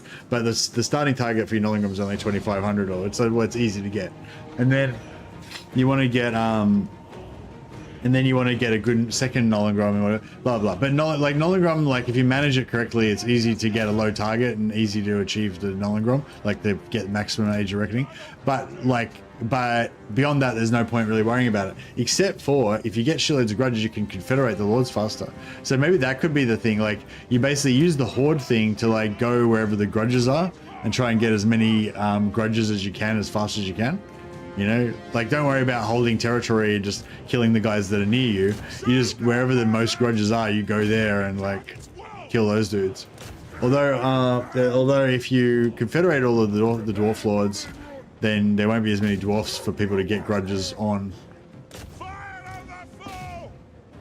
So I don't know if that would mess it up a bit.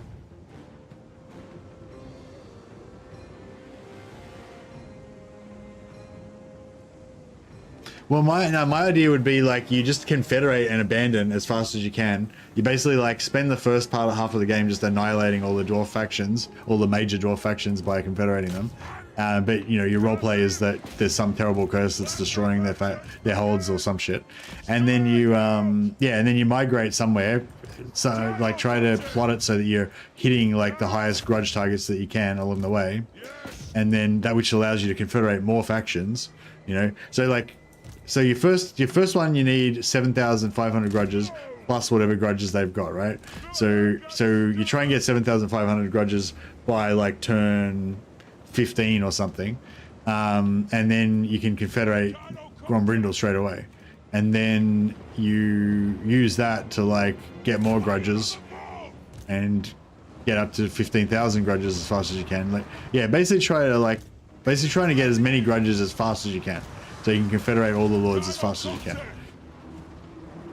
That would be the primary kind of game wise. The mechanic would be to get as many grudges as you can as fast as you can, so you can confederate all the lords as fast as you can.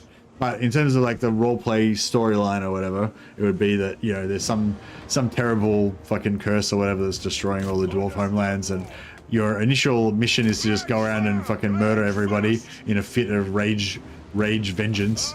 And then once you've like rage vengeanced enough and confederated all the lords, then you just like, yeah, settle a new hold, make a new hold in the bones of Ulthuan or something.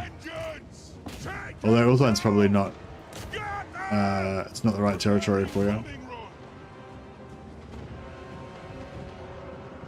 I don't know, Malachi would be the best one for it, because you'd be able to build up the Spirit of Grungni and still get, oh no, actually you could just confederate Malachi, because you still get the Spirit of Grungni when you confederate Malachi, right? So if you confederate Malachi first, then you can just go full horde and just have him build all your shit in the Spirit of Grungni.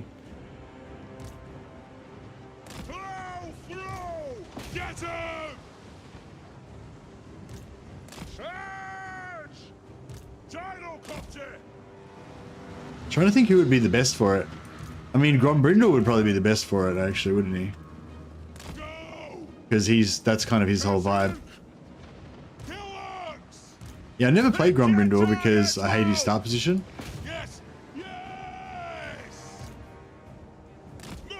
The only problem is like Grimrindal probably doesn't have that many grudges. It'd probably be better to do it with Thorgrim because Thorgrim can get more grudges because he's got so many good enemies around him. Like yeah, who's got the most grudges in their like local area? It'd be Thorgrim, yeah. Like if you wanted to confederate all the lords as fast as possible, like Thorgrim would be the best, I imagine. Or just go Malachi and he's moving city. Yeah, sorry, Zubo, I didn't see your thing there. Yeah, well, it doesn't matter which faction you play. You can just confederate Malachi and you get the spirit of Grungni. So you can maybe like start off as Thorgrim, and then nuke as many factions as you can around Thorgrim's starting area. Confederate Malachi first, so you get the spirit of Grungni. Then, yeah, like how do you plot? Like yeah, how to plot it out? Like. Do you reckon the same factions are always going to be high grudges every time, or is it more like...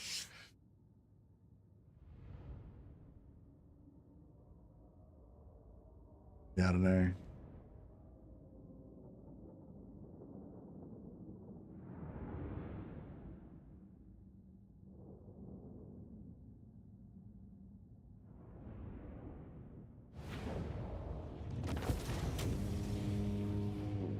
Yeah, maybe the turns thing could be good because it's sort of like why would you there's not really any advantage to like abandoning your settlements and shit.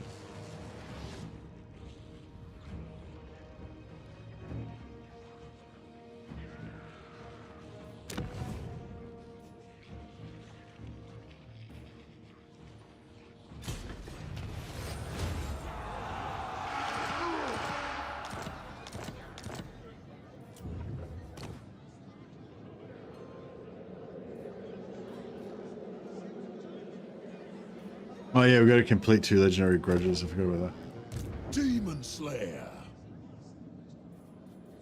It's hard work. Dishonored. Throne bearers, let's march. If it speeds me doom, I'm for it. Trade them to Greenskin Skaven to build more grudges. Doom's taking its time. It doesn't work though. Like we tried it before. Like they don't take it on initially. Like this guy has got 300. Like Gorbad's got 300. Who's got even more grudge? But yeah, he's probably got that. Can we see? Whatever. Anyway, like just say like Scrag, right? He's got a base of like 15 grudges on every single settlement because of his faction grudges. Like this one's got 90, got 100 base and then faction actions or whatever. But like the faction actions only apply as those get added.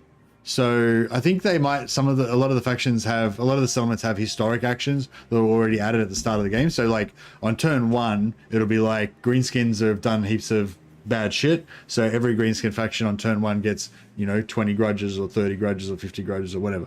But like later on in the campaign, if they conquer a new settlement, that new settlement doesn't have those historic grudges. Like Barak Var, they only just conquered Barak Var last turn or whatever. So it got 5, since they conquered it, it initially got the 100 key settlements straight away, and then it's gotten 5 faction actions, but only from actions that happened after they conquered it, like last turn or turn before or whatever. Whereas these ones, Doc Karaz, that one's had the faction action, that one, they've had that for longer, so it's had a time to get more, it's the whole time or whatever, blah blah. Anyway, point is, if you region trade it, it'll have had 0 time to have gotten any grudges, so it won't have any grudges. Because we did it before with Iron Rock, and it didn't get any grudges. But you can region trade. No, you can't really region trade. You can region trade into a faction that doesn't have any grudges. So the thing is, if you region trade, you get plus 40 diplomatic, and the plus 40 diplomatic will like take 40 grudges off of every single settlement and every single army they've got. So if you have a big faction with shitloads of grudges and you trade them a region, you'll just instantly lose like 4,000 grudges off them from like every single thing of their thing losing diplomacy grudges. So it's not very good. But if you had like a faction that you had 0 grudges and you trade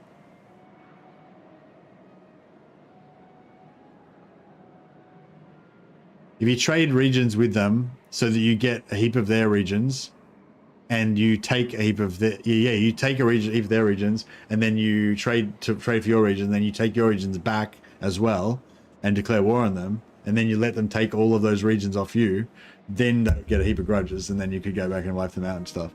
So you could kind of farm.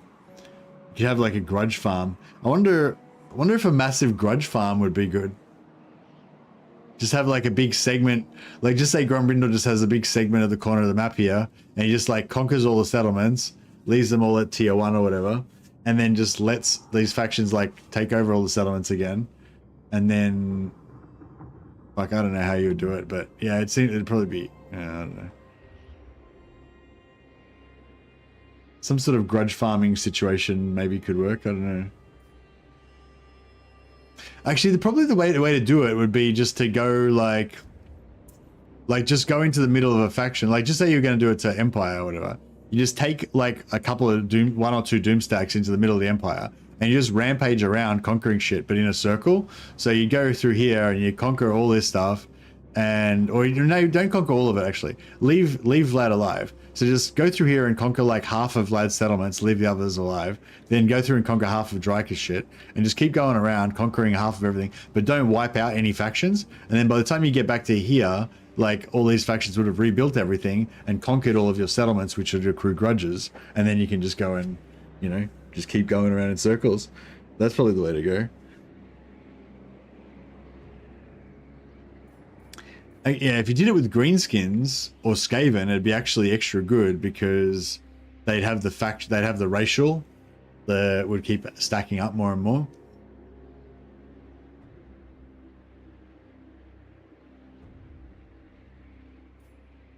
But the settlements would only gain the grudges from after. Yeah, I don't know. Or maybe the racial stuff comes on after a turn, because I traded Iron Rock to him and then I instantly took it back and it didn't get any grudges. But maybe if I had have left it there for one turn, maybe then it would have, you know, slowly ticked up or something. Like maybe this 15 is global, and all their settlements are going to go towards 15, because it's weird that they're all 15, right?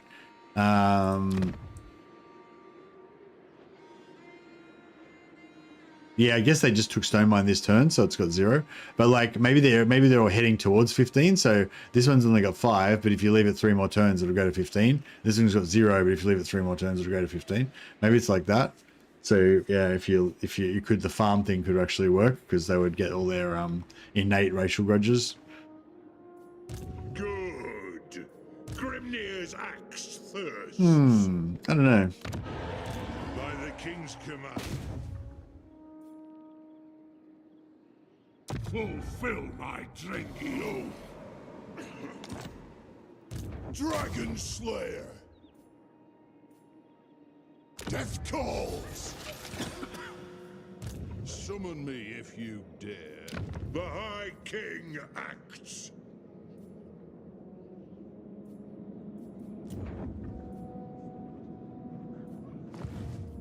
To war. Send me to vengeance.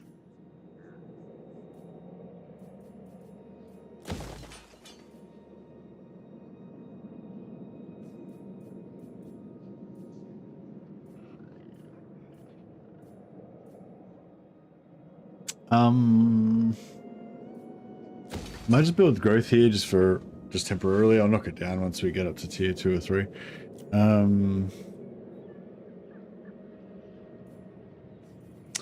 Yeah, I need another army really. I'm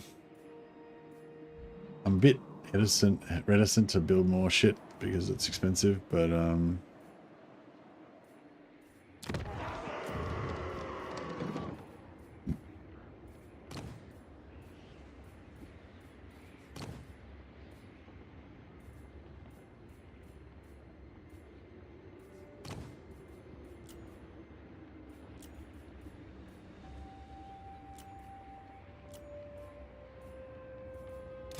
For the wisdom of the land. Time for a reckoning.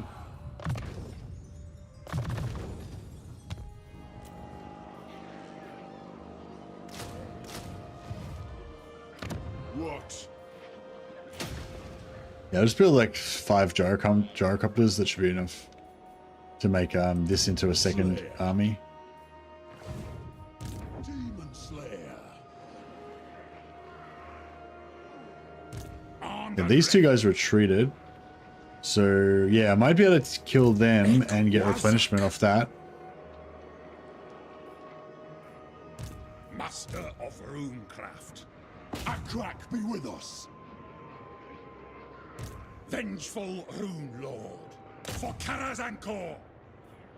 They up. Let's be having her. What do you want? Yeah, I mean, I could have sent him after them maybe, but What? we still could actually. But this way I'll get extra captives off this from the multiplier. I'm having 2 lords, maybe we get double captives. Might be enough to get us a decent amount of replenishment.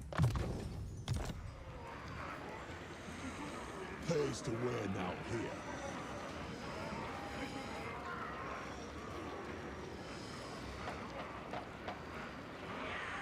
I wonder if there's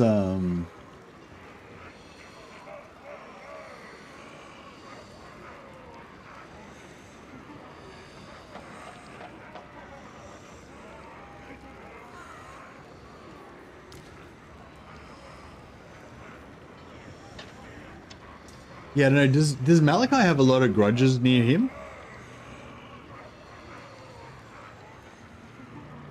I feel like Thorgrim's lucky because he's got there's lots of dwarf factions around near him that get fucked up. So he's got like lots of options for grudges. Can I help you?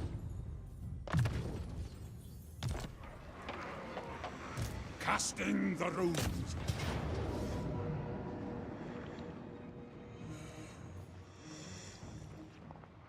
We'll just try and kill as many routers as we can so we can hopefully get a bit of replenishment on our gyros. And then we'll be able to, and hopefully we can take out the settlement.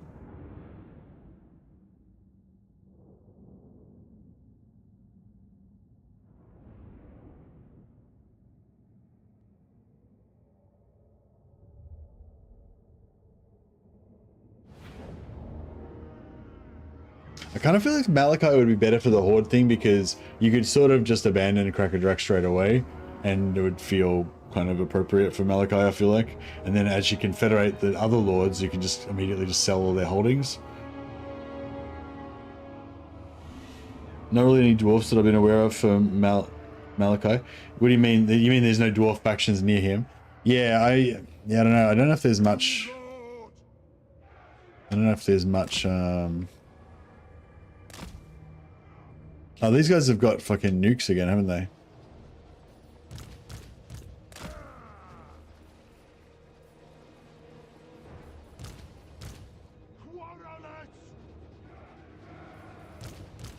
Toss the target, Lord!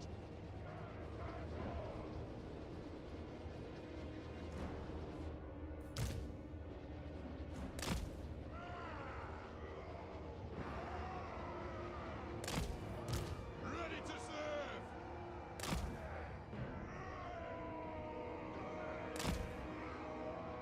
Brute thrower! It is a reckoning! Quarterlets!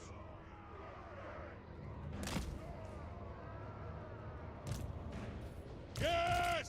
Now! Battle ready! The root's blown! Brute thrower! I'm just gonna get rid of the infantry straight away so they can't nuke them. For the ancestor gods!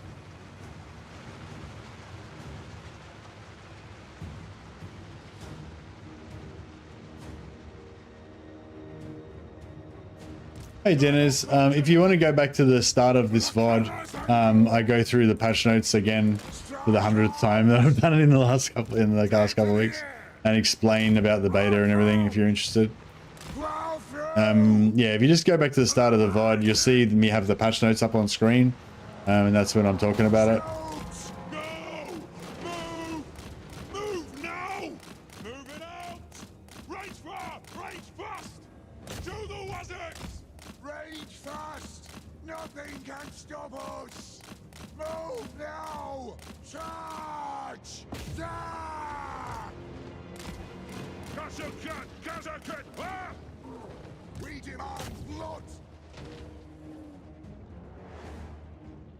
Shadow Bomber! The clans unite! Shadow Bomber! Oh no! Move! Go! Strike out! Shocks away!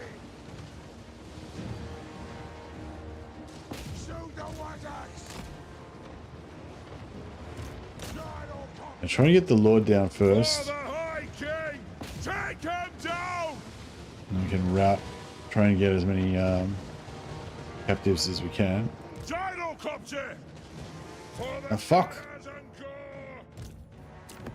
No, don't nuke them.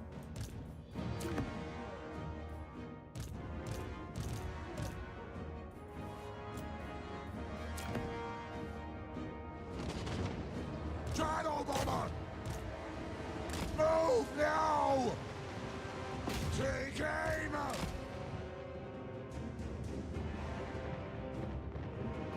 Oh, we got a big raid from Anticity. Hey, Anticity, thanks so much for the raid, man. Yeah, welcome everyone coming over from Anticity stream. Gotta go shopping. Oh, wow, that sounds cool. I hope you find some great bargains. What do you mean grocery shopping?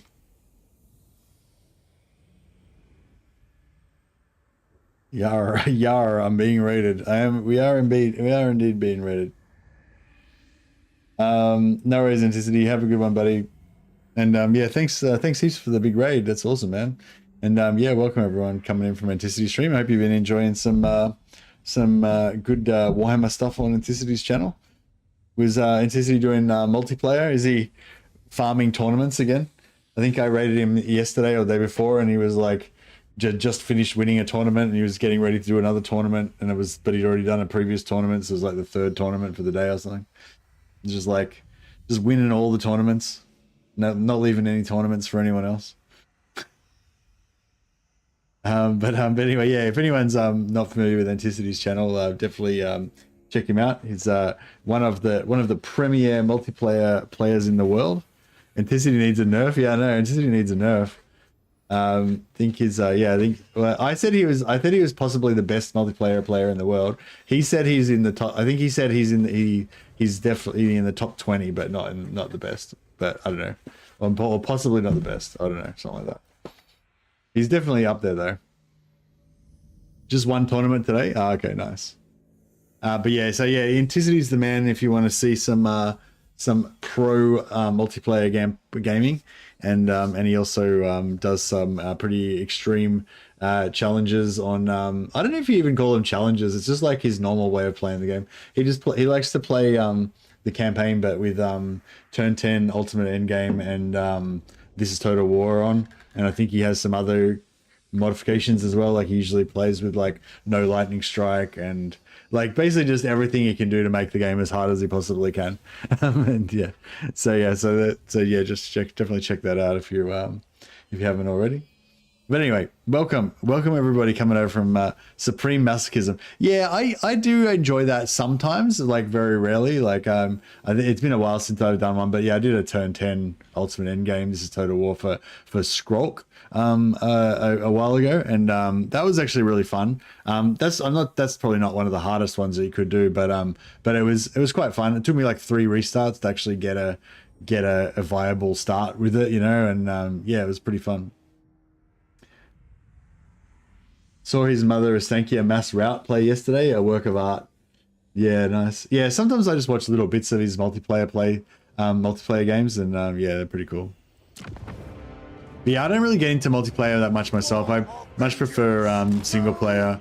When I play multiplayer, I enjoy it, but it just doesn't. It doesn't, you know. I don't have a passion for it. You know, it doesn't capture my imagination. I don't fantasize about multiplayer games when I'm offline, whereas I do fantasize about like different single player campaigns that I could do, like different like themed campaigns, and you know, you have a mighty beard, yeah. Yeah, I love doing like themed campaigns and like, I don't know, like one of my favorite themed campaigns was a no recruitment campaign that we did with the Empire. And basically just you play the Empire, but you can't recruit any units, and you can only get new units by Confederation and through quests and stuff. And so it just sort of changed the whole game to make it like a role-playing game almost or something, you know? And it was just really cool, just weird, different campaign, you know? And yeah, I don't know, I kind of like stuff like that, or not necessarily that extreme, but just, you know, some kind of like storyline, I guess. And yeah. I have a perfect beard for a Dowie stream, yeah.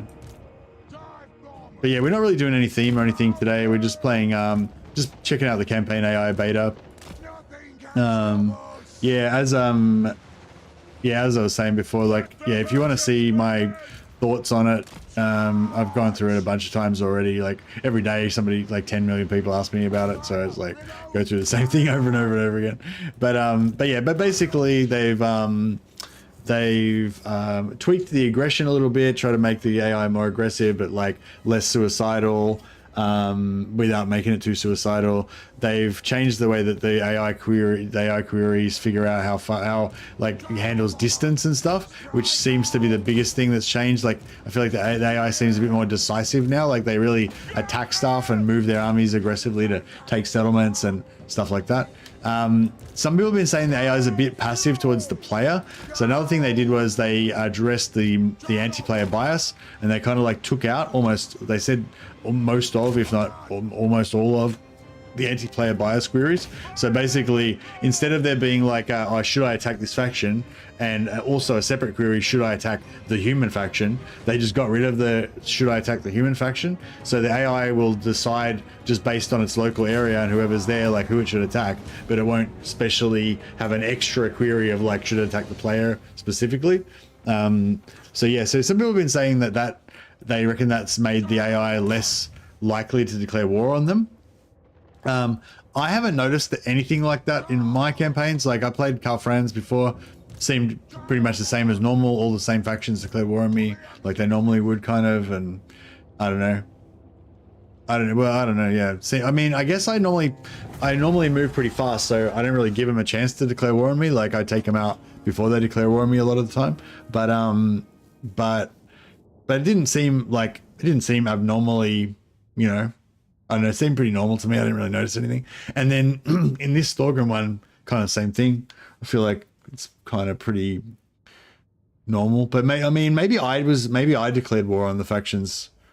So like, quite often I declare war on random factions just so I can get like 500 gold, and then they turn up on my doorstep with like 10 armies 5 turns later. I'm like, that wasn't worth that 500 gold, because now it's going to cost me like 20,000 gold to fight a war against them, you know. But yeah, I haven't really noticed that aspect. But yeah, that might be because of the way that that might be because I'm getting myself into wars often enough that I'm constantly active anyway. So I don't really notice that like the AI is not declaring war on me or whatever. But yeah, I'm not sure. And the other main thing was the faction potential. So with the, you know, at the start of every campaign, every faction rolls a random faction potential roll to see whether they're going to be strong or weak in this campaign. It's random each campaign, so there should be a fair bit of variety, you know. But major factions like Tyrion and Malekith and Karl Franz, those guys get an extra high faction potential roll by default, and minor factions get a lower faction potential roll. Like potentially a minor faction could roll really high and a major faction could roll really low, and so a minor faction could be stronger than a major faction, but most of the time the major ones are strong and the minor ones are weak, and they get wiped out and absorbed by the major factions. But they put in an extra category now of specific minor factions that they don't want to be as weak. They want to, you know, be a bit stronger, hold out and survive longer, and maybe even become dominant. So there's sort of like, now there's like major factions, there's minor factions that are meant to get wiped out, and then there's kind of like important minor factions that are a bit stronger than the normal minor factions. So yeah, so I feel like I've noticed that as well. I can notice certain minor factions surviving longer, being stronger. Some of the minor factions seem to be more like dominant, like almost like major factions sometimes. So yeah, so there's a lot of stuff going on in the beta. Pretty interesting. Not too crazy, I wouldn't say, but definitely like noticeable changes, you know. And I think there's definitely some good stuff in there as well. But yeah, I'd be really interested if any of you guys have been playing much campaign the last week or so. If you've got noticed anything about the beta yourself, or if you've noticed other people commenting about stuff online that that you thought was interesting or whatever. Thorgrim, what do you want? Was that a cattail? Yeah, that was Lucius the Eternal, champion of Slaanesh. Deviant. he's so, I feel like he's really intelligent, that cat. Like our other cat, not so much, he's kind of just normal. I feel like he's really intelligent though, and he's really responsive to, like, to us, to the humans, you know, like just then he was like, as I looked over at him, I was talking at him, he, like, just, and he did it again. Like, he's like looking around, he's doing his cat shit, you know, he's like, you know, chasing invisible shit or whatever. And then like when I start talking, I look at him, he's like looking around and he goes, and he like looks back at me like he knows I was talking about him, you know. And he just did it again. Like he's really, I don't know, it's weird. He's really responsive, and sometimes you talk to him and he'll just start talking back to you and stuff, and it's really weird. I don't know. I mean, obviously I don't speak cat, so I don't know what the fuck he's saying to me, but it's cool that he's like a little weird little furry person, and he's kind of like interacts with us and shit. Yeah, he's a pretty fucking cool cat.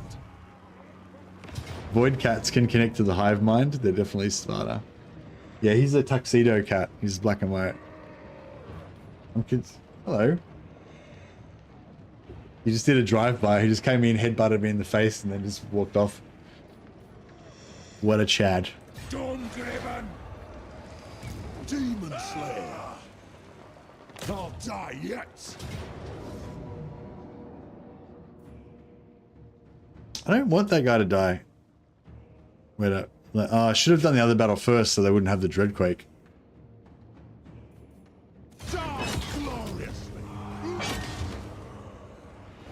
Some cats are really good at fooling people into thinking they're more intelligent than they are. Yeah, indeed. My other cat's really dumb, I reckon. She's more like... She's more cautious and more of a hunter than he is. Like, he's kind of like a bit of dopey. He just kind of wanders around just doing whatever. He doesn't really have any, like, hunting instinct particularly, I don't think. Or any, like, you know, she's, like, more sneaking around all the time. So she kind of seems intelligent.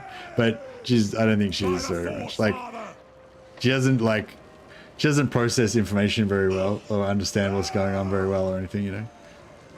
Does a win count? Fuck. How many of these the fuckers? They got 3 uses. I'll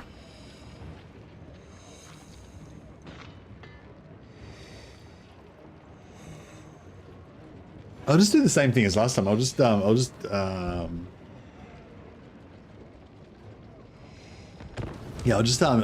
flee everything off the battlefield except for the gyros. It's just because, yeah, it's too hard to avoid all the... It's too hard to be microing 10 gyrocopters and then at the same time having the rest of your army dodging fucking nukes, you know, dodging Dreadquake bombardments.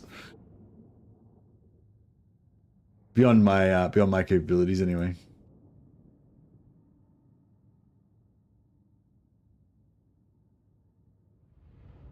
A bit silly when they skip 10 provinces to attack the players sometimes. Yeah, that's it. So I think the AI, like, yeah, they've gotten rid of most of the anti-player bias stuff. So you pretty much will never see the AI like skip 10 provinces to attack you or whatever. And the other thing they're trying to do, I think, with this beta is make it so if the AI's settlements are vulnerable or whatever, they won't go and like abandon their settlements and let some other random minor faction wipe them out while they're trying to chase after you and shit like that. So yeah, so that's cool. And I think, I mean, I haven't really noticed any, like, I haven't noticed them doing that, you know, like I can't say that they've fixed it or anything, but I mean, I haven't noticed the AI doing that stuff. So I guess it's fixed. I don't know. Maybe, I mean, maybe it's fixed.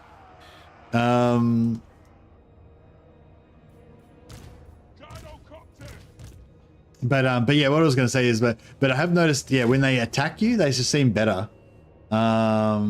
Like they, like if I've got an enemy attacking me, and then they've got 3 or 4 armies, like they'll like move. They seem to be a lot more effective. It's like they'll move those 3 or 4 armies together in a concerted effort and like take my settlements, and they'll take settlements one after another. Like they'll take a settlement next time, another one, you know. Whereas in the live game right now, like you'll see stuff where you'll suddenly see like 3 armies right on your border, and you're like, oh shit, I'm about to lose all my settlements because I haven't got any armies there or whatever. And they'll like take one of your, or they take one of your settlements, and you're like, oh shit, they're going to take all my settlements because I've got nothing left to defend or whatever. But then they, instead of going on and taking 2 more of your settlements next turn and then just wiping out your entire civilization, they just kind of faff around there and like don't do anything. You know, they just move their armies a little bit, but they don't take any settlements and shit. And like, yeah, that sort of behavior is, you see it a lot in live, where the AI just faffs around and doesn't really do anything. Whereas I think that's one big thing in the beta, like the AI doesn't seem to do that much at all. They just seem to just actively conquer shit and do stuff, you know. So yeah, so it seems good.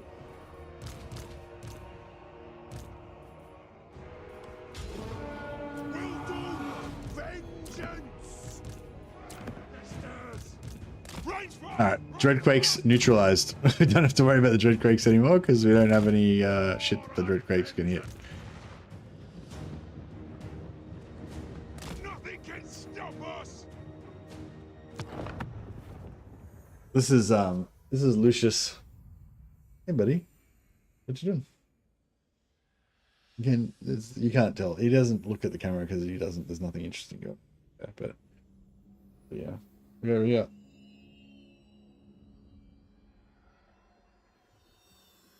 Buddy. Sorry. Alright. You can go now. I said you can go now. Off you go. But yeah, he's very affectionate, very cuddly cat. He loves like coming in and just, you know, cuddling and hanging out with you and stealing your body warmth. He's a pretty cool cat. Rage fast.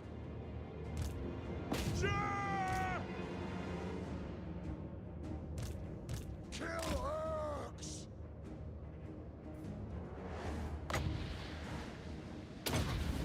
Preparing bombing run. Kill them.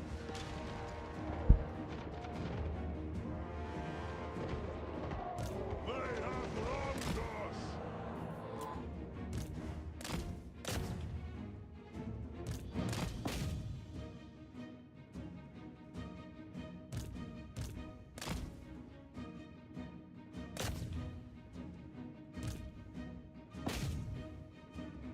We're going to keep an eye out for towers, I guess, and take them out. Is there a tower over here? Oh, no, not yet. Didn't matter.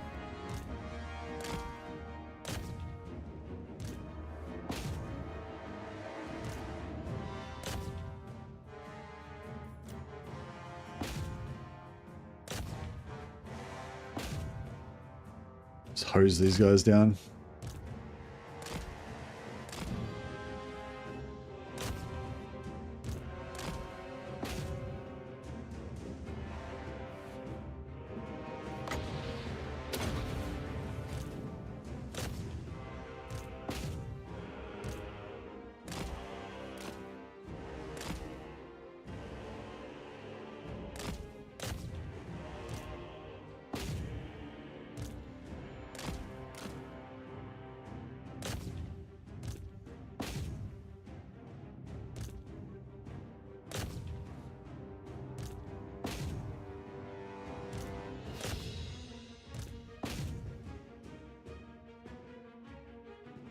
Second to the sword.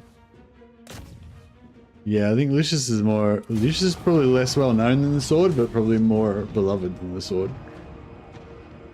I don't want to see the AI avoiding my armies and settlement trading me instead. Nothing is worse than having to chase an army around your province. Yeah, I mean, I think the AI just suiciding their armies into you is not really necessarily like that cool. I mean, I kind of like, I don't know. I do like having to use ambush traps and stuff like that to try to pull the enemy in, and it's quite satisfying when that works. It's quite unsatisfying when it doesn't work though, and you just wasted a turn, like hiding in ambush, and then they just don't come to you. Buddy.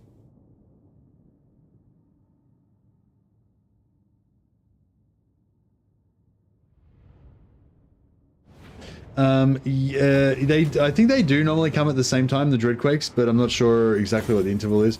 45, like, Menace Belows come at 45 seconds. The first one comes at 45 seconds. The second one comes at like 140 seconds. The next one comes at like 220 seconds or something like that. I don't know, the first one's definitely 45 and 140 seconds, but I'm not sure after that one. I don't think Dreadquakes, I'm not sure if Dreadquakes are on the same timer as those though. Fuck, that's a big sack.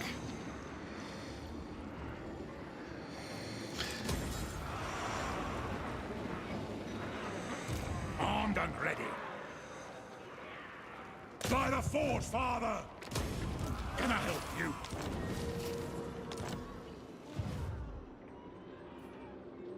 Hot as a flame cannon. You will be sacrificed. Rune, Ricky. How much we can get, how much can we get out of Imric for this? I was born to commune with dragons, not lesser beings.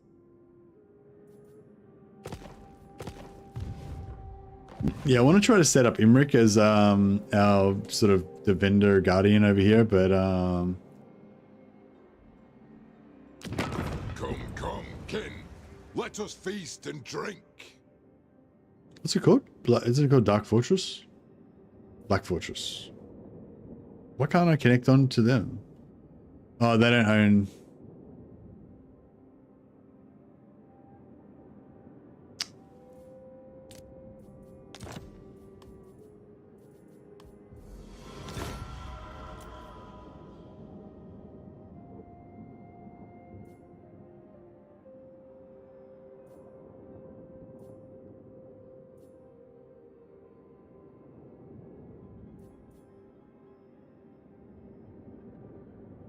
Hmm.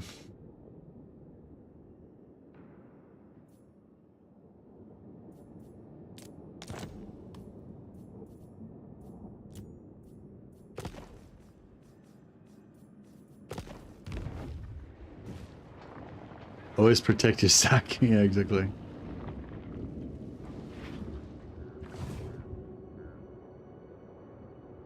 Can't chase down movement. Yeah, can't chase down armies. Can't chase down armies unless you yeah, you can't chase down armies. No, they can always run away from you unless you use block movement heroes that you send out in advance, or you use an ambush trap to make them come to you.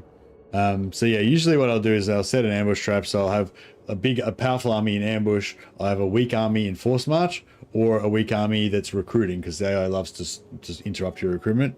And then the AI army will move towards you to attack the army in force march, or the army that's recruiting. And then either they'll move all the way in, and then they'll be in range of your ambushing army to attack them, or they'll get close and then they'll pop your ambush, they'll see you, and then they'll be like, oh, fuck this, I'm getting out of here, and they'll turn around and move away. But they won't be able to get away far enough because they've wasted too much movement moving towards you. So if you do it kind of at the edge of their movement, or near the edge of their movement, then yeah, they'll like move in, waste half their movement, go, oh shit, and turn around, but they can't get away.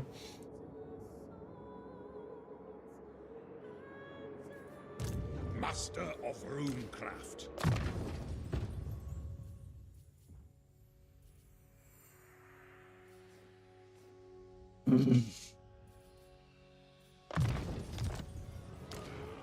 Vengeful Rune Lord.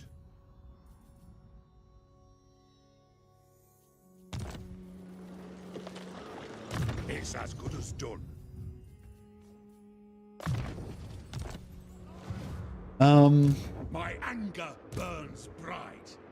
Are you guys gonna siege me? Wouldn't be surprised. To get some more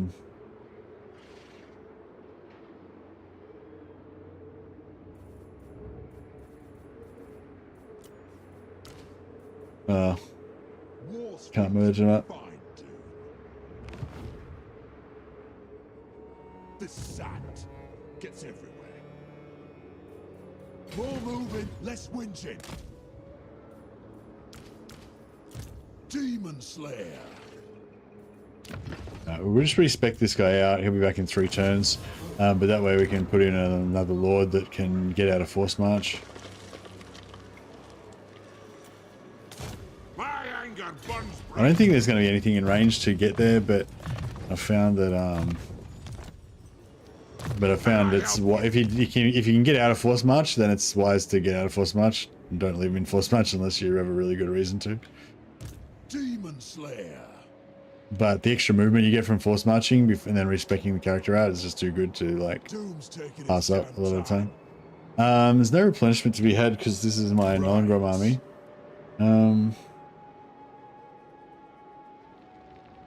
Why a slayer? Never ask. The ancestors. I don't know if we'll be able to take that with that, but I'm basically just trying to re-establish Ungrim because Ungrim got kind of his ass kicked by Azag's War. He kind of started bouncing back, but I just wanted to accelerate it, so I've sent this army up to help him. Like I took this and traded it back to him, and I took out Azag for him. So yeah, he should be able to hopefully take over all this stuff, and then hopefully we'll have a good solid defense up there.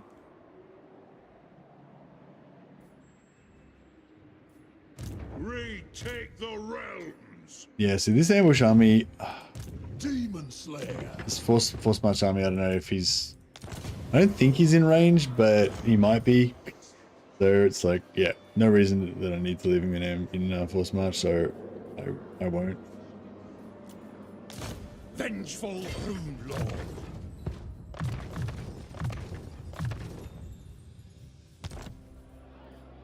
I suppose so. For the wisdom of Valea. To war! Ready. Let us begin. My axe thirsts for war. I'm gonna recruit some troops there. Time for a reckoning.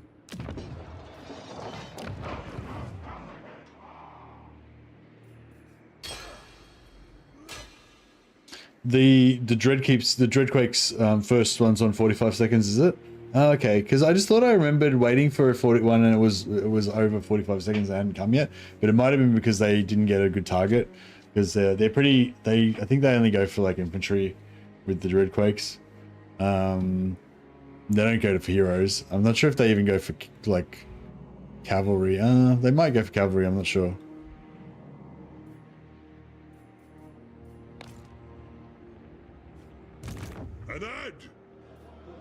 All right, I think we're good. Ready.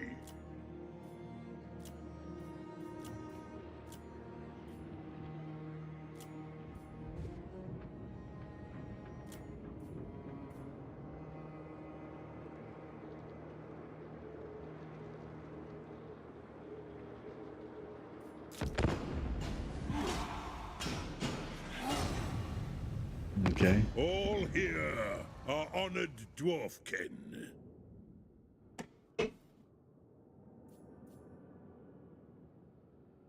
Oh yeah, retreats are weird. Like, yeah, because you have that thing where, yeah, the AI retreats and they've got their back to a mountain, so they walk all the way around the mountain and onto the other side, and then they're like 20 turns away from you, can't get there, or they're on the other side of a river and they go all the way around the river and you can't cross it. Yeah, I heard one before like that where I had my back to the mountains and they attacked like, you know, the mountains here, I'm here, they attacked this direction, and instead of me doing the walk around the mountain thing and ending up over here, my guy bounced off over here behind them. So they attacked here and I retreated that way past them. I was like, all right.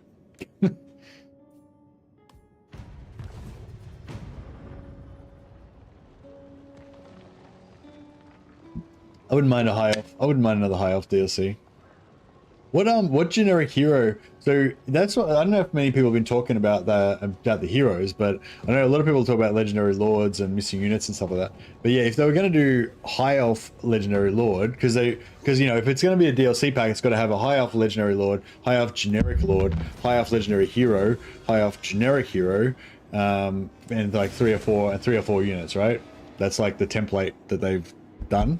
But that may not be, if it's a faction that's already had multiple DLCs and already has like 4 or 5 different types of heroes, You know, like what generic hero would you give to high elves?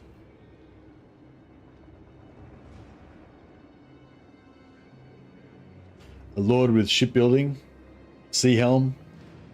Is there a sea helm hero in the tabletop? Hey, Dash Dash. It's been 5 months of RMA hell with Acer. I don't know what the fuck that is. I finally received tokens of value back and exchanged them for a Lenovo. Oh, for your laptop. You got a new laptop. Cool. Sorry. Yeah, welcome back, Dash Dash. Haven't seen you for a while. Glad you're doing okay. Glad you got a new laptop. I finally bought this game a week ago. Got to play it for 30 hours, and my laptop shut itself, picking up in 3 hours though. Woohoo! Oh, nice one, Coven. Welcome back when you get back in. Total War Warhammer is there's a beta AI going on. I went through it all at the start of the stream, and I went through it again about 10 minutes ago. But yeah, basically we're testing out the new beta AI. So it's on the proving grounds. I'll put up, fuck it, I'll link it again. I'll do it again. This is like the millionth time I've done this, but it's all right. Whatever. Yeah, so this is the beta AI blog. I'll just link it in chat as well. I probably should have done that earlier. So if anyone wants to have a read of it, you can check it out. I'll pin the comment in the chats. But yeah, so we're checking out it's the Proving Grounds beta AI. So you go into your Steam library, go into properties, right click on Warhammer 3, get properties, betas, and then choose the Proving Grounds beta AI if you want to check it out. And it's these 4 things they've fixed. So they basically got rid of a lot of the anti-player bias.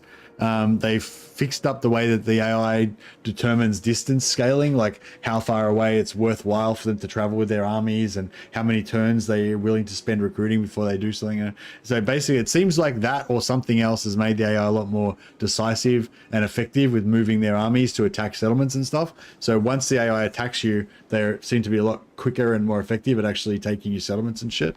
They did some tweaking with the aggression. Each of these has got a more detailed description down below. Did some tweaking with the aggression to try to make the AI more aggressive and more like consolidated, like forming bigger empires and shit, but without, and attacking the AI, but the human player, but without being too suicidal and blah blah. I don't know. I don't really know what they did with that, but yeah. And faction potential, they tweaked the faction potential AI values. And the headline with that is they made a new, so now instead of having major factions and minor factions, there's a new category of kind of like important minor factions as well. So sort of minor factions like the Elector Counts, like some of the High Elf factions, some of the Dwarf factions, some of the Norskin factions, where basically they're minor factions, but you don't necessarily want them to just get wiped out and absorbed straight away by major factions. You want them to kind of hang around, maybe become like regional sort of challenges and stuff like that. So yeah, so those are the kind of the headlines, and yeah, we've got another about 2 weeks to try it out. So yeah, and hopefully this is not, it's not a you know, it's not like, this isn't an update that's going to go live at some point. It's not like they're going to try it out on the beta and then if it's good, then it goes active. This is just it's purely for science. You know, they just do a proving grounds where they throw a bunch of shit up and you try it out, and then they get feedback, and then they decide if any of that stuff is worth going into live. So it's not like they're going to go live with the beta into live. If you don't play the beta now, you'll never get to experience this version of the game. It's just purely for the beta, but the information from the beta, they might put some of those changes into live. Last time they did, last beta they did 3 or 4 different things, and one of those things ended up going into live. Yeah.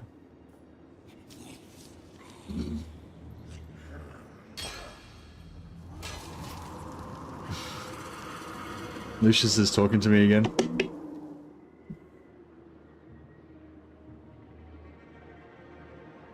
Yeah, they said they're not going to add it. They're not going to support Realm of Chaos anymore. The new, I think the last DLC they didn't bother adding those lords to Realm of Chaos, did they? Yeah, can you play? You can't play Arbal. Like Arbal Abal and Skulltaker, they didn't add them to Realm of Chaos, did they? Or did they? Oh, they are on Realm of Chaos? Okay, cool. What did they say? Something about... They said something about that. They said something like they're not going to, basically not going to support Realm of Chaos anymore, but I don't know, I can't remember what exactly that said.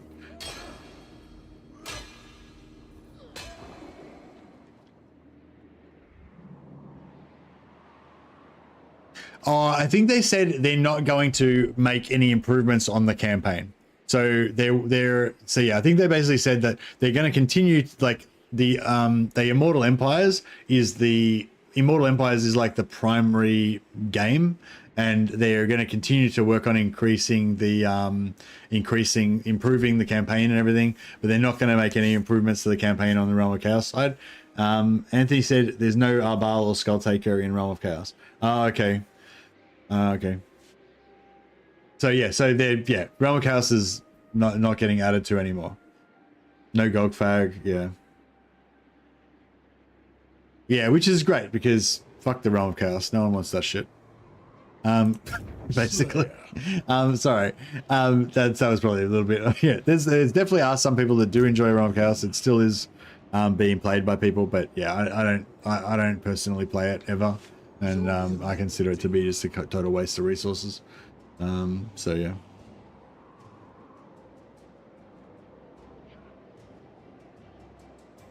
Yeah, I can't really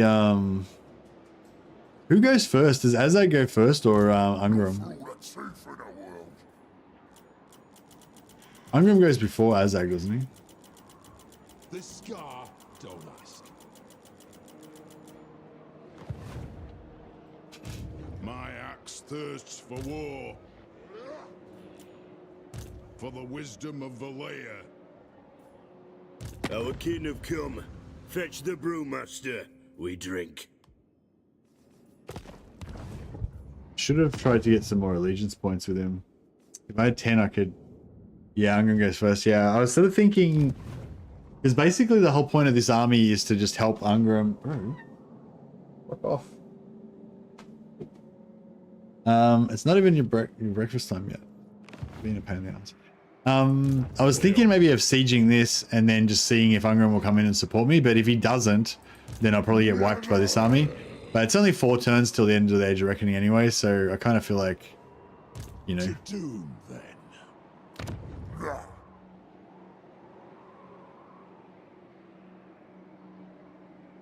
It's about to be tier 4. Dishonored. Dying hiding is a crap doom.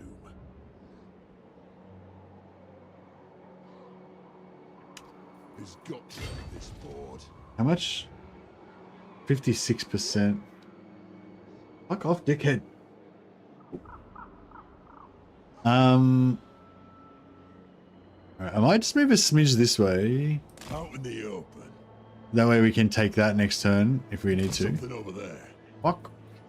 Flattening me crest. You should do a legendary game where you give the AI a 10-turn head start. I did a legendary game where I gave the AI a 100-turn head start. Last campaign, last beta AI,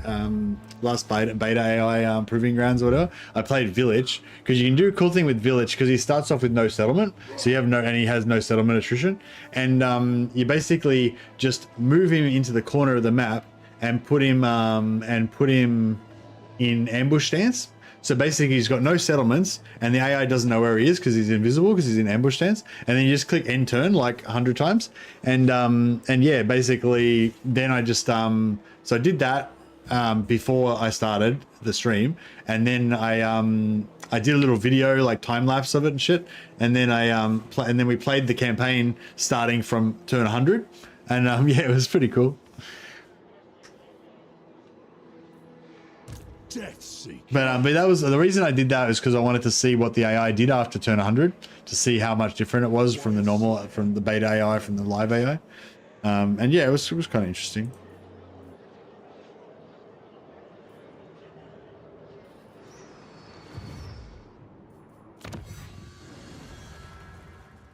But yeah, the campaign that I was talking about before was maybe doing like a dwarf Age of Vengeance kind of thing. Basically, a dwarf dwarf campaign where the concept is that, like, the roleplay concept is that there's some kind of massive curse that's basically destroyed all of the dwarf holds, all of the major dwarf holds, like all the legendary lords. And so basically all the dwarfs are like refugees now, just kind of wandering around, being like a horde mode, you know, and basically just kind of roam around like fucking wrecking shit and playing as a horde, and then maybe just eventually settle in the high elf territory in Ulthuan and maybe do the high elf grudge. But I was sort of thinking of basically mechanically, like the point of it would be to basically just get as many grudges as fast as you can. So don't just worry about trying to get you 2,800 to hit Nollengrom. Try and get 7,500 plus 1,000 or whatever, so you can confederate your first legendary lord as fast as possible. Like try and get your first confederation on like turn 15, and then keep getting more and more grudges and keep like hoarding around. Just don't worry about holding territory. Just go wherever the grudges are, like the highest amount of grudges. Don't worry about Nollengrom. Just just try and get as many grudges as you can, and then just and every time you get a new legendary lord, just sell all their shit and abandon it because of the curse, which destroys all the dwarf holds. And then they just add to the throng of like hordes that are just roaming around murdering everything. And and then eventually just maybe make the goal to take out the high elves to do the elf grudge. I don't know. I feel like that could be pretty fun. Like basically dwarf horde mode. It'd certainly be, you know, different.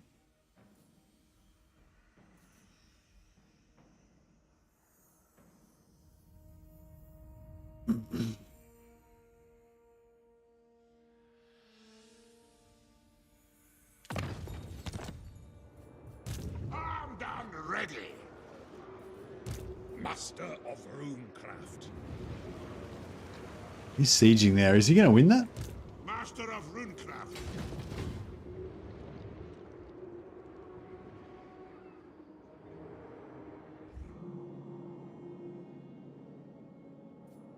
Oh yeah, speaking of,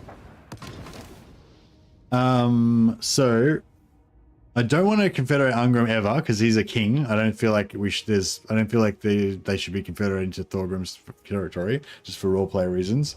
But also I want him to be my ally and guard my north. Beligar as well as a king, so I feel like we don't confederate him either, and we try and pump him up so he can guard our west. So basically those two are never going to get confederated. All the rest are not really kings or anything, so they can just be confederated. Normally I like to go Gromby first. Yeah, I might go Gromby first. Because even though he's doing well, he hasn't got that many grudges. Whereas Gromby's already got 3,000 grudges, so he's kind of, you know, I don't want him to get too many and be harder to confederate. Gromby's a king too, or he was. He may have once upon a time been a king, but he's not currently the king of a kingdom. The reason why I don't like to confederate them is because I don't want that. Like, if I confederate Ungrim, then Carrick Cadron, the red guys, will cease to exist. They'll be wiped from the face of the earth. They can never be revived. You're killing them, and you're killing like every shred of them that can ever exist. They're gone. You can't revive them, you know. Whereas Ungrim's like fucking Throng or whatever is not even a real faction. It's just a made up shit. So you're not gonna hurt anything by confederating him. But if you confederate Ungrim or Beligar, you like completely wipe out those factions, you know. Like Malachai's faction's not really a faction. It's just his random gang of dudes. Same with Thorek. Same with Grombrindle. Anyway, Gromby's the one that gives the best global bonuses as well, so most people would agree like you're best to get Gromby as fast as you can. Yeah, good call. We'll confederate Malachi and then we'll try to revive Crackadrak in his location. I think it's really cool that you can revive Crackadrak. They still left the Crackadrak like revival there, even though Crackadrak doesn't exist as a faction. That's super cool, I reckon. Anyway, so now we're confederated. So this is pretty much what I'm doing now is what I'm going to do what I'm thinking about doing in this vengeance campaign. So basically I'll confederate a faction, then I'll just I'll sell all their settlements. So that'll be like the curse or whatever it is, the, you know, dark elf ritual that's like destroying all of the holds and making them collapse from the inside or something. And then we'll Strawman, the dwarfs need me. and then we'll just make a horde basically. Lord of Clan Morgrim, If you say so, beardling. Aye, yes. My anger burns bright. Alright. So yeah, so normally what I do when I confederate Grombrindal is, because I have no interest at all in holding some random bit of territory on the other side of the world, I region trade it into Malekith to fuck up Malekith as much as I possibly can.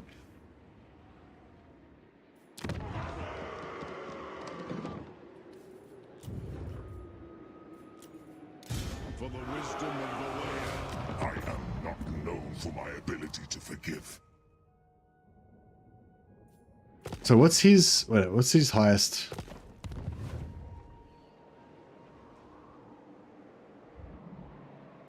Also, we're about to get our Age of Reckoning is about to end in 4 turns, and if we have contact with Malekith, then we're going to have all of these hundreds and hundreds of grudges going to be added to our target. So we want to get rid of all of our contact with Malekith before the end of 4 turns. I'm going to do it all in 1 turn, but yeah. So Kar Haldra is tier 3, Templar Cain's tier 2.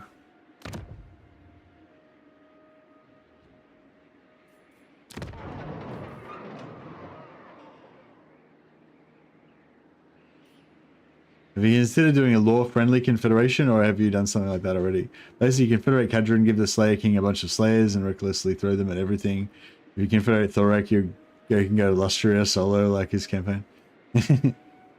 I mean, when I do confederate lords, I quite often try to give them thematic armies and stuff. At some point during the campaign when it's convenient. Stand, sit, kneel, it matters not.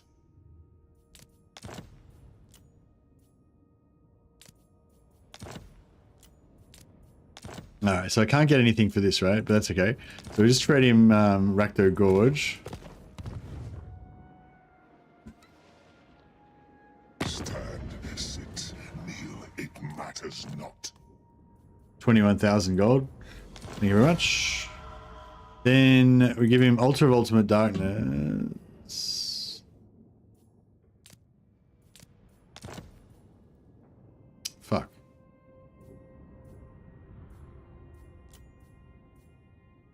All in good time, day one. All in good time. You got to do one thing at a time. So we're going to sell him Altar of Ultimate Darkness, and we get Rakdo Gorge back again. Plus we get another 14,000 gold. Bro, can you fuck right off? Thank you very much. And then we want to sell. Have we got anything? I really want to. So their goal is to try to get his settlements, right? So we've sold him Altar of Ultimate Darkness. We've sold him. We've got Rakdo Gorge back again. We want to try and get one of his settlements. This one's worth.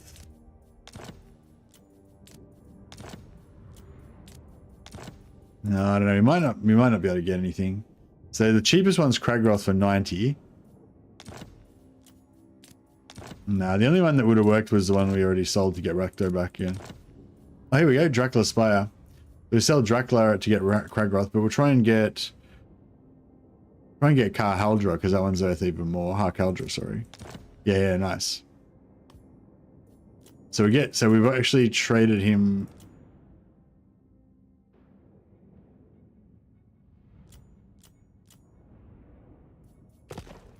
Oh, the only thing is we can't recruit at Dracula Spire.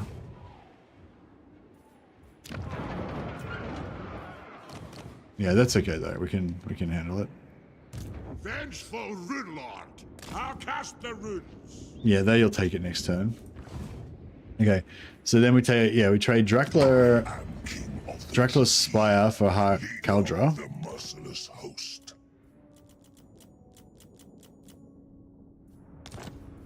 And 3,000. And that way, yeah, we'll be able to take Dracula Spire back next turn with this army because Dracula's got no garrison. It'll be regenerating its garrison, but it'll only have 10% by next turn, so it won't be too much. Then we've got Hark Haldra, and then we can recruit a Lord at Hark Haldra.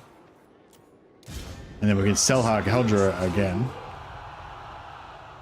to get more of his territory, hopefully. You stand before the supreme ruler of Nagaroth. No, it's not really worth that much. Speak.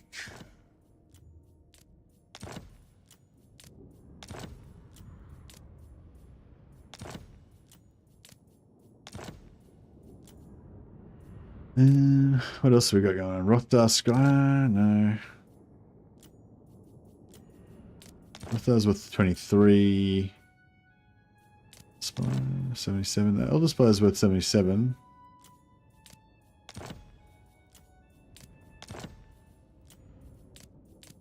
So Elder Spire, can we get anything for that? I don't know if we can get anything for that. You can nearly get that back, but not quite. No. Alright, well we can... Well, so that's 77. So if we sell him something else that's not worth much.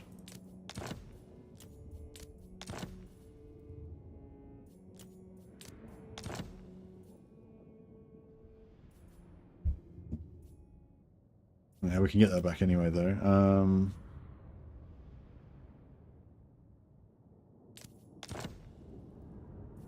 Well, we may as well just sell everything else now. So yeah, we just sell everything now. I don't think we'll be able to do any more back and forth. Sometimes you can do it really well, and you can like take all of his settlements from him. Just keep region trading back and forth, and just get all of his settlements, so he ends up with nothing. But we took, yeah, we took one of his settlements.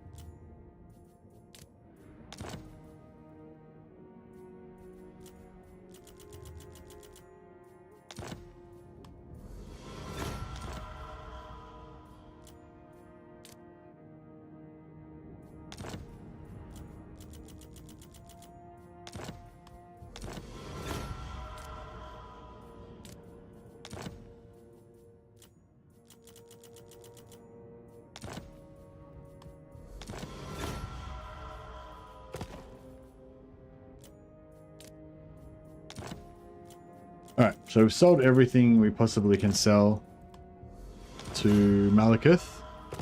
I probably could, oh actually we could have, with the extra points that we couldn't get, we could have made him join wars against other random factions and shit to piss him off even more. And then we just declare war and we take it all back.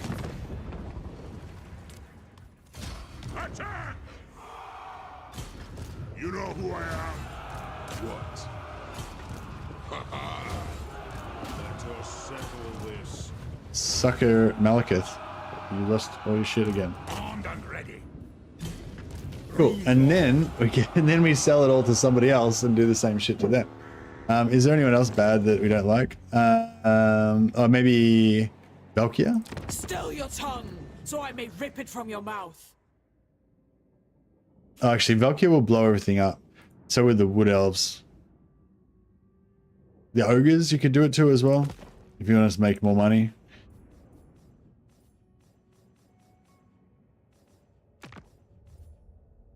Hack, grind, cook, and eat. This is my plan for you.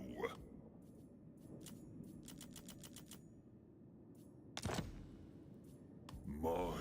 Okay, so then we got an extra settlement now because we traded them for Storad Core. So we got this settlement now. We can raise another army there again. Summon me if you dare. And then we just sell the rest of all this shit to them. Grind, cook, and eat. This is my plan for you. Sell it to Valkyria at the end, yeah. Well, no, I was going to sell it to Valkyria and then fuck her over as well, and then sell it all to the Wood Elves at the end. that's my plan. We could fuck over Kitep as well if we really want to. I kind of get bored of all the region trading at some point though, you know.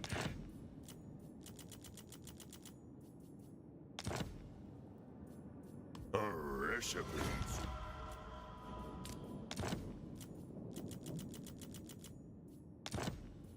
Oh.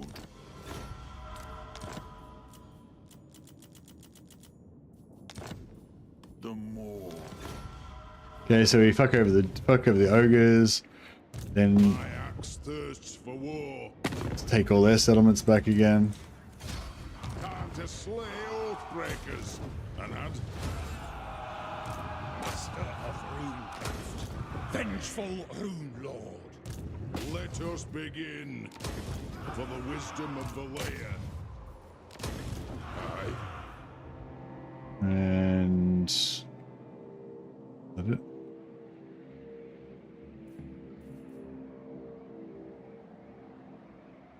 The dwarfs need me. Our enemies shall I think tremble. that's it. Yep. And then we'll just do the same thing to Valkyria. Your lifeless corpse shall be dedicated to the blood god. This aids the cause of war. And we take over this settlement. Let us begin. Still your tongue, so I may rip it from your And mouth. we take over like Ashrak in exchange for yeah, whatever. Get 13,000 These gold out of her. towns- Then I don't know. Whatever. Yeah, whatever, we'll just sell the rest of the shit, yeah.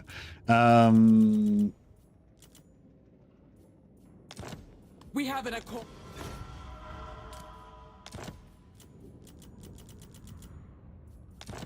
This aid.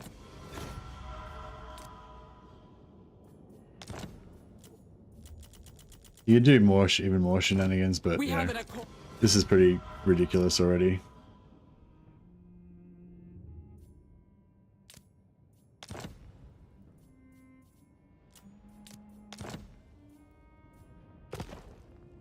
Cool. And then we just declare war on her. How can I help? The Lord of Murder. To battle! Take those settlements back again. Now, to war! What? Time to slay the Oathbreakers. Onward.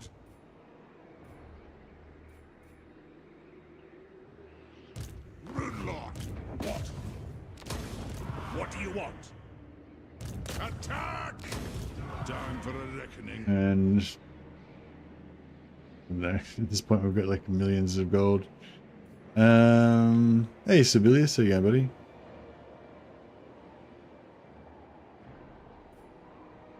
Alright, cool. And then we could do it to even more factions. We could pull in even more factions, but we'll just give it the rest of we'll just give it all to the Wood Elves.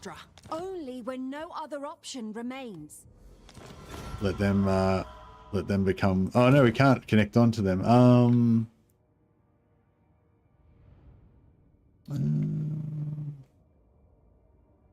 Crap. I was hoping we could connect onto these guys. Maybe we could retrade into these guys. Could crush you with a single incantation. No, we can't really get in there. Steady your tongue. That's right. Well, we'll just sell it all to these guys anyway.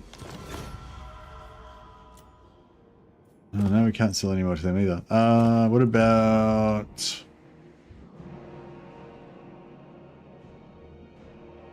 What about Hellebrand?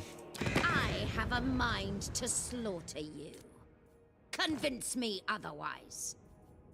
The only problem with Hellebrand is she might, yeah, no, this didn't really work out properly. I fucked it up. Because I wanted to deny everything from our Malekith, but I'm gonna have to end up selling it all to,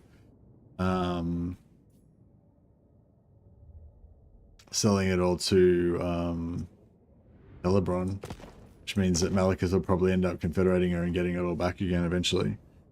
It'll be, I mean, we busted everything down to tier 1 now. There was tier 3 and tier 2 stuff there that's all been busted down to tier 1 now, but excuse me. The great maw will devour you I'll try and I'll give it back to the flame girl. That's all right. agonizingly.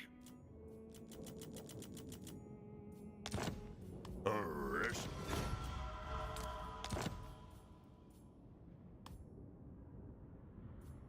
My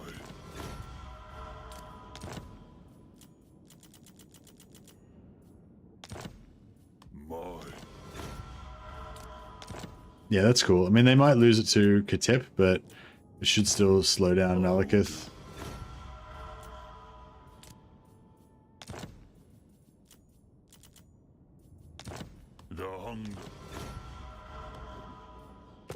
Yeah, cool. So we basically just completely disrupted this whole region. We've smashed all of these buildings down to 0 again, including a couple of extra ones, which we didn't even start off with. Yeah, life is good. For the wisdom of Valea. And then we just get rid of all these guys. White Dwarf. Respec this guy. He'll be available to recruit again in 3 turns. Back over the other side at our closest settlement. The dwarfs need me. Get Grombrindle respect as well. My axe thirsts for war. It is time. Make him out.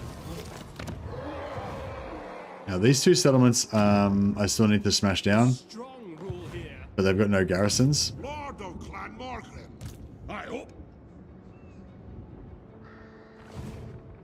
Iron-willed. I'll cast the runes.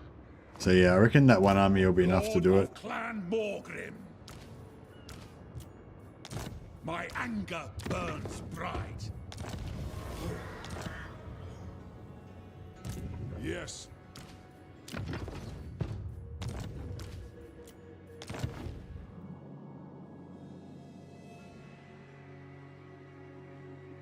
Ready. Time for a reckoning. Get him back in 3 turns. Sell him all the stuff and smash it for spite. Yeah, I don't want to retake it for myself because then he can retake it back from me. But if I sell it to a neutral faction that he's not at war with, he's just kind of screwed and can't really do anything about it. So yeah, so it should be good. And yeah, this army should be able to cruise up here and smash both of these settlements and then sell that to the ogres as well. It's as good as done.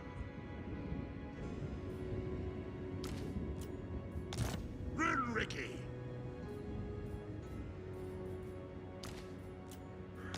My anger burns bright.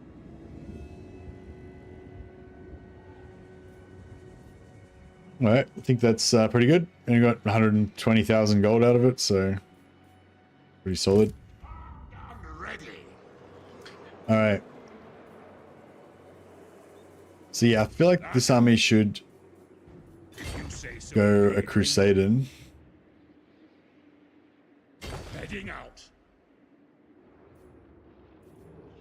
Vengeful Runelord.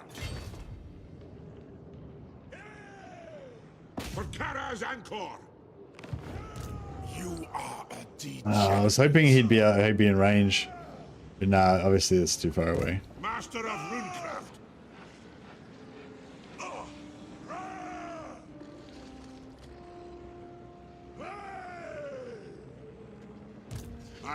I wonder if Armed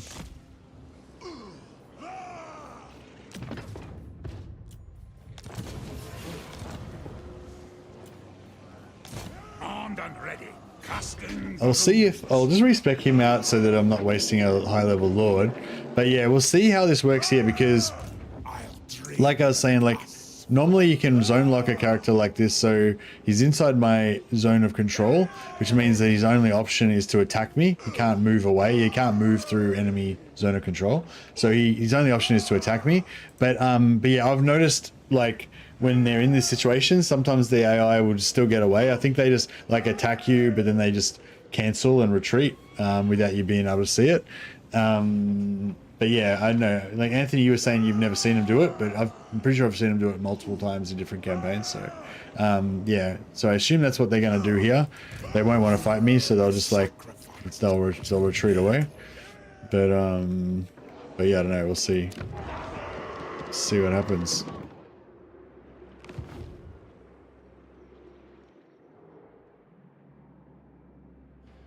What have I done to deserve discourse with one so lowly?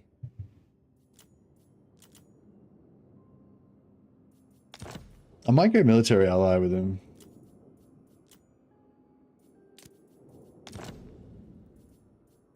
This will be masterful. And make him go to war with Nogor for me. That's happened to you before as well? Yeah. I feel like they didn't used to be able to do it in Warhammer 2, but at some point they learned how to do it.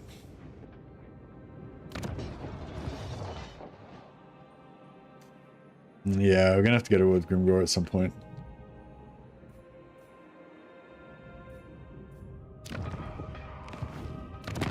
Dowie from another hold arrive.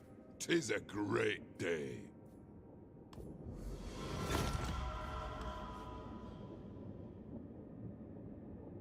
And Hellhigh and Grudge versus Imric.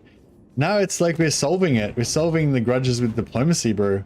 We're making the bonds of friendship with our elven brothers. Our elven cousins. Our elven distant, semi-related troglodyte fucking whatever's subhuman elves. But yeah, Imric starts off with like 770 grudges because he wipes out the Clan Hellhigh and Dwarves right at the start. Onward! The High King acts. Get out me head. I want to jump over here and go after these guys, but If you dare. can you fuck Doom's off, dickhead.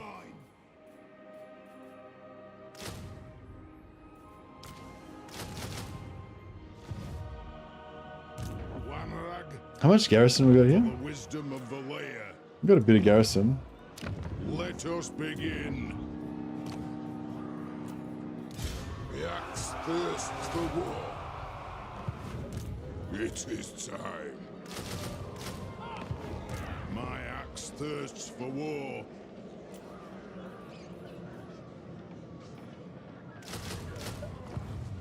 Anad. There will be no alliance.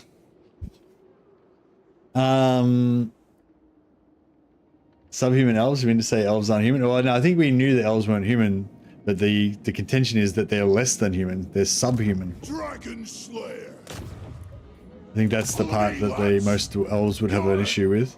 I don't think any elves would have an issue with not being referred to as not human.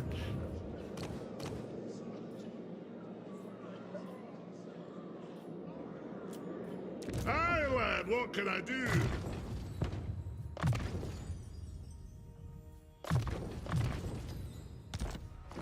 I don't know if we're going to be able to handle this. Yeah, I ain't doing that. Maybe.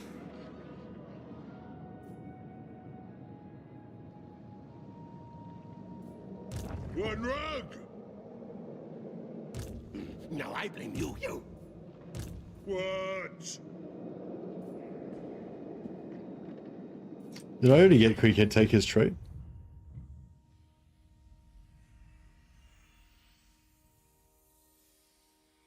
Yeah, and I haven't actually got his trait yet.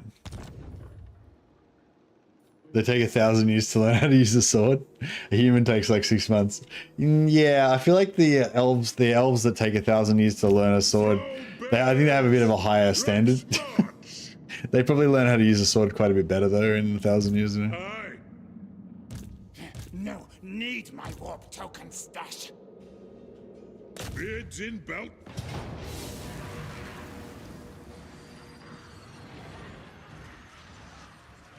I should have backspaced him before I went in there.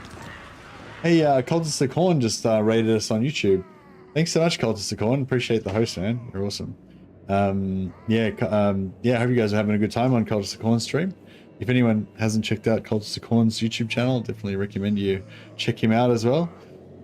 Yeah, welcome everybody. Come on over. Just checking out the beta AI again.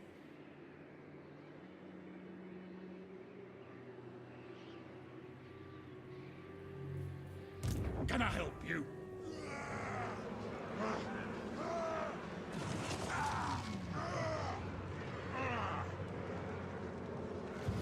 I declare war on them.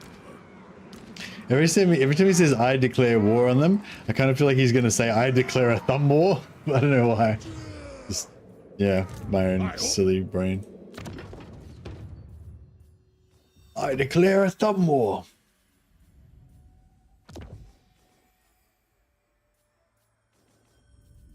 We've got some extra oath gold, but I don't know, maybe some more banners. Actually, yeah, Rune of Fear. We haven't even got Runes of Fear yet. Send an emissary to Thorgrim? No, we can just confederate him whenever we need to. No need to send an emissary. Because we've got the new grudges system of confederation nowadays.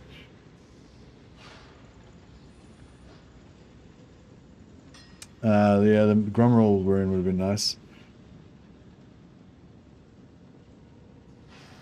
We get melee defense. No, it's some more runes and shit that we can add.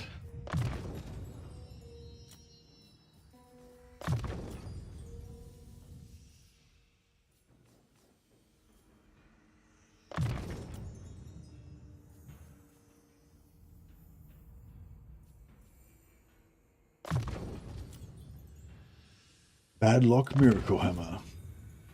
Thorgrim Grudgebearer.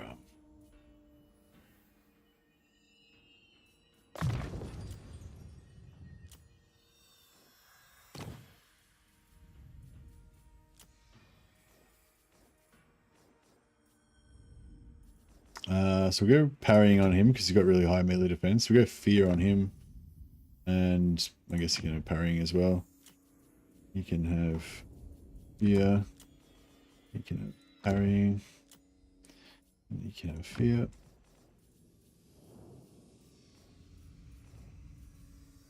One, two, three, four. I declare a thumb war. Yeah, that's right. Rune of Spite on your legendary lord always feels a given. Yeah, sometimes I feel like Thorgrim's less tanky than other legendary lords because of his larger footprint, his larger size. So sometimes I put the Rune of Spite on a Thane instead because the Thanes are like, I don't know, like it's hard to, like Thorgrim's tankier kind of, like he's got way more hit points and he's got better stats and everything. But the Thanes have a smaller footprint. Higher melee defense and stuff, so it's like, yeah, I don't know. But yeah, usually I put the Rune of Spite on my lord because if it's a melee lord, they're tankier than the Thanes even, so I put it on them. Rune Lord. Vengeance.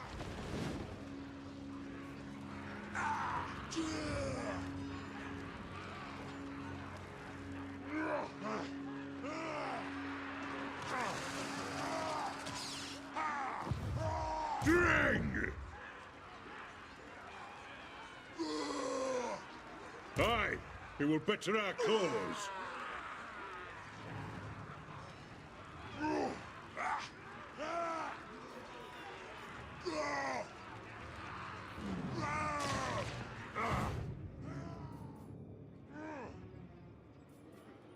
By Grogny, this had better be good. Time for a reckoning. Beards in belts.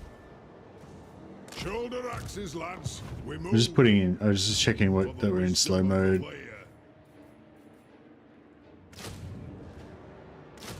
This could screw up pretty badly, but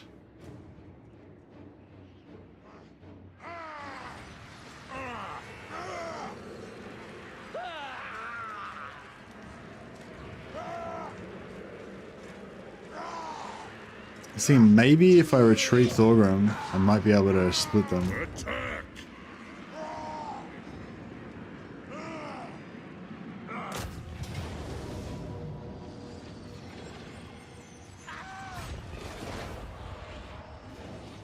Or maybe I'll just fucking mace his movement. What do you want? By the...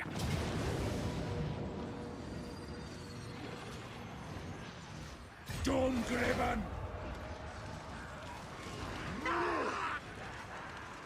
It is time! I don't know if this is gonna work, maybe. Destroy them! No. Maybe. Good. Yeah, nice. We split that one out. So slightly reduce the oh, the only problem is now that we get the auto resolve on, we get the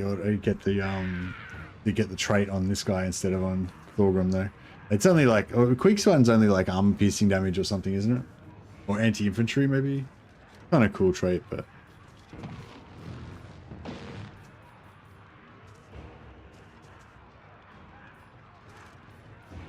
alright, we better fight this one.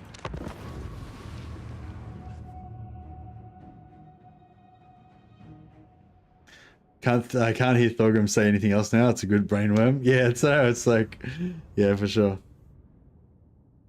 I declare a thumb war. Yeah, I don't know. It just always sticks in my head.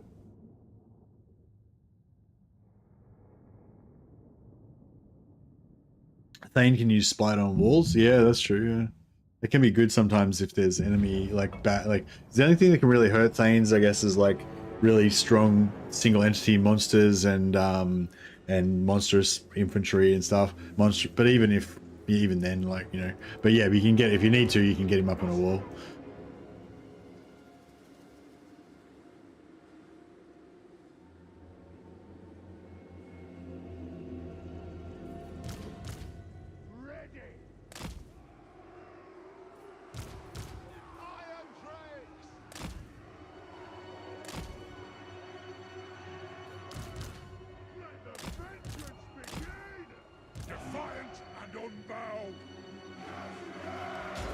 Alright, we'll get right in the corner and we'll try and get ready for these. Now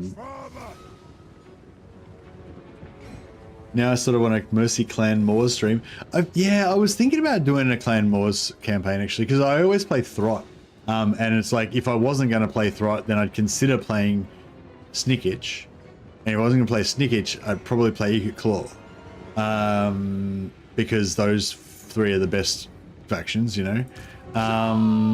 But then I was thinking, but Clan Moors is cool because even though they're like kind of not very good, we're not very, you know, they're not very Warhammer 3 compared to the other three that I mentioned.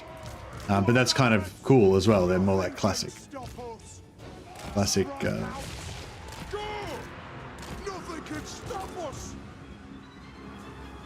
Fight! No fucking about.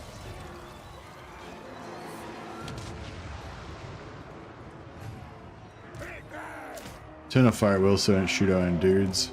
Axis out!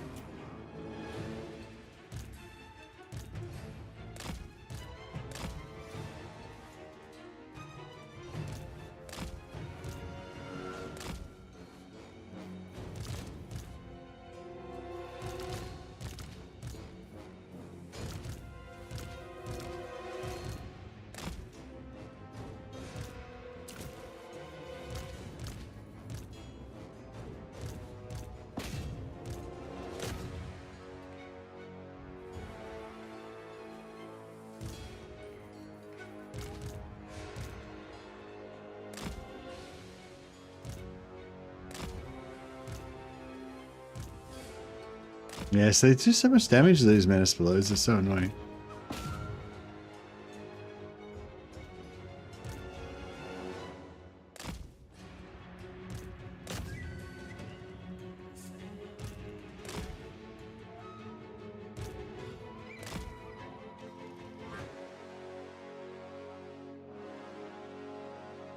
Queek's early chiefdom spam really slaughters enemies like there's no tomorrow. The Hero Hammer, hey? I feel like I do like Hero Hammer. Can you make like a chieftain army with him so that he's got like a 90 ward save or something and just goes around murdering everything? That'd be kind of fun actually, having like a 90 ward save Queek with what's that white item that gives you regen in combat?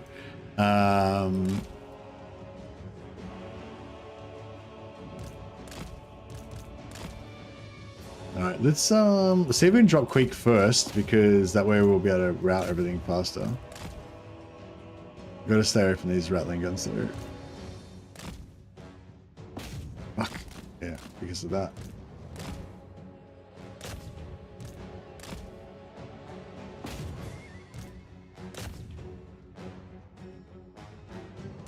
Okay, they not in range to get him.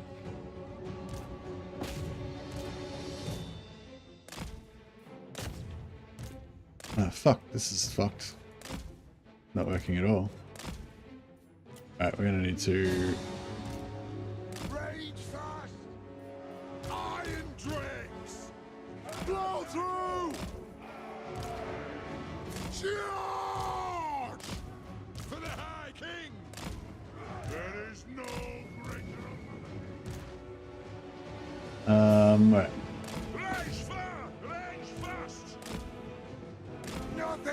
stop us! Vengeance! Yes, yes! Vengeance! Nothing can stop us! The clans unite! Alright, let's kill this fuck first. Go! X's out! That'll do!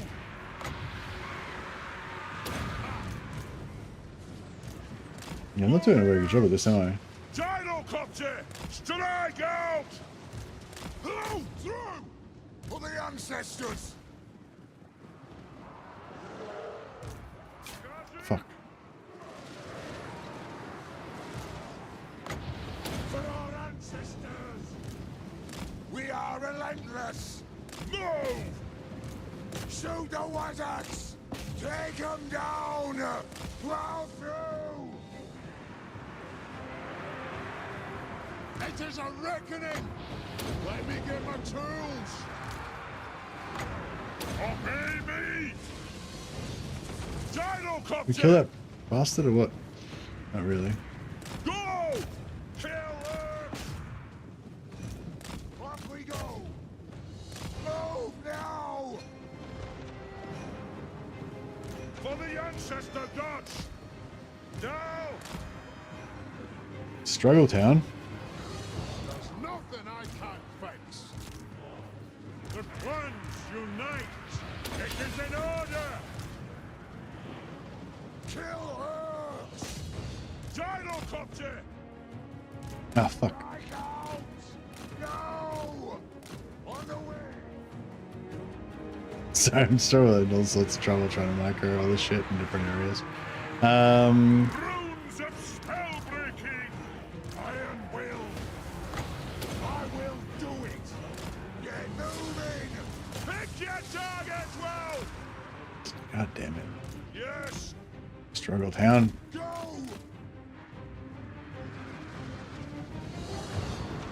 Gyrocopter! Go! Charge! Please, gyros survive this. Move now! Nothing can stop us! It'll be a miracle. Preparing bombing run! Cattle can Let's try and just hurry up and sort this out. charge! Move now! Just the micro time, you know? I don't have the micro time to actually sit here and watch this unit die. Right! Get them! That I need it to be dead. We are relentless! Go! Kazoo! Move on! Kill her! Gyrocopter! Nothing can stop us! Rage fire! Rage fast! Flow! Flow!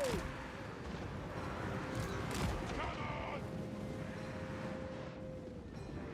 They have wronged us! Off we go! Fire and the foe! Move now! Gyrocopter! Fly! Aye! Rock out! Gyrocopter! Aye, as you command! For the High King! Move! For the ancestor gods! Ah! Move! Down!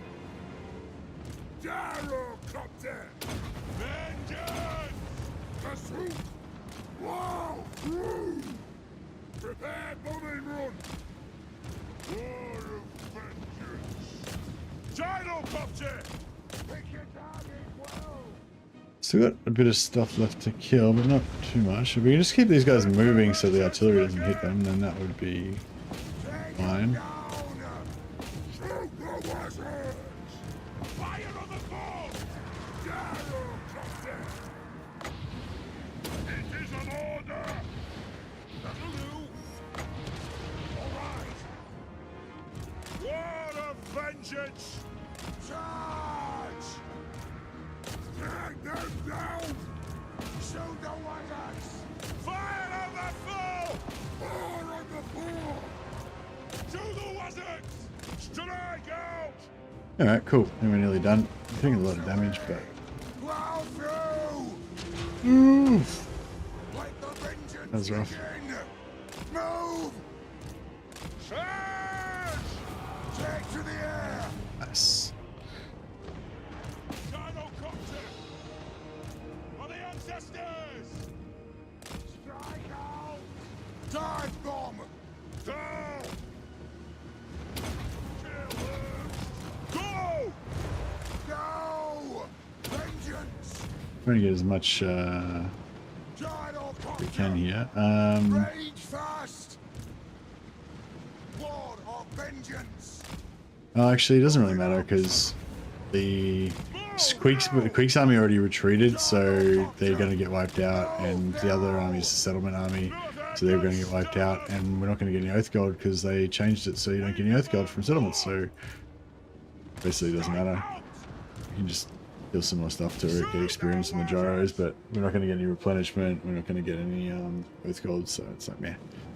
But that was a pretty fun fight. It was actually a bit harder than I was expecting it to be. I definitely could have been a bit smarter about it, but I was a bit, like, I was just a bit rushed because they were kind of coming at me too fast, and if we could have gotten to mess with them with the gyros, I probably should have started messing with them with the gyros earlier, or got the gyros ready to mess with them earlier before I finished fucking around with the Menace Blows, but I was, you know, trying to finish the Menace Blows first and then do the gyros, and then it became all urgent, you know.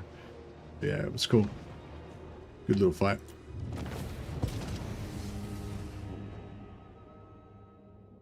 My Tehenoan has 90% ward save. Unkillable laser dino mount. Nice. How do you get the 90% ward save with Tehenoan?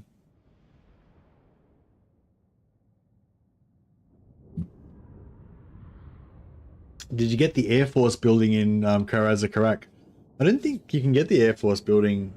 Oh, is that tier 3, is it? No, I didn't. No. No, do you normally build it? I don't think it's worth a slot, is it? Maybe at tier 4 or 5. I never build it at tier 3 though.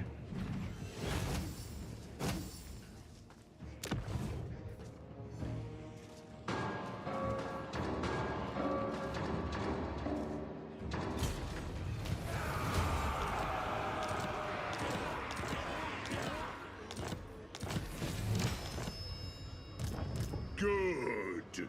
Grimnir's axe thirsts.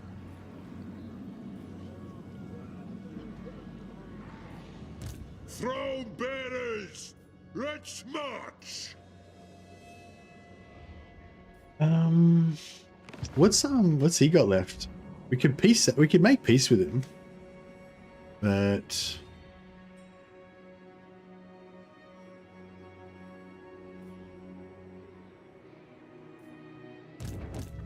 My axe thirsts for war.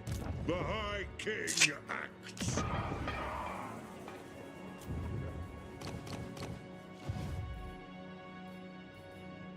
yeah, Karaza Karak Air Force building. It's tier 4. Yeah, you can't even build it till tier 4. But yeah, I would like it for the campaign movement range. But I find I don't end up building it for ages because there's just too many other things I want all the time. But yeah, probably once we get a tier 4, I build it. That 5 movement range of all armies is pretty sweet. The 10% upkeep on gyrocopters would actually be pretty good since I've got like 10 well not 10, I've got like 4 armies of gyrocopters floating around.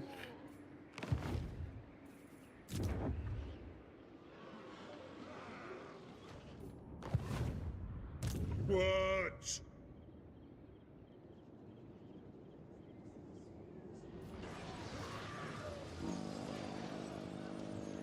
I agree. Banners 25%, 10% from armor, 25% from Sword of Cane, 20% from casting last 30 seconds, 5% from mount passive, and 16% from Talisman. Okay, no worries. Sounds pretty good. I think with Queek you get 5% ward save from every chieftain in your army. So you have 19 of them, then you have like 95% ward save. Is that right? I don't know if I remember correctly.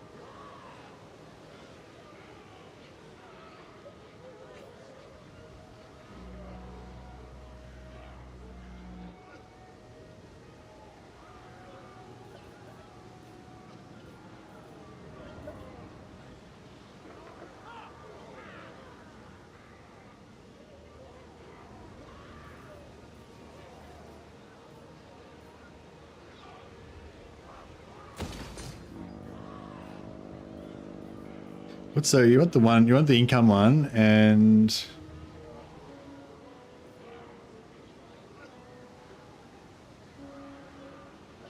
then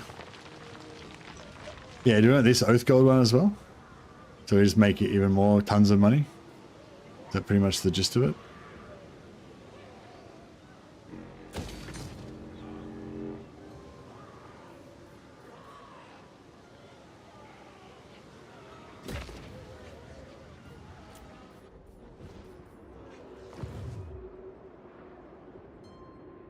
Lord of Clan Thorgrim. Demon Slayer. Yeah, so this guy could get caught here, but I think he'll be far enough away to retreat if he has to. But I'm hoping he's going to move in, and then he'll either siege and then we'll reinforce, or he'll just take it, or he'll lose and then we'll be able to take it.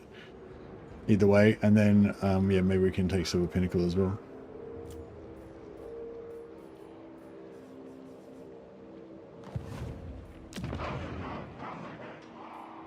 All right.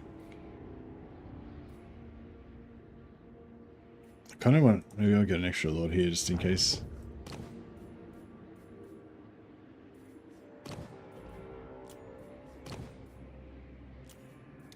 Demon Slayer.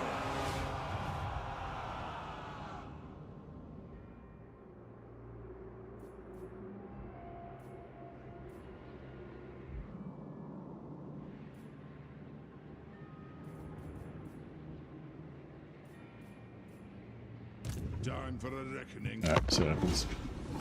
The deepest building uses 100 Oath Gold a turn. Did I read that right? Yeah, it uses 100 Oath Gold a turn, but it gives you extra money per turn. And then the extra money per turn gets multiplied by the other building that gives you extra money. What do you require of the I don't know, maybe I should wait to build that one till later. I don't really need the money right now. Whereas I do really want the Oath Gold more.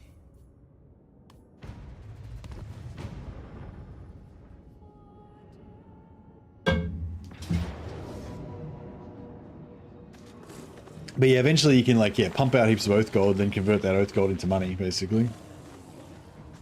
Which one's this one? This is the settlement. This is the settlement battle. Yeah, cool. Perfect. That's exactly why these miners are here. They're so they can die so that we don't take any damage on the gyrocopters. Perfect. And that one, we knew we were gonna lose that. That's fine. Didn't occupy it. Okay, that's okay. That's good actually, because though we can recruit a lord there and hopefully catch him next turn.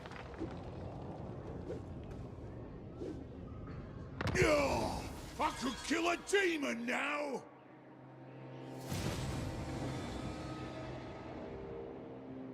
Looks like the new AI is still throwing stacks into auto resolve with sieges. Yeah, it's only with sieges. It's been, yeah. The AI doesn't seem to be able to calculate the extra bonus that the auto resolve gets from the settlements or something.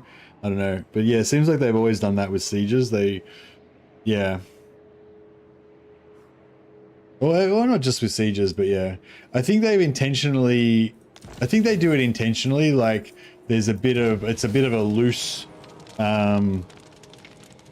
like instead of like, so what they could very easily do, like you obviously it would be super fucking easy because the AI already knows how the auto resolve works. It can just go, oh, I'm going to fight this army, check the auto resolve. Oh yeah, I'll win. Cool, attack. So that way the AI would only ever attack when it was going to win. So every single time you would get attacked, you would lose in auto resolve. But they've intentionally made it so there's a little bit of wiggle room. So the AI will, like, you know, attack when it thinks it might win, but it's not sure. You know, there's like a little bit of a wiggle room there. But yeah, I don't know. So yeah, I think it's intentional that the AI will sometimes attack when it's going to lose, but I think there's an extra something, like it seems to happen more often with sieges, I reckon, and worse with sieges, you know. I think they have a 10 to 20% margin of error. Yeah, something like that. It's like with the movement, like the AI can easily make sure that it always moves just outside of your range so that you can never attack it ever. And they used to do that. And then they changed it because everyone found that super fucking frustrating. So now in the current version, live version of the game now, the AI quite often will force march just to the edge of movement and you can just actually attack them, you know? So they've basically, yeah, so it seems like the AI is a bit dumb, but they actually do it on purpose because it's too annoying otherwise if the AI is too perfect all the time.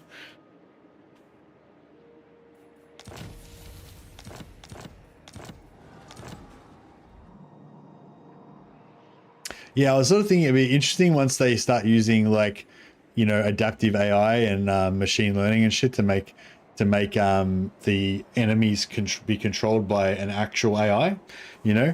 I assume that will definitely happen at some point, you know, in the pretty near future. But the thing is, like, everyone's like, oh no, the AI will be super intelligent and be super good at winning and shit like that, you know. It's like, nah, I don't think that's what it will be at all, because I'm pretty sure even with no AI, they could easily program it so that the AI wins all the time and you have no chance. But the whole thing about having the adaptive learning and everything would be the AI learning how to play in the optimal way to make you feel like you're challenged and that you know what I mean. Like, so the problem for the AI is not to win because it could beat you easily. The problem for the AI is to figure out how to let you win in such a way that you don't feel like it's letting you win. And you know what I mean? Like, it's like the AI will be like your dad trying to, like, teach you how to play chess without like letting you win, obviously, but without demoralizing you either. Dad playing chess AI. They up. Death Seeker. All right, I'm gonna. Honor or love? 'Tis always. What's the settlement move?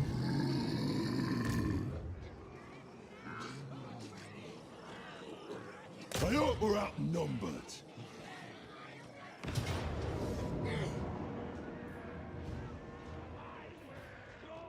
Actually, nah, I don't want to do that. False Doom Chaser. Yeah, I'm just gonna stay here and. Thirsts for war.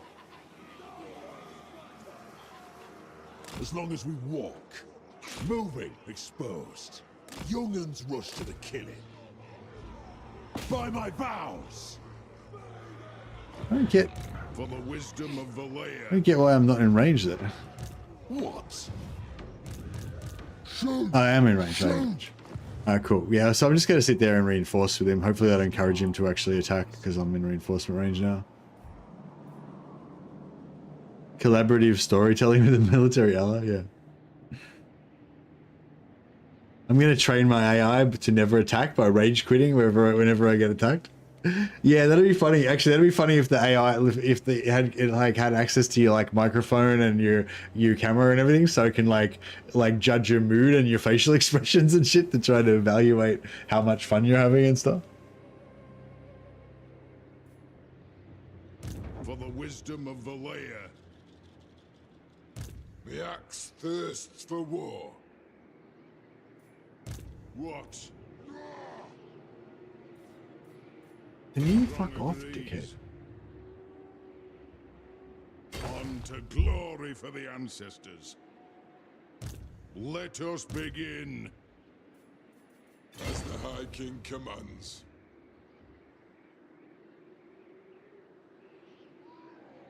was only a little demon. So they can't attack past the settlement. So as long as I'm not quite in range of the settlement, like there, we should be alright. Total War turning into a Black Mirror episode. Yeah, I've been really enjoying Black Mirror lately, actually. It's pretty good. Just get a Grungy Lord here. And actually, can we replace this guy with a Grungy Lord as well? We're gonna, yeah, we've got another Grungy Lord there.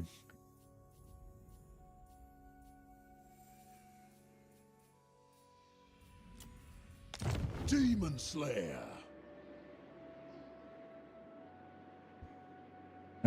Sorry guys. Yeah, the cat wants me to go and feed it. It was actually his feeding time about half an hour ago. Even though he's been harassing me for the last 2 hours straight, it is actually past his dinner time now. I don't know if you can feel it through the camera, but this cat is so fucking cute and soft and fuzzy and warm. He's really cute. Fuck off, dickhead. It's time now. When I get up, you're gonna know it's time now. Yeah. He fucking runs off. Like, he runs off looking over his shoulder, like... It's like runs off towards the fruit. Pretty cool. Alright, back in a sec.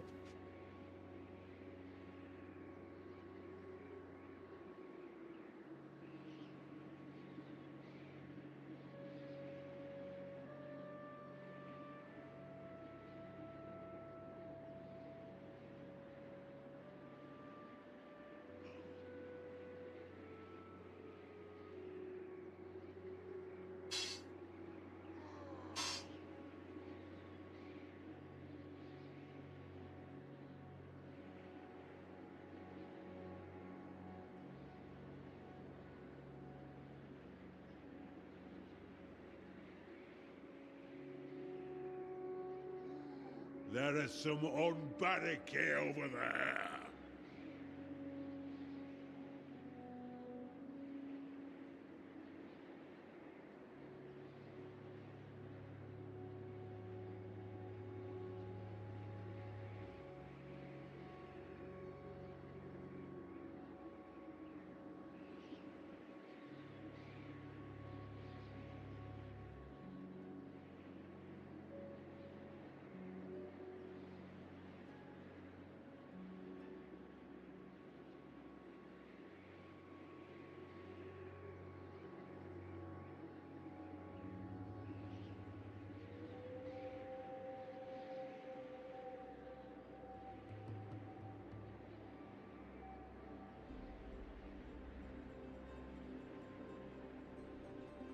Alright.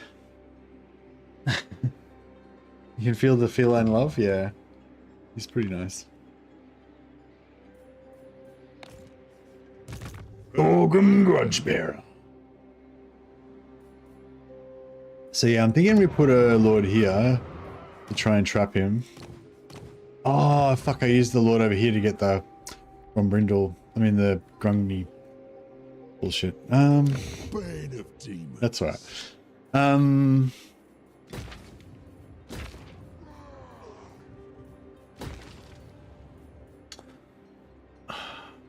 So this is already built here, so I was like, I may as well just leave it there. It's giving me 300 gold a turn.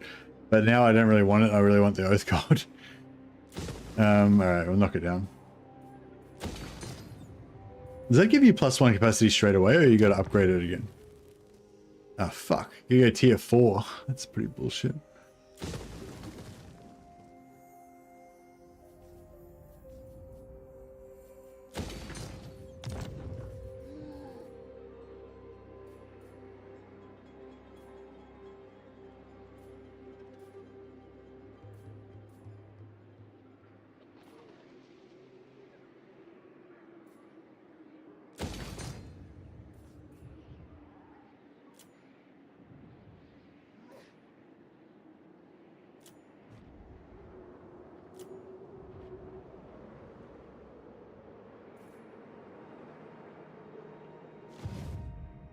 Did we wipe out? Yeah, the Overlords of Zardoz, they're completely gone now, aren't they? Yeah, they're dead.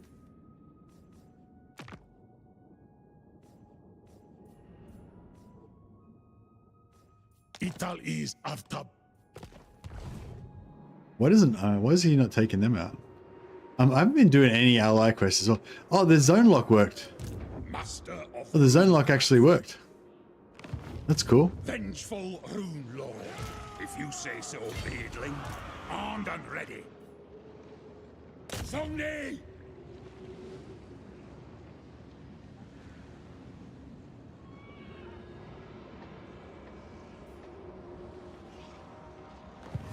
Alright. So we don't waste any movement. We'll use him to initiate. Aye.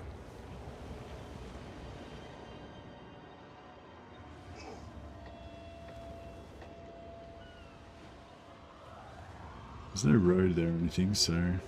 On my way. Iron-willed. Thorgrim.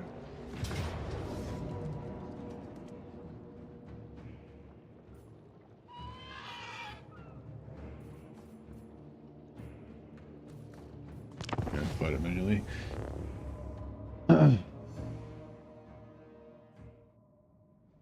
Quite heretical for ogres having all those that Dowie land. Oh yeah, well I made peace with them about 9 turns ago. So I suspect they're not gonna hold it for very much longer.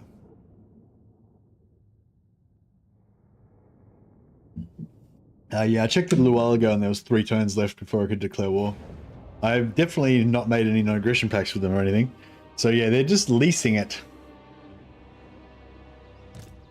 And if they've built permanent structures on the land, well, it was only a lease, so they should have known better.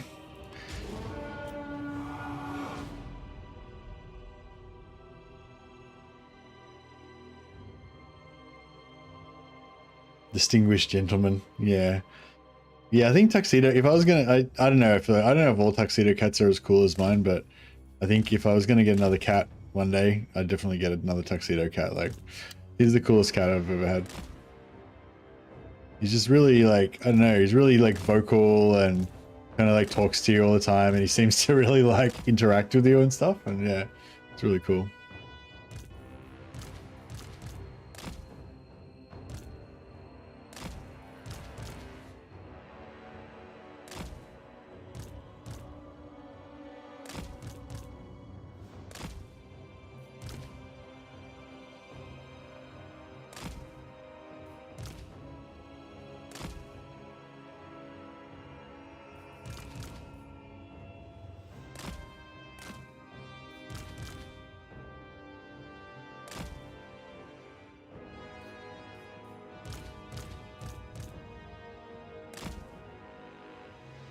Have you ever done a Caledor campaign where you abandon the Badlands and restart an Ulthuan? Yeah, that's kind of like that used to be my normal playthrough, pretty much for Imric. But then I kind of thought that it was more, you know, maybe I shouldn't do that all the time because it's like probably more interesting to actually, you know, play elves not in Caledor, or not in Caledor. Yeah, have you done that one before, Simon? So you've not sold the ancestral land permanently? No, it's just a lease. It was clearly laid out in the contract, all written in Kazlid, obviously, that it was only a very temporary lease for 10 turns. At which point we would take possession again, and we've got full legal rights to use military force to reclaim the land if necessary.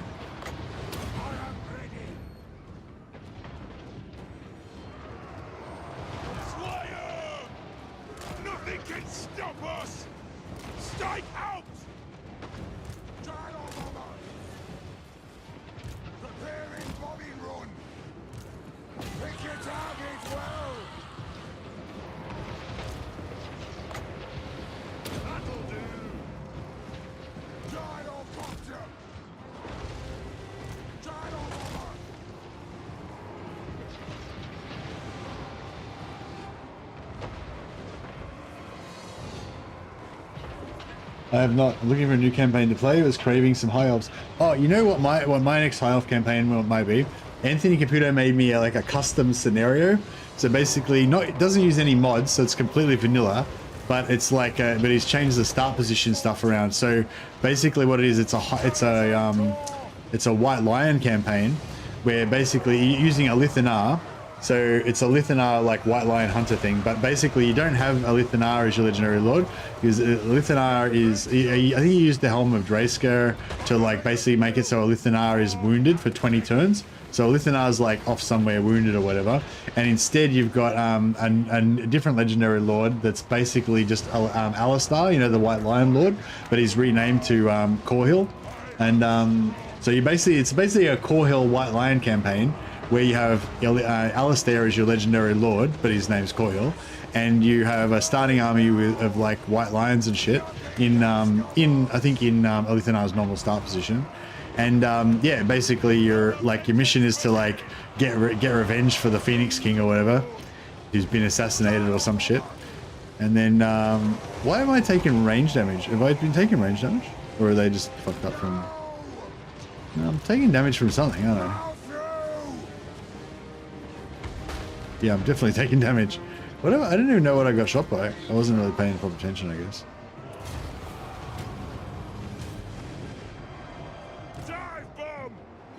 But yeah, anyway, so it's like, but the thing is with the Lithanar, he's got the ambush attack. So it's like ambush attack, but like White Lion ambush, like melee ambush attack, you know, with White Lions, instead of setting up all your archers and shit, you set up all your White Lions to fucking charge out of the trees and go fucking axe happy on everyone. Finnabar is very much alive, thank you very much. No, well, in this reality, he got assassinated by Malekith, and so Corhill has taken the White Lion bodyguards on a journey of vengeance to go and slay Malekith, which is what your campaign mechanic is. Maybe friendly damage, yeah, maybe. I don't know, I didn't see anything that had range damage, so I wasn't sure. Like, did he have? Or maybe he's. Oh, what lord did he have? He was probably like spirit leeching the shit out of me. He was probably just spirit leeching the same unit over and over again or something. Yeah, I wasn't paying attention. My bad.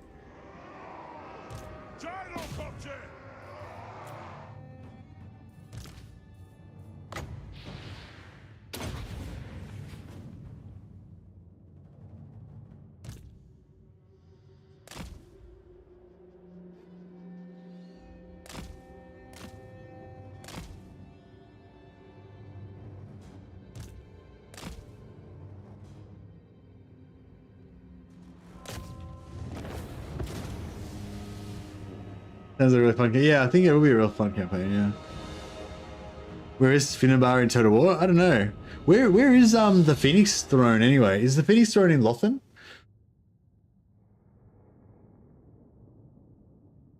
None of the Skaven leaders are in the game either, to be fair. Yeah, I feel like that kind of makes sense in a way though, because it's like in the novels and stuff, that you never see like the Council of 13 guys like going around doing stuff or whatever. It's always like one of their minions, you know, like Thanquil's always leading armies and stuff, not the actual like clan leaders and stuff.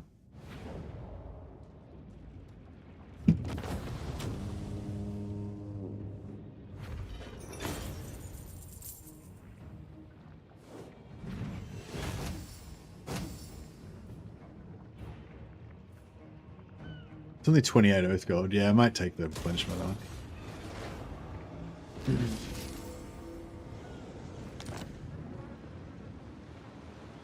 Vengeful Rune Lord.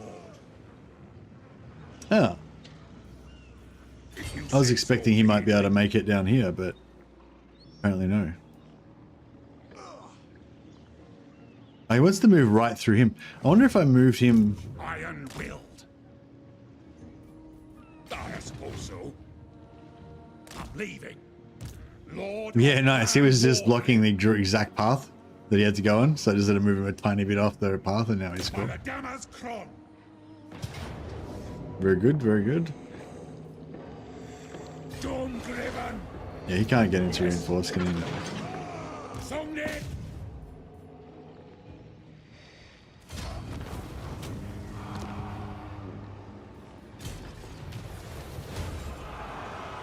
The Phoenix King is an elected title. Whoever can become it, in theory. There's no set throne city. Oh, so whichever prince, like, it's kind of like the, it's kind of like, same as the elector counts of, the Empire, like, whichever prince takes over as the elector count, their capital becomes the capital of the Empire kind of thing.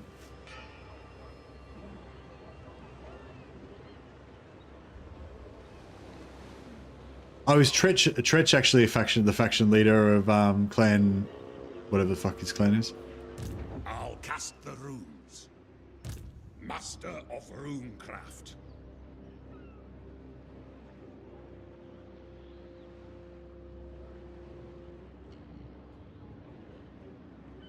It's as good as done.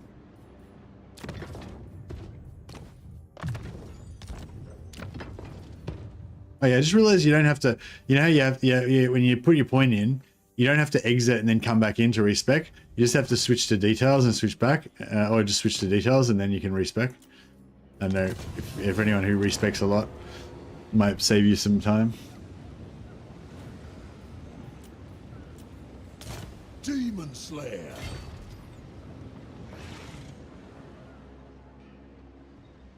My clan. Word will reach him if I fall. Elected also means passing the inspection from Ansurian himself, otherwise you get turned into a fried elf like Malekith. Yeah. But they vote first, right? And then if you get voted in, then you go through the microwave or whatever. I hope. The Asturian microwave.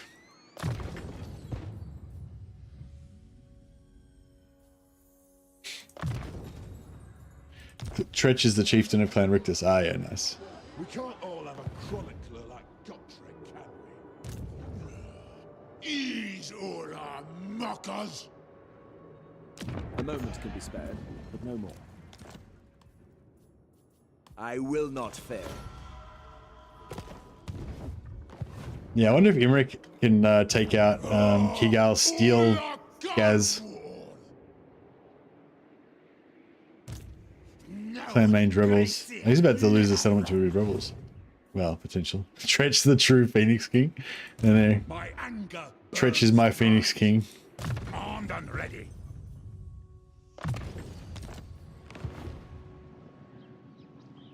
Why a slayer? Never ask. It's a pretty nice empire, pretty tight. We got to start thinking about manicuring our empire back down again because of the Age of Reckoning as well.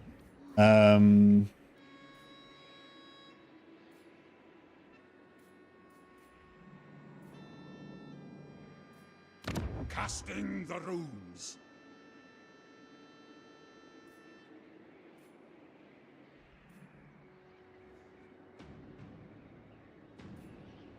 Send me to vengeance.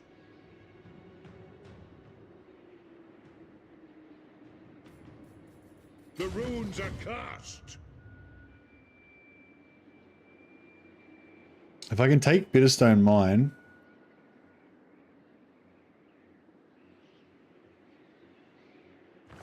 What's the jump range? Aye, No. you would better our cause. Yeah, if I can take Bitterstone Mine, Very well. then that was convenient. Just bumped into this guy just exactly at my movement range. What? Cheers, bro. Don't mind if I do.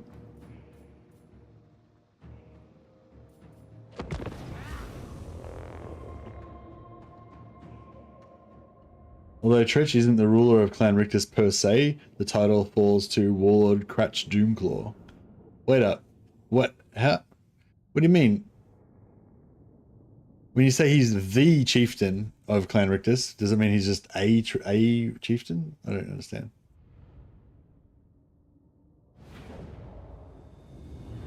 Oh, you mean he's like the chieftain, but Warlord Cratch is like the Council of 13 boss of Rictus or something?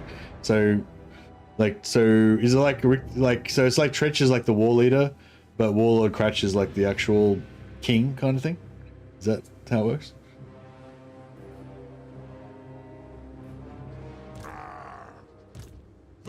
It's actually funny in like some ancient cultures and whatever. Warlord is above chieftain. The chieftain is more like the COO, Whereas the warlord is the CEO. Yeah, yeah. The warlord's like the actual kind of political leader, whereas the chieftain is like the operational leader. Yeah, it was interesting with like some ancient cultures and stuff, how they had like the king, which is like the war leader, but he's not really in charge politically. Like he's not in charge of the administrative. He's not like the administrative leader. Like you have like a council or some other people that are like in charge of making the laws and like running the cities and, you know, doing the disputes and all that shit. But you have like the king, and the king is like the actual war leader that goes to war. Like I think Sparta was like that. I think that did Sparta have 2 kings at one point? Maybe they always had 2 kings. I can't remember. Yeah, Sparta had like a king, or they had 2 kings or whatever. But the king wasn't like the actual leader of the nation. He was like the leader. He was like the war leader. He was, but in the war side of things, not necessarily in the administrative side of things. So it's sort of, yeah, which I think is kind of cool as well, especially because you could imagine that like the king would probably be a young guy. Like, you know, the king who leads the wars and everything, he's probably a young guy somewhere between the age of 20 and say 50, whereas, you know, you don't really want like 20-year-olds fucking writing all your laws and shit, you know, so you have like actual grown-ups doing that. It is a reckoning. But the old wrinkly dudes, no one wants to follow them into battle. So you need like a king to be the war leader. It kind of makes sense in a way, in some sort of weird, you know, ancient, you know. Rallying guns are a pain in the ass. Yeah, I know. It kind of makes sense, I feel like.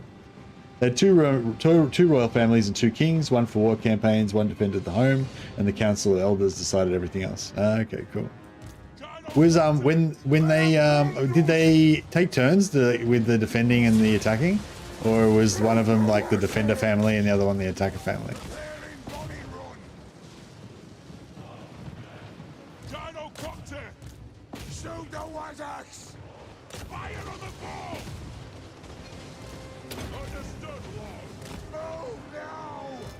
Let the vengeance begin!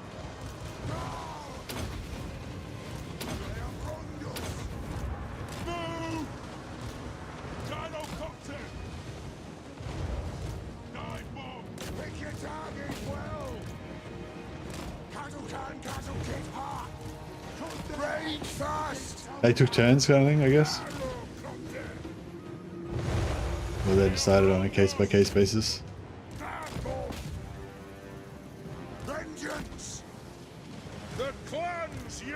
But yeah, I kind of like that idea.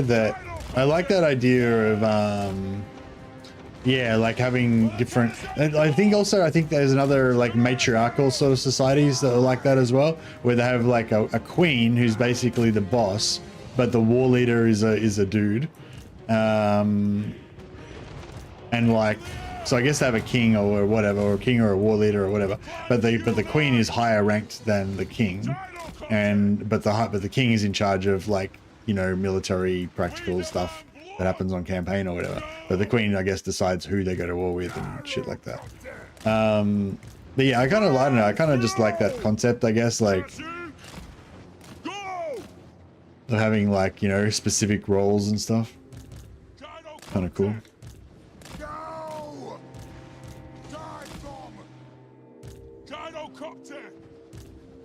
Plow through!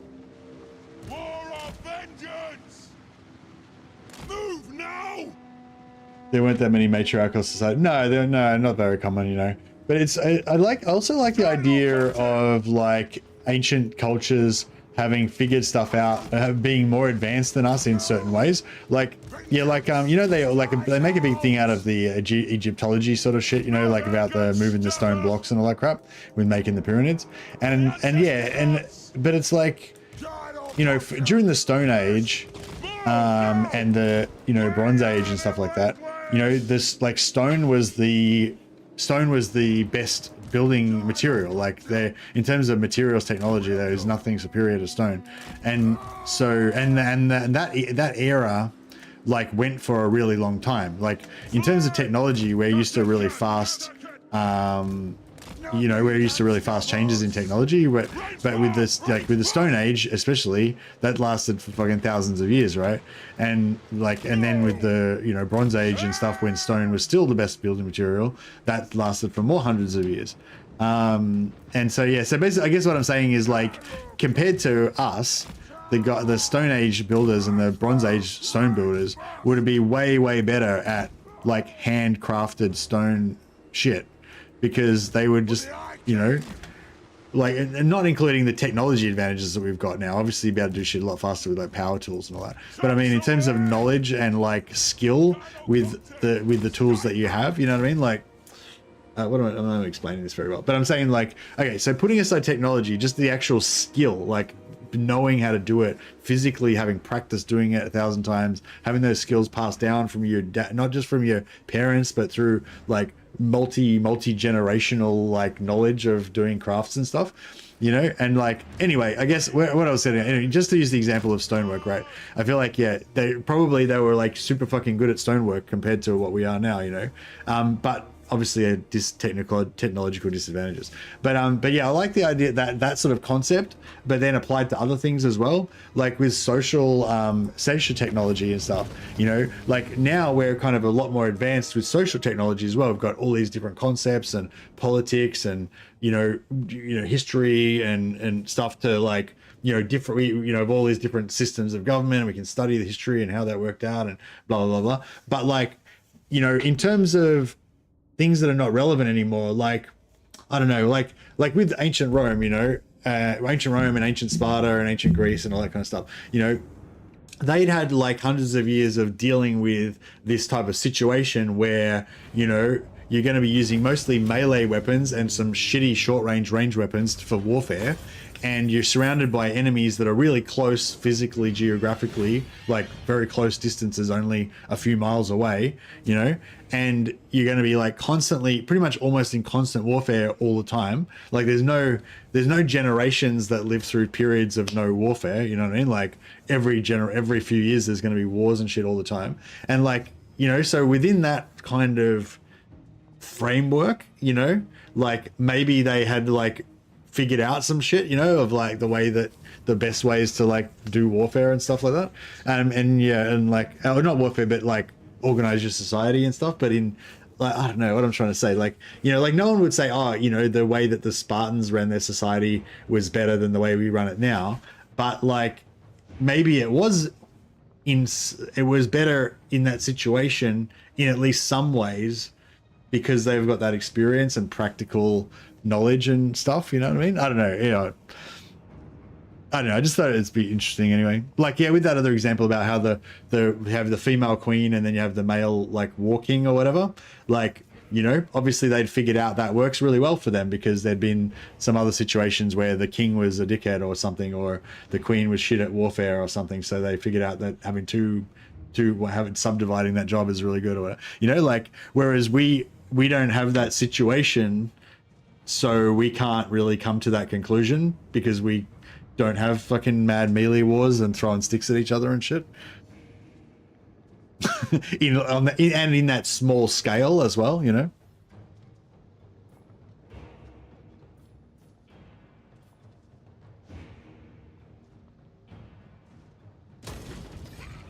Pax Romano is the goat. Yeah. You never really know what the Skaven are doing. They just appear at your doorstep and then it's your turn to suffer. Yeah. Skaven. Modern day moves too fast for proper craftsmen these days. That's why dwarfs are awesome. The old ways are best. The High King acts. Where do we take attrition from? Desert? Wasteland? I think if we force march, we can get into non-attrition in location, yeah.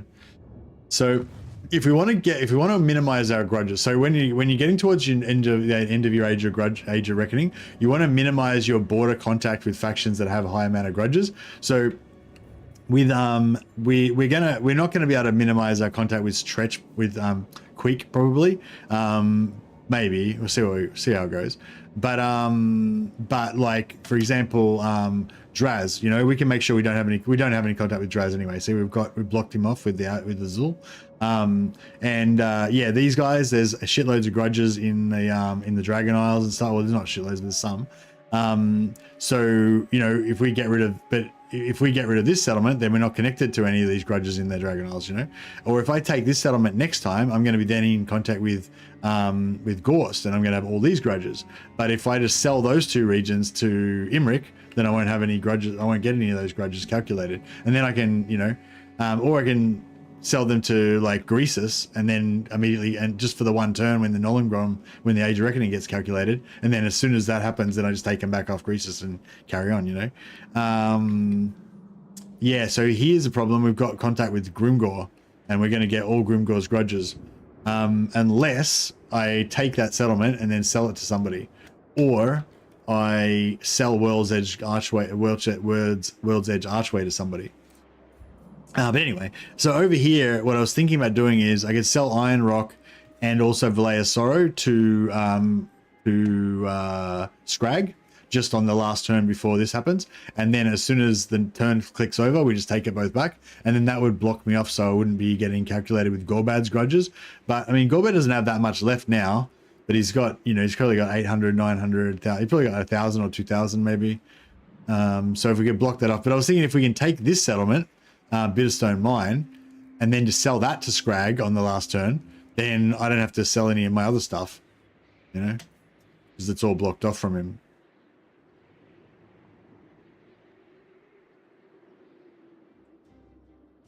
The UK is a PvP server still. The UK? You mean that Europe? Doom's taking its damn time. Oh, is it off Gorbad? I can't do it in 3 turns. So we've got 3 turns left. Then I take that. We've got 2 turns left. Then I move there. Then I take that. Then, oh yeah, so we take that. We've got 2 turns left. Move there. We've got 1 turn left. Take that, and there's 1 settlement left. Yeah, we can't get it. Can't wipe him out in 3 turns. But yeah, he probably won't have many grudges left by the end. Lord of Clan Morgrim. The UK, they still go around with melee weapons and off each other. Oh yeah, right. We just like machetes and stuff. Demon Slayer. I don't know. I don't feel like it's really that bad though. Maybe in some areas. Vengeful Rune Lord.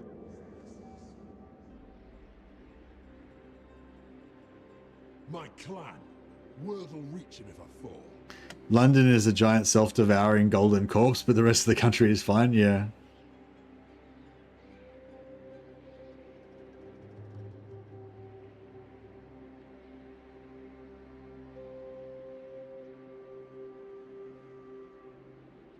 Yeah, that was an experiment they did with rats, I think. Didn't they? Like, basically, the more rats that you put in a smaller area, the more aggressive and paranoid and psycho they become. And it's the same with humans, I guess.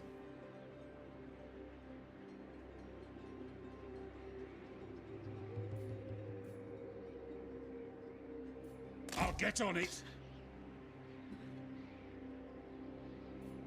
It's as good as done.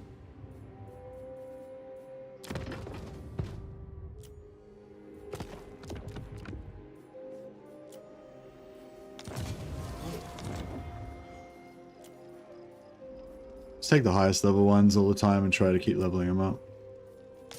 Demon Slayer. Dishonored. Not bad. Hey up.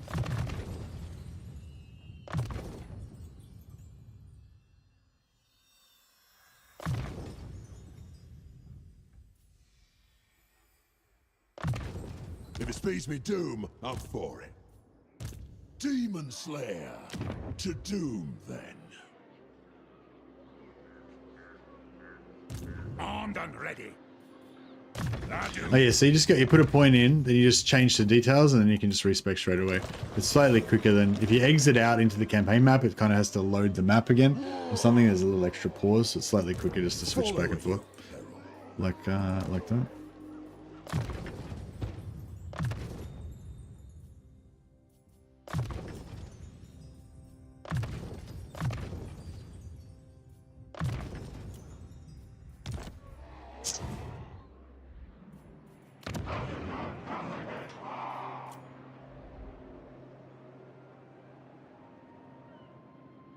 Demon Slayer.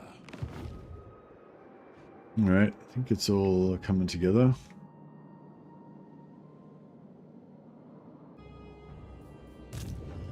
The runes. Oh yeah, It's as good as Malekith. We forgot about Malekith. you will answer for.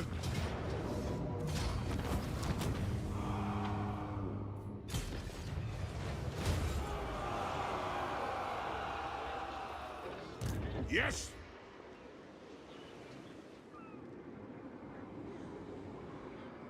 Grimner is with us. All right, she better take that next turn, hopefully.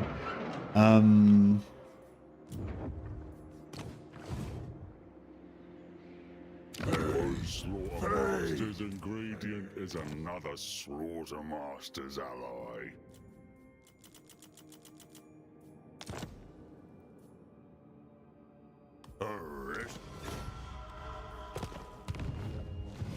Yeah, I'm just it's not really like, it doesn't give me much value because I got to spend 1,000 gold a turn, like using this guy. But I just want to fuck up Malekith, just because. Just gonna make sure we get rid of this guy so we don't get any grudges. Make sure we don't own any settlements over here so we don't get any extra grudges on the next stage of reckoning. Is Gotrek this board? Time for a reckoning. Yes.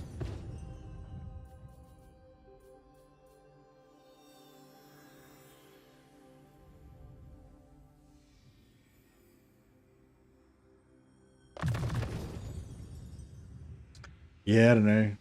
It's like, I feel like with bad, I don't know. I guess, I don't know. Like, I feel like with bad areas or whatever, like, yeah, like, I wouldn't say, I don't know, like near where, probably not as bad as Blackpool, but yeah, near where I used to grow up, there was like, different like regions around. There was one region that was a bit more affluent, like just with these three neighboring suburbs. There was one suburb that was a bit more affluent and bit more middle class. There was one suburb that was a bit more low income, and then there was another suburb that was much more built up and urban and had a lot more immigrants and stuff and a lot more crime, I guess, and gangs and stuff. And and basically, the more affluent area was probably the area you would consider to be the nice area, and then the low income area was probably more of more of a dodgy area, and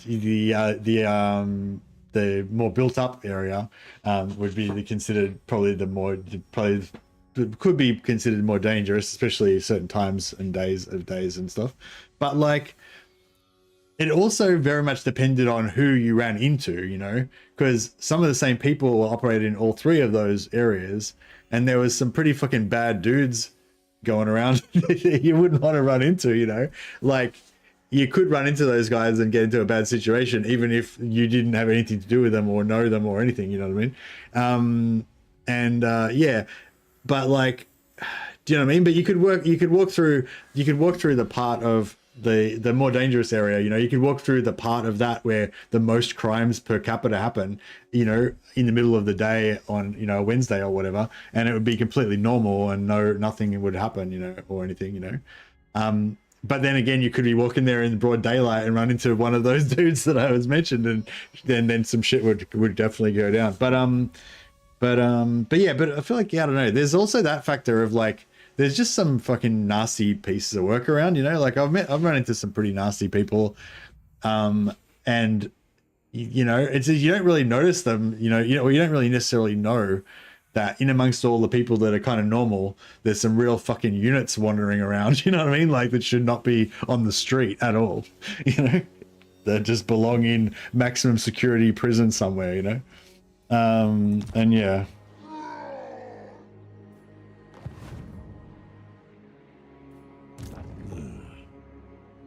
I don't know. Yeah, it's like yeah, I feel like, yeah, like that thing of like, just because an area's got a bit of a reputation doesn't necessarily mean, you know, it's gonna be, you're gonna instantly die if you go there or anything.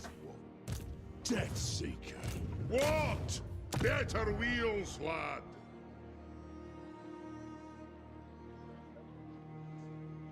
The scar, don't ask. The dodgier the area, the better the kebab shops. Yeah, that's it. Bane of demons. Slayer. Yeah, I don't know. Like, yeah, like I don't know. Like, what I'm trying to say. Like, I was sort of like I don't know. Maybe it's different in Blackpool or whatever. But like when we're around the area where I grew up, like, you know, there'd be normal people, like, you know, there'd be like mums going doing their shopping, and there'd be like, you know, people running their small businesses and all that kind of stuff. And, you know, they wouldn't really get bothered or anything unless somebody was specifically robbing them. But like, they wouldn't really get bothered, you know, but there'd be, you know, like basically the young guys, you know, groups of young guys, if they run into each other, then that's when shit would kick off. But like, yeah, but you know what I mean? They're not like, they don't go and just attack random other people like that aren't involved in their social group, you know, or whatever. Or they're like, I don't know, whatever, gang thing or whatever. Doom Chaser. For the wisdom of Valea. Yes! But yeah, I don't know. I guess that's different in different places. Send me to vengeance.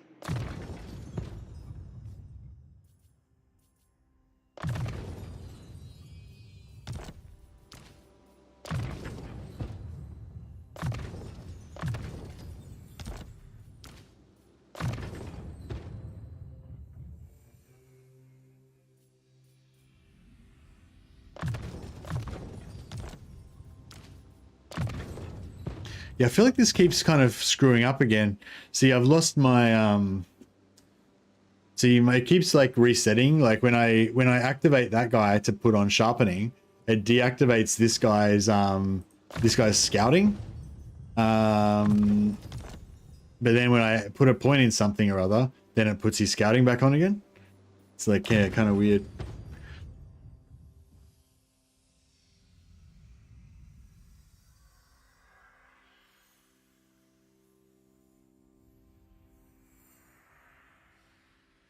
Being consistently poor does not breed crime, but instead instability of an area's wealth.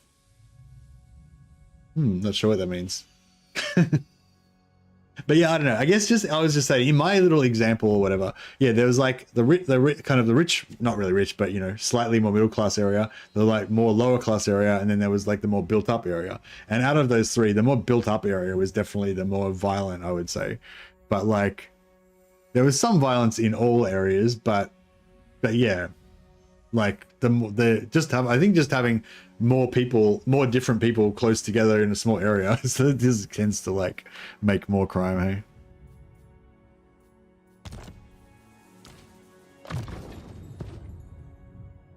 I don't know. It's probably more complicated than that. I worked with a girl who was going to be a criminologist. I think she originally, I think, wanted to be a police officer, but then she ended up studying criminology. Retake the realms.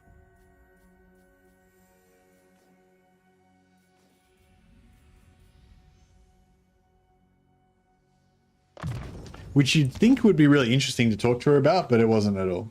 Hair dye.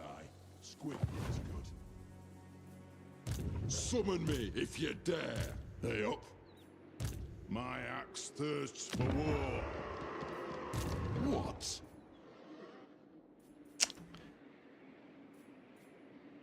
Why a slayer? Never ask. Walls. Good. tomb's Yeah, this I'm just way. gonna keep this guy here just in case we get backdoored down here. Was only a little deep. Follow at your peril. What's your guys' thoughts on the balance between following your dreams and being realistic and compromising?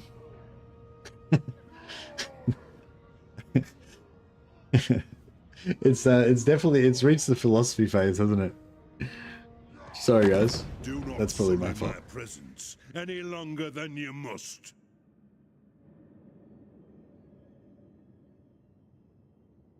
Basically low income areas spend low, areas that are forced to spend high, with living costs, etc., but with low income means that people turn to illegal options, which begins a violent cycle. Ah. Have you talked about the DLC leaks? I don't think there's been any DLC leaks, Fabilius. Somebody was talking about DLC leaks a few days ago, but they were unable to provide any links or any information about any leaks. Have you got new information? There's a new leak. Oh, okay, cool. Is it on Reddit?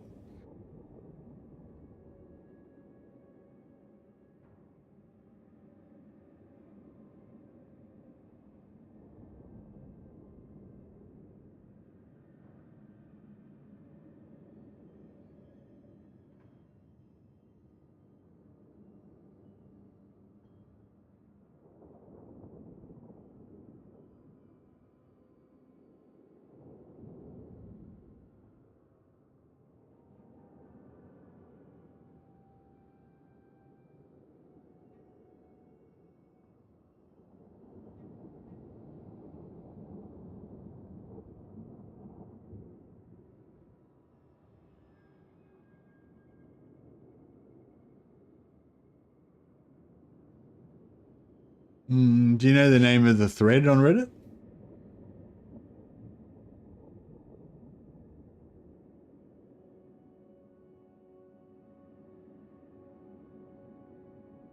If anyone's got like a link or anything they can chuck up on my Discord, I could share it if anyone wants to have a look.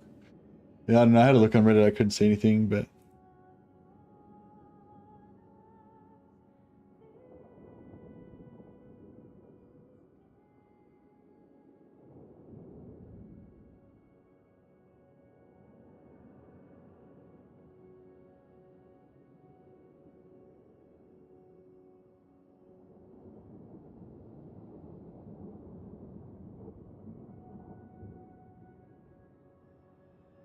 it must be pretty low down.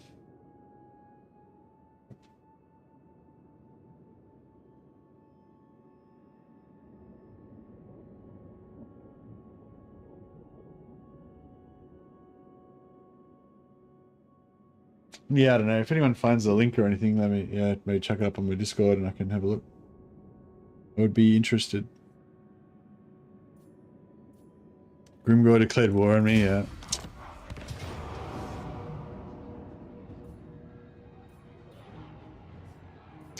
Cool. So they're attacking us. Okay, cool. Yeah, we're just about to lose our,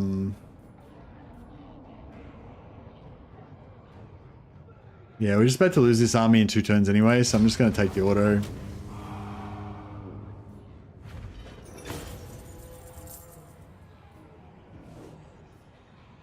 Come with me if you want to die. Grimgore strength rank 1, yeah.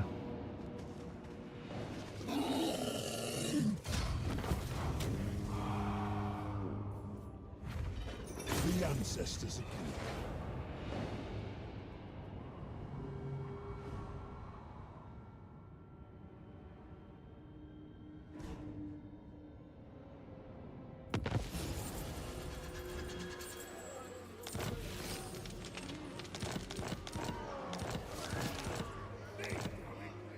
If he wants it done right. The axe thirsts for war. 2 turns. All right, so we gotta try and solve this border gore issue in the next 2 turns.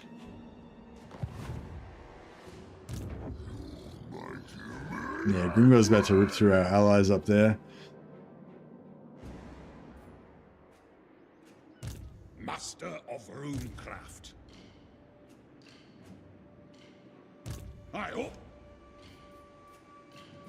I suppose so. Alright, we can go through there. Bane of demons. It's their doom. Die gloriously.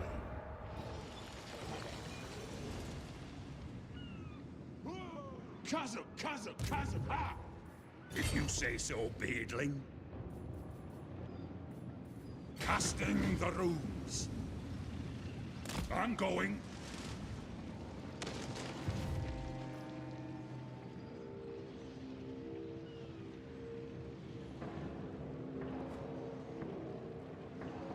Hey M4 Heretic. I'm not really going to watch a video like on stream.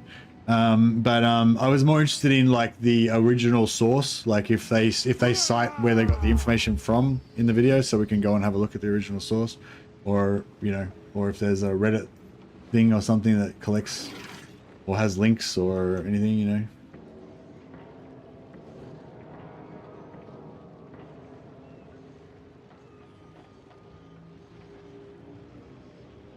But yeah, I don't know. I can't find anything.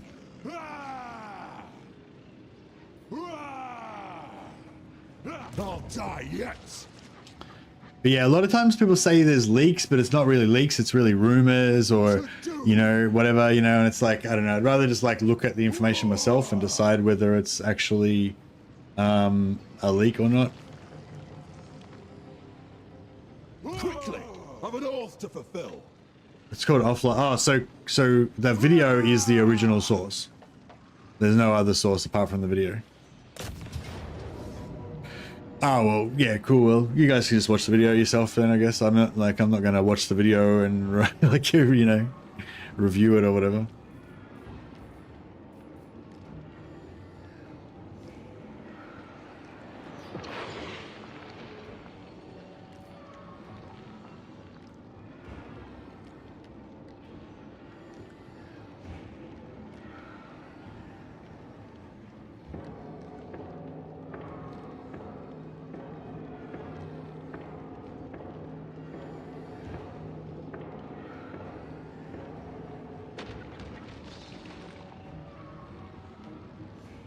Will you restore Karak Azorn as a protectorate state? No, I don't think so. Yeah, let's take Don't this. stop till you're dead. The video is about the Reddit. So is there an original source on Reddit or somewhere, or is there a mention of an original source on Reddit or something that we can actually check out? Or is there only like this people talking about a source that you can't check?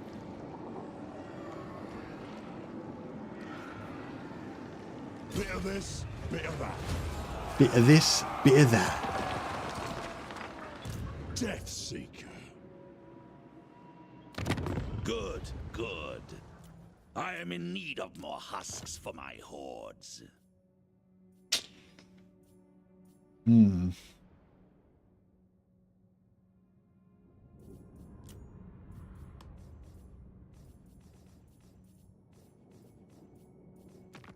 Your interference threatens the great experiment.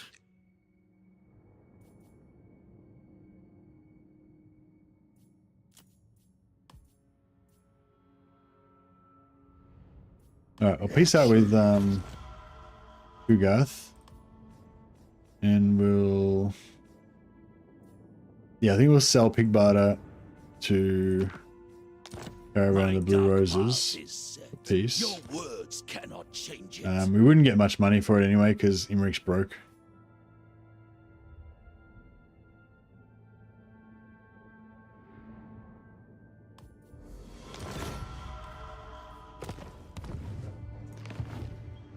Rune Lord.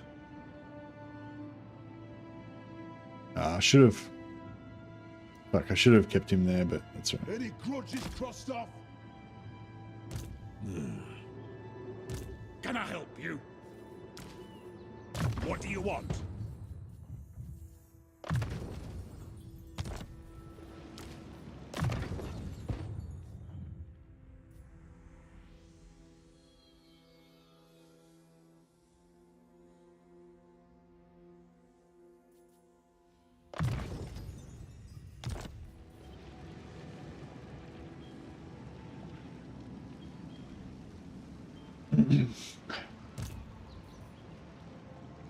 Doom Chaser.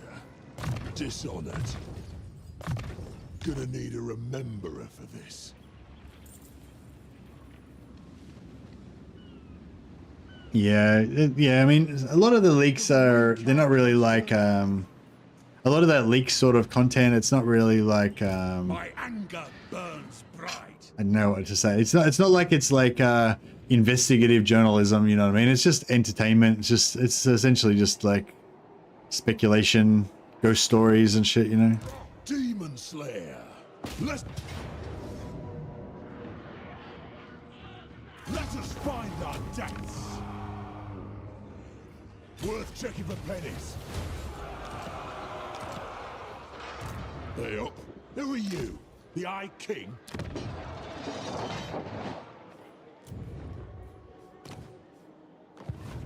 Our kin have come. Fetch the brewmaster. We drink.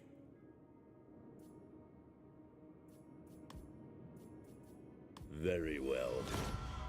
Alright, Selim Kirk is or whatever it's called. Hopefully he can yeah, hopefully he can finish wiping out as hopefully he can finish wiping out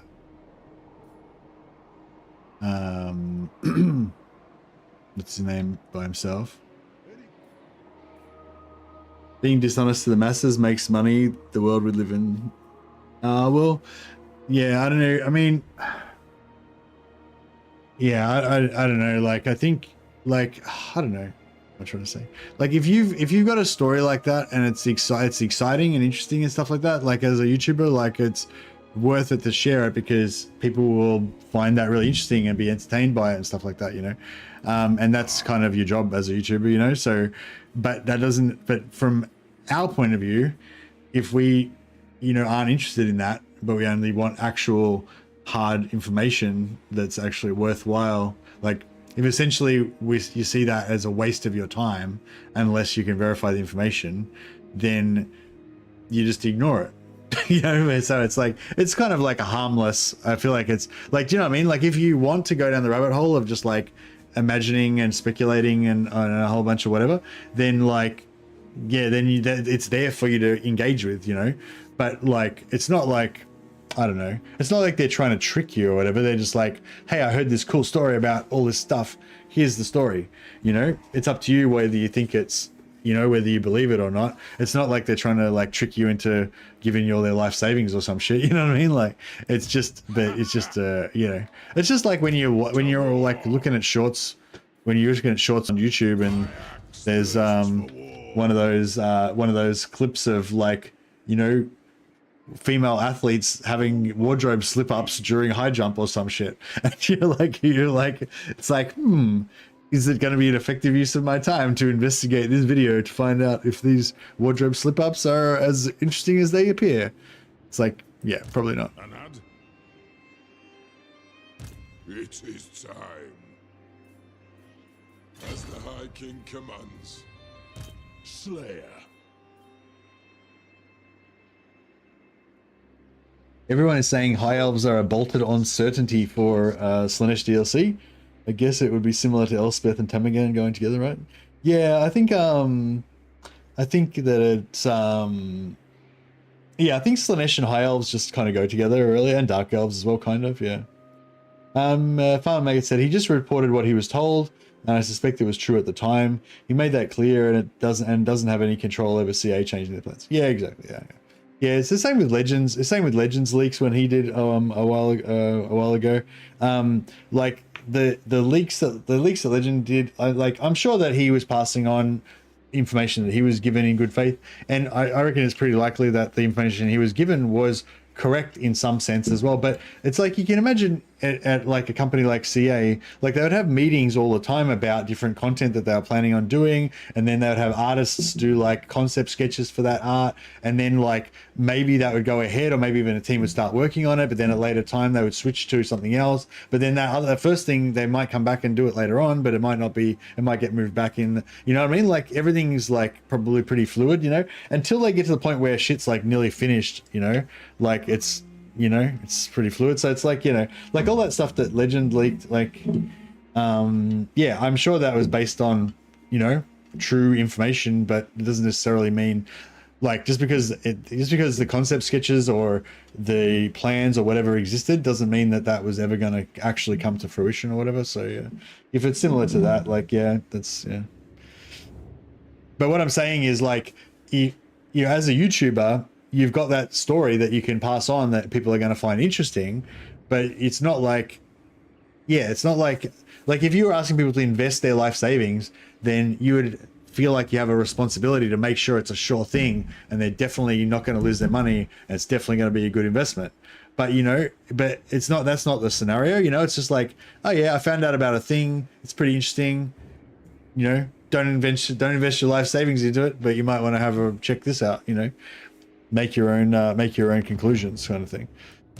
To doom, then. But like what I'm saying, all I was trying to say is like from the YouTuber's point of view, you're providing content that people find interesting and it's valuable, you know. But from my point of view, I don't give a shit because it's irrelevant to me. You know what I mean? Like that kind of thing. Follow at your peril. Bane of demons. That's what I was trying to get at. Grease has jumped the gun here and stole my settlement.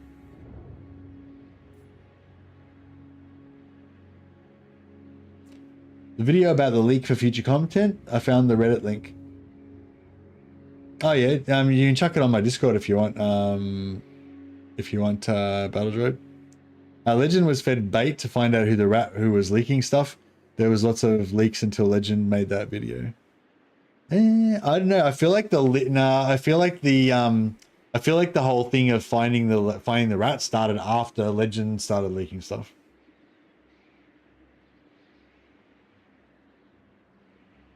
I feel like, yeah, there was lots of leaks before Legend did that stuff, because after Legend leaked that stuff, that's when they went and like took out and got rid of the leaking people, you know.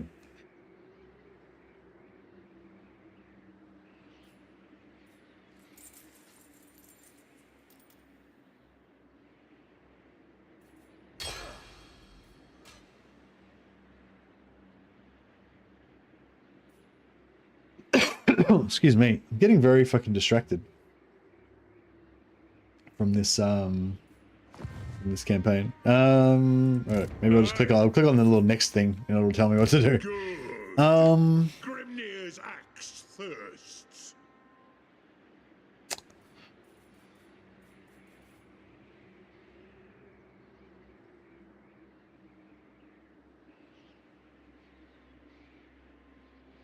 Bitterstone Mine. I could region trade Bitterstone Mine. Oh, we can declare war on him again now, right? Yep.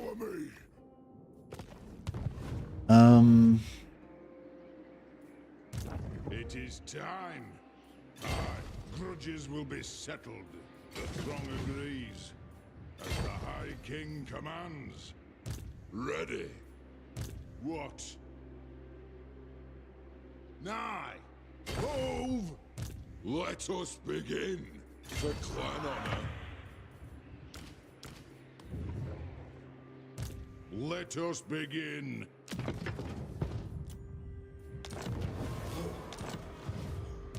What? My doom may lie below.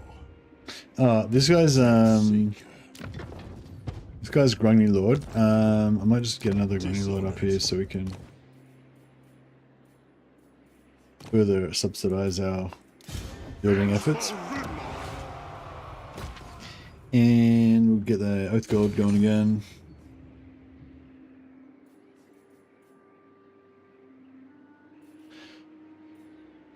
Iron Rock is probably nearly...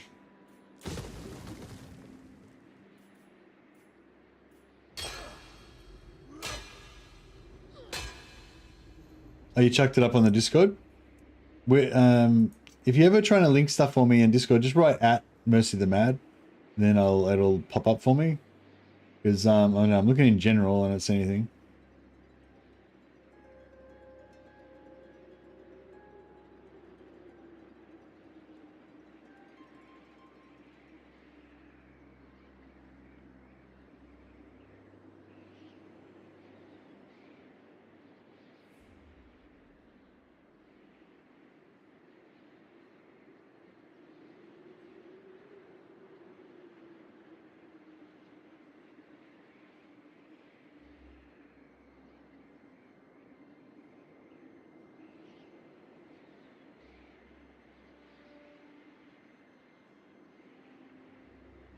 Yeah, thanks, thanks, Battle Droid. So yeah, so if anyone was interested, if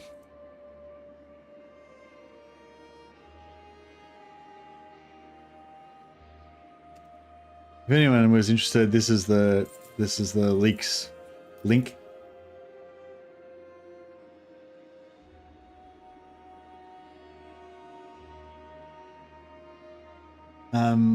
I don't know if I should, now that we've spent this much time on it, I feel like maybe I should just chuck it up on screen for a second. No,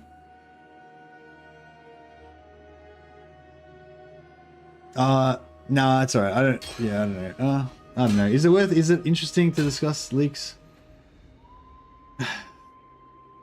It's like, yeah, again, it just comes back to the thing of like, ultimately you don't know whether it's true. You can speculate, but it's basically useless. But the whole process is entertaining though, you know? So it's like, if you want to be like entertained by speculating about it, then it's useful, but it's not useful from any point of view of like, you know?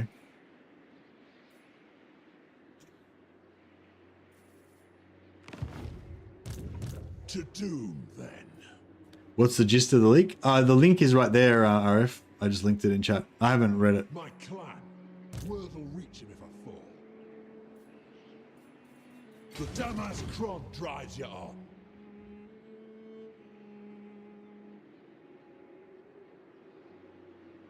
Come with. Yes, yes. Doom Chaser. What? Death Seeker.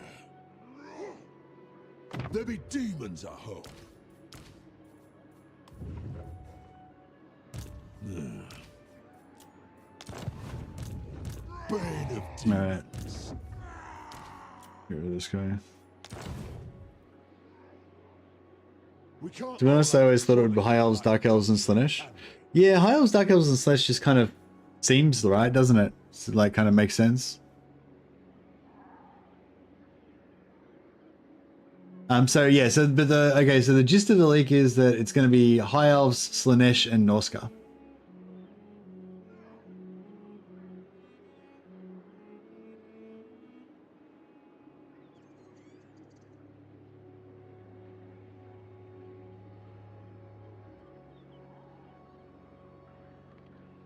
But yeah, I don't know. Like, yeah.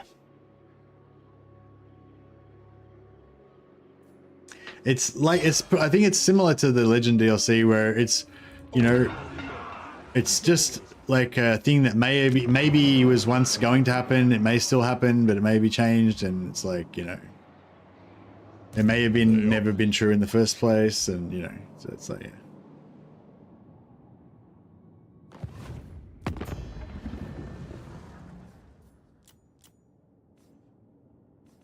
But yeah, you guys are welcome to check it out and speculate away.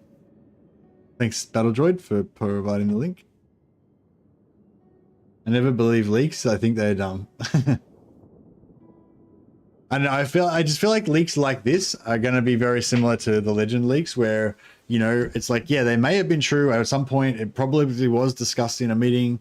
There may have been some like concept art done for it, but none of that means that it's going to be a DLC. You know what I mean?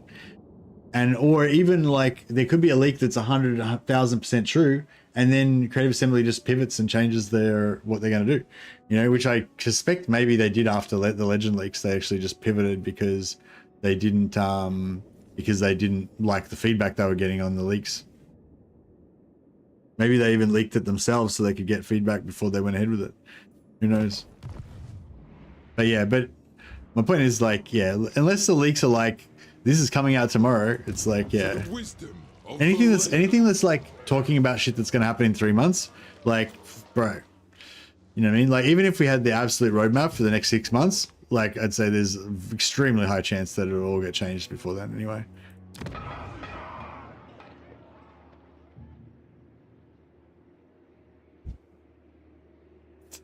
Can I trade Iron Rock for Bitterstone Mine? For now.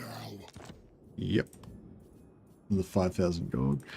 Cool. So I traded trade iron rock for bitterstone mine, just so that I can use the settlement for free movement.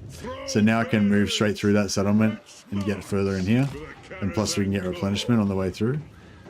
And also it denies the ogres, so they can't use it for free movement. They have to move around it and shit, and they're gonna be behind me.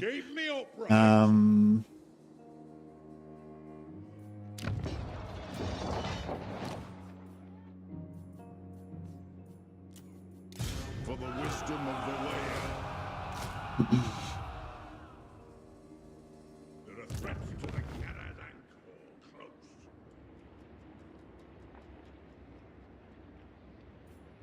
The scar, don't ask.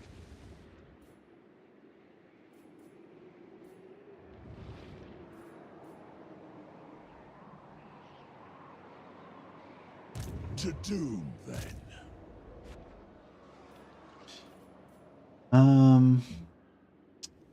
Oh man, I'm having a lot of trouble concentrating now. The leak stuff is like, it keeps distracting the shit out of me. So like, I'm having trouble. Maybe I think I'm just gonna have to look at it because I'm too distracted too. I can't concentrate on the fucking campaign because I'm too busy thinking about the leaks and the whatever else. All right, we're going to the leaks. Fuck it, let's do this. So anyone who was not interested in the leaks, then you can close your eyes. Yeah, so this is the Reddit post that thanks Battledroid posted it for us. No, you're right. I asked you to share the link, so thank you for that. So yeah, so this is mysterious attempt number 6. So anonymous source saying that, you know, their uncle works at CA and they've, you know, this is the story they told them. So yeah, approximately 1 month ago, CA held an in-person interview in Shanghai, China. It appears they contracted a UX research company to manage the process, but lack security caused several leaks regarding future DLC plans. So that's a cool story, but it doesn't say like who this guy is or how he got that information or why he knows this or anything. But okay, here are some details. Next DLC will be High Elves versus Norska versus Slaanesh. CA said that they don't do versus anymore. They don't do themes and shit. They just have the factions separate. But that might just be the way that he, you know, it may, you know, that might just be the way he, you know, expressed it. The content pack looks desirable. High Elves, Sea Lord Acelin, Caradrin of the Flame, Sea Helm, Merwin, and the mysterious Sea Element. I guess Sea Elemental. Norska, Sail the Faithless, Bjorn Bearstruck, and in brackets it says Dawn of War has likely been killed. So it's basically saying that I guess he's suggesting that previously there was plans for Dogs of War, a Dogs of War DLC, and Bjorn Bearstruck would have been one of the Dogs of War in that, I guess. But now they're just going to use the resources from that to make a Norska campaign or something. I guess that's what he's insinuating there. Cursed Etten and Dreadmore. I guess that's a picture of the Cursed Etten.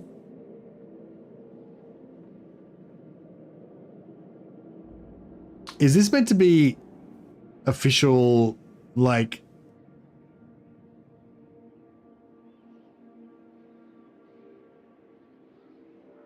What's this? This is from some other game called Chaos and Conquest, right? This is not... Yeah, it's a mobile game, yeah. Yeah, so I was going to say this is official art. It's like, no, this is something that they've just implanted in there. Maybe just because they wanted to show the character, Cursed Etten and Dreadmore. Slaanesh, despite the video info, they also have a Praeton as a new unit. What do I mean, despite the video info? Did the video info say there's no Praeton? The video info didn't show all the DLC units. It just showed like a couple of units. Roadmap. Only one to two DLCs are left between Slaanesh and the End Times DLC. So that's the same as what Legends leaks said. Beastman will have one or more DLC for Moonclaw. I hope that's not true. There will be DLC for the Monkey King with his own faction. I kind of hope that's not true as well. There's some possibility for a Tomb Kings DLC. Kind of hope that's not true as well. So yeah, it's like, don't get me wrong, I'd love it if we had extra Moonclaw for Beastman, Monkey King DLC, and if the Tomb King's got an extra DLC. But I'd much rather like about 10 other things that I would rather have more than that. So like, yeah, so this is like, you know, none of these things are things that I give two shits about or that I think would sell particularly well.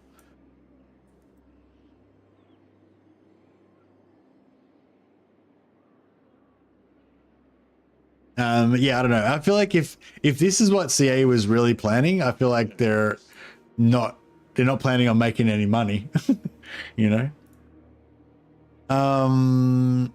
Yes, the end times is coming, and for all the fantasy lovers, CA and Games Workshop will blow up the world again.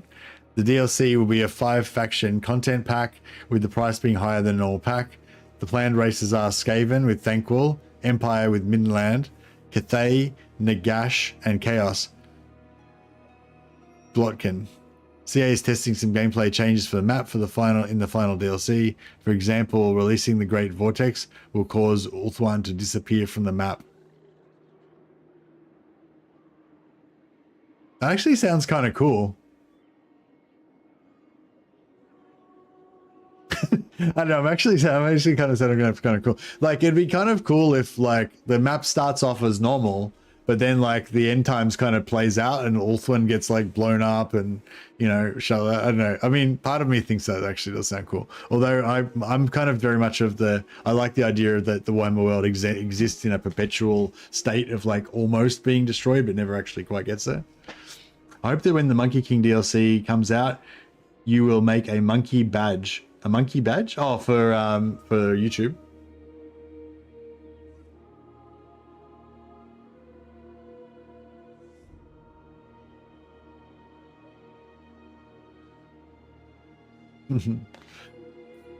Yeah, like I don't have a like all of these ideas seem fine. It's just that there's other shit that I'd much rather get instead, you know, like Dogs of War, for example. Like there's no like Beastmen. Fuck Beastmen. I'd rather have Talea, Estalia, and Border Princes. You know, Monkey King. Sure, whatever. But I'd rather have dogs. I'd rather have Estalia, Talea, and Border Princes. Tomb Kings. Sure, but I'd rather have Dogs of War. You know, that's pretty much my attitude to it. Like, all those things are fine if we had unlimited amount of DLCs, but yeah, there's other shit I'd rather have. Yeah, I feel like if they don't do Dogs of War or Southern Realms, then the map is just gonna forever be like incomplete with this weird placeholder fucking shit in the middle of it. It's just, I don't know, I can't believe they're not gonna do Southern Realms. Like, they have to do Southern Realms, bro. We need it. Yeah, it's just, otherwise it's just like, even like, I can understand you don't include everything, but like Talea, Estalia, and Border Princes, it's right in the middle of the fucking map. Like it's in the middle of everything, you know. So it's like, I don't know. I feel like they need to put those factions in there. But I don't know. That's just my opinion anyway. But yeah, anyway, this is you know, like I said, it might be partially true. It may have been true once, you know. But like, there's no guarantee that any of this stuff, even if it is 100% true, almost certainly probably everything on this list is going to get tweaked or changed, you know, by the time it comes out. They're talking about this is talking about content for the next year or two, right? So it's like, you know, I mean, there's no way that shit's not going to change in that time, even if this was ever true in the first place. How will they add the Southern Realm stuff? Like, would you like the map to be less crowded and expanded? I don't care really. I just want them to be in as factions and not placeholder. I just don't want the Empire units to be used as placeholders for Southern Realms. Like I want Talea, Estalia, and Border Princes to be in as, like, you know, proper factions. Well, I mean, Border Princes, they could kind of make Border Princes a mixture of like Kislev, Talea, Empire, you know, kind of all mixed together or whatever. That'd be okay, I guess. But like Talea and Estalia, they need like their own unique stuff. So for me, I feel like they do anyway.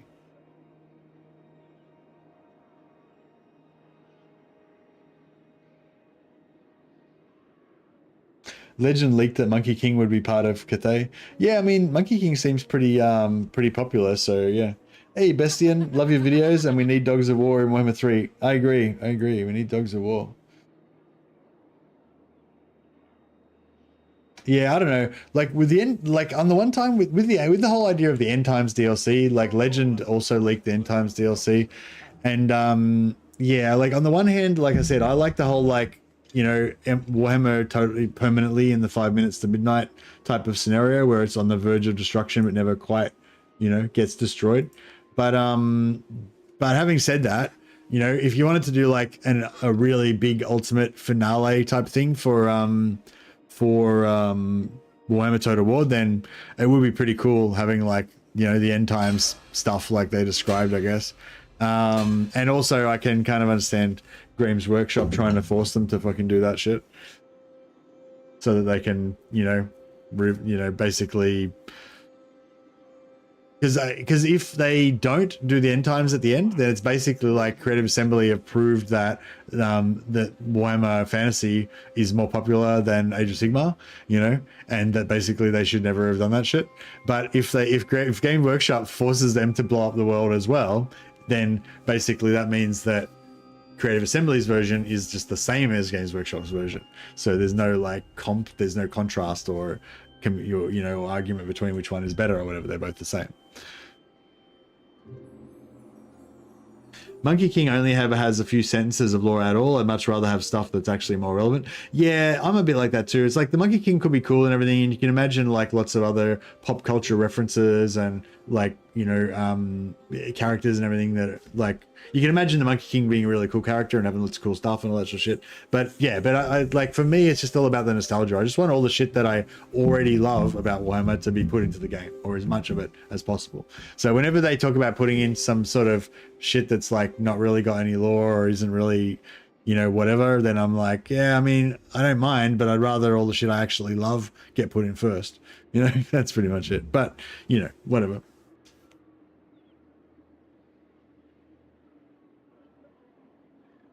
But yeah, I don't know. Like a lot of the leaks have been about like random shit that no one cares about that's going to get put into the DLC, and then when it turned out like it was actually nothing like that, Omens of Destruction leak was 100% correct, by the way. So was Shadows of Change leak. Hey, Antagonistas.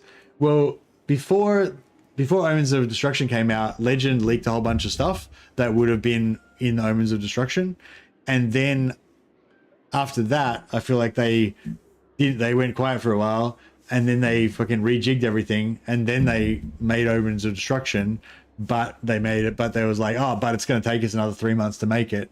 So, but then after that, once they were about to release Omens of Destruction, if there was another leak after that, then yeah, I can imagine that would be true.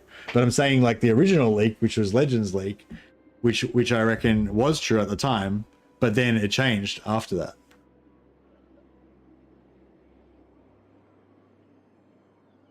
But yeah, it just depends when the leak is. But I'm saying like your leak you're talking about I don't even know what leak you're talking about, but if you're talking about Omens of Destruction leak that came out like a week before it was fucking announced or some shit, like yeah, obviously it was correct because it was leaked right before it was announced. But this leak is talking about shit that's happening in 2 years. And so it's like, bro, it's definitely not going to be correct by then, even if it is correct now. This is why I didn't want to look at the leak shit, because now I'm fucking obsessed with fucking leaks and shit. And I'm just clicking on random tabs here as well. Monkey King's cool. Yeah, Monkey King's cool, whatever. I'm cool. I'm fine with it all. But yes, for anyone who was hoping for some more gameplay, I feel like the gameplay has ceased. Gameplay is not happening anymore.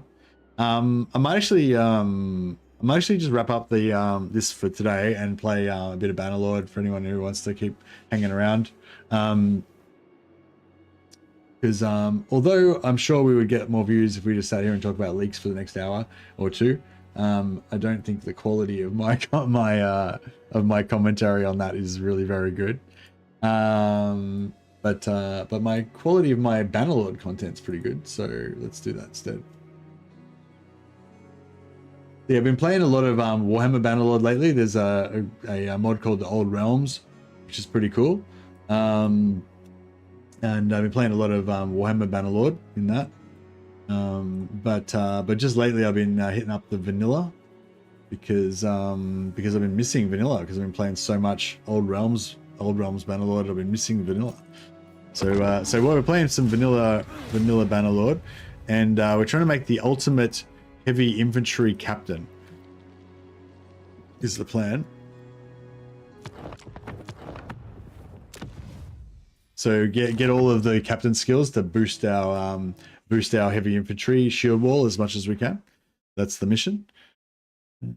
And so we've done step 1, which is you create a character, delete that character. Well, actually, wait a second. I'll just start a new stream and I'll punt you guys over to the new stream, and then I'll explain what we're doing over there. Yeah, just please hold for 1 second.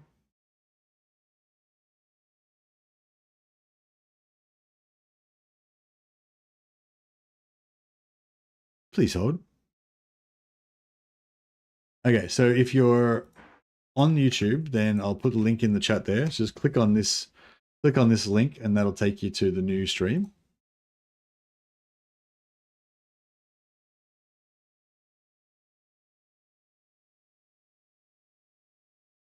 And then we'll hop over to the Bannerlord stream. There you go. How you going, buddy?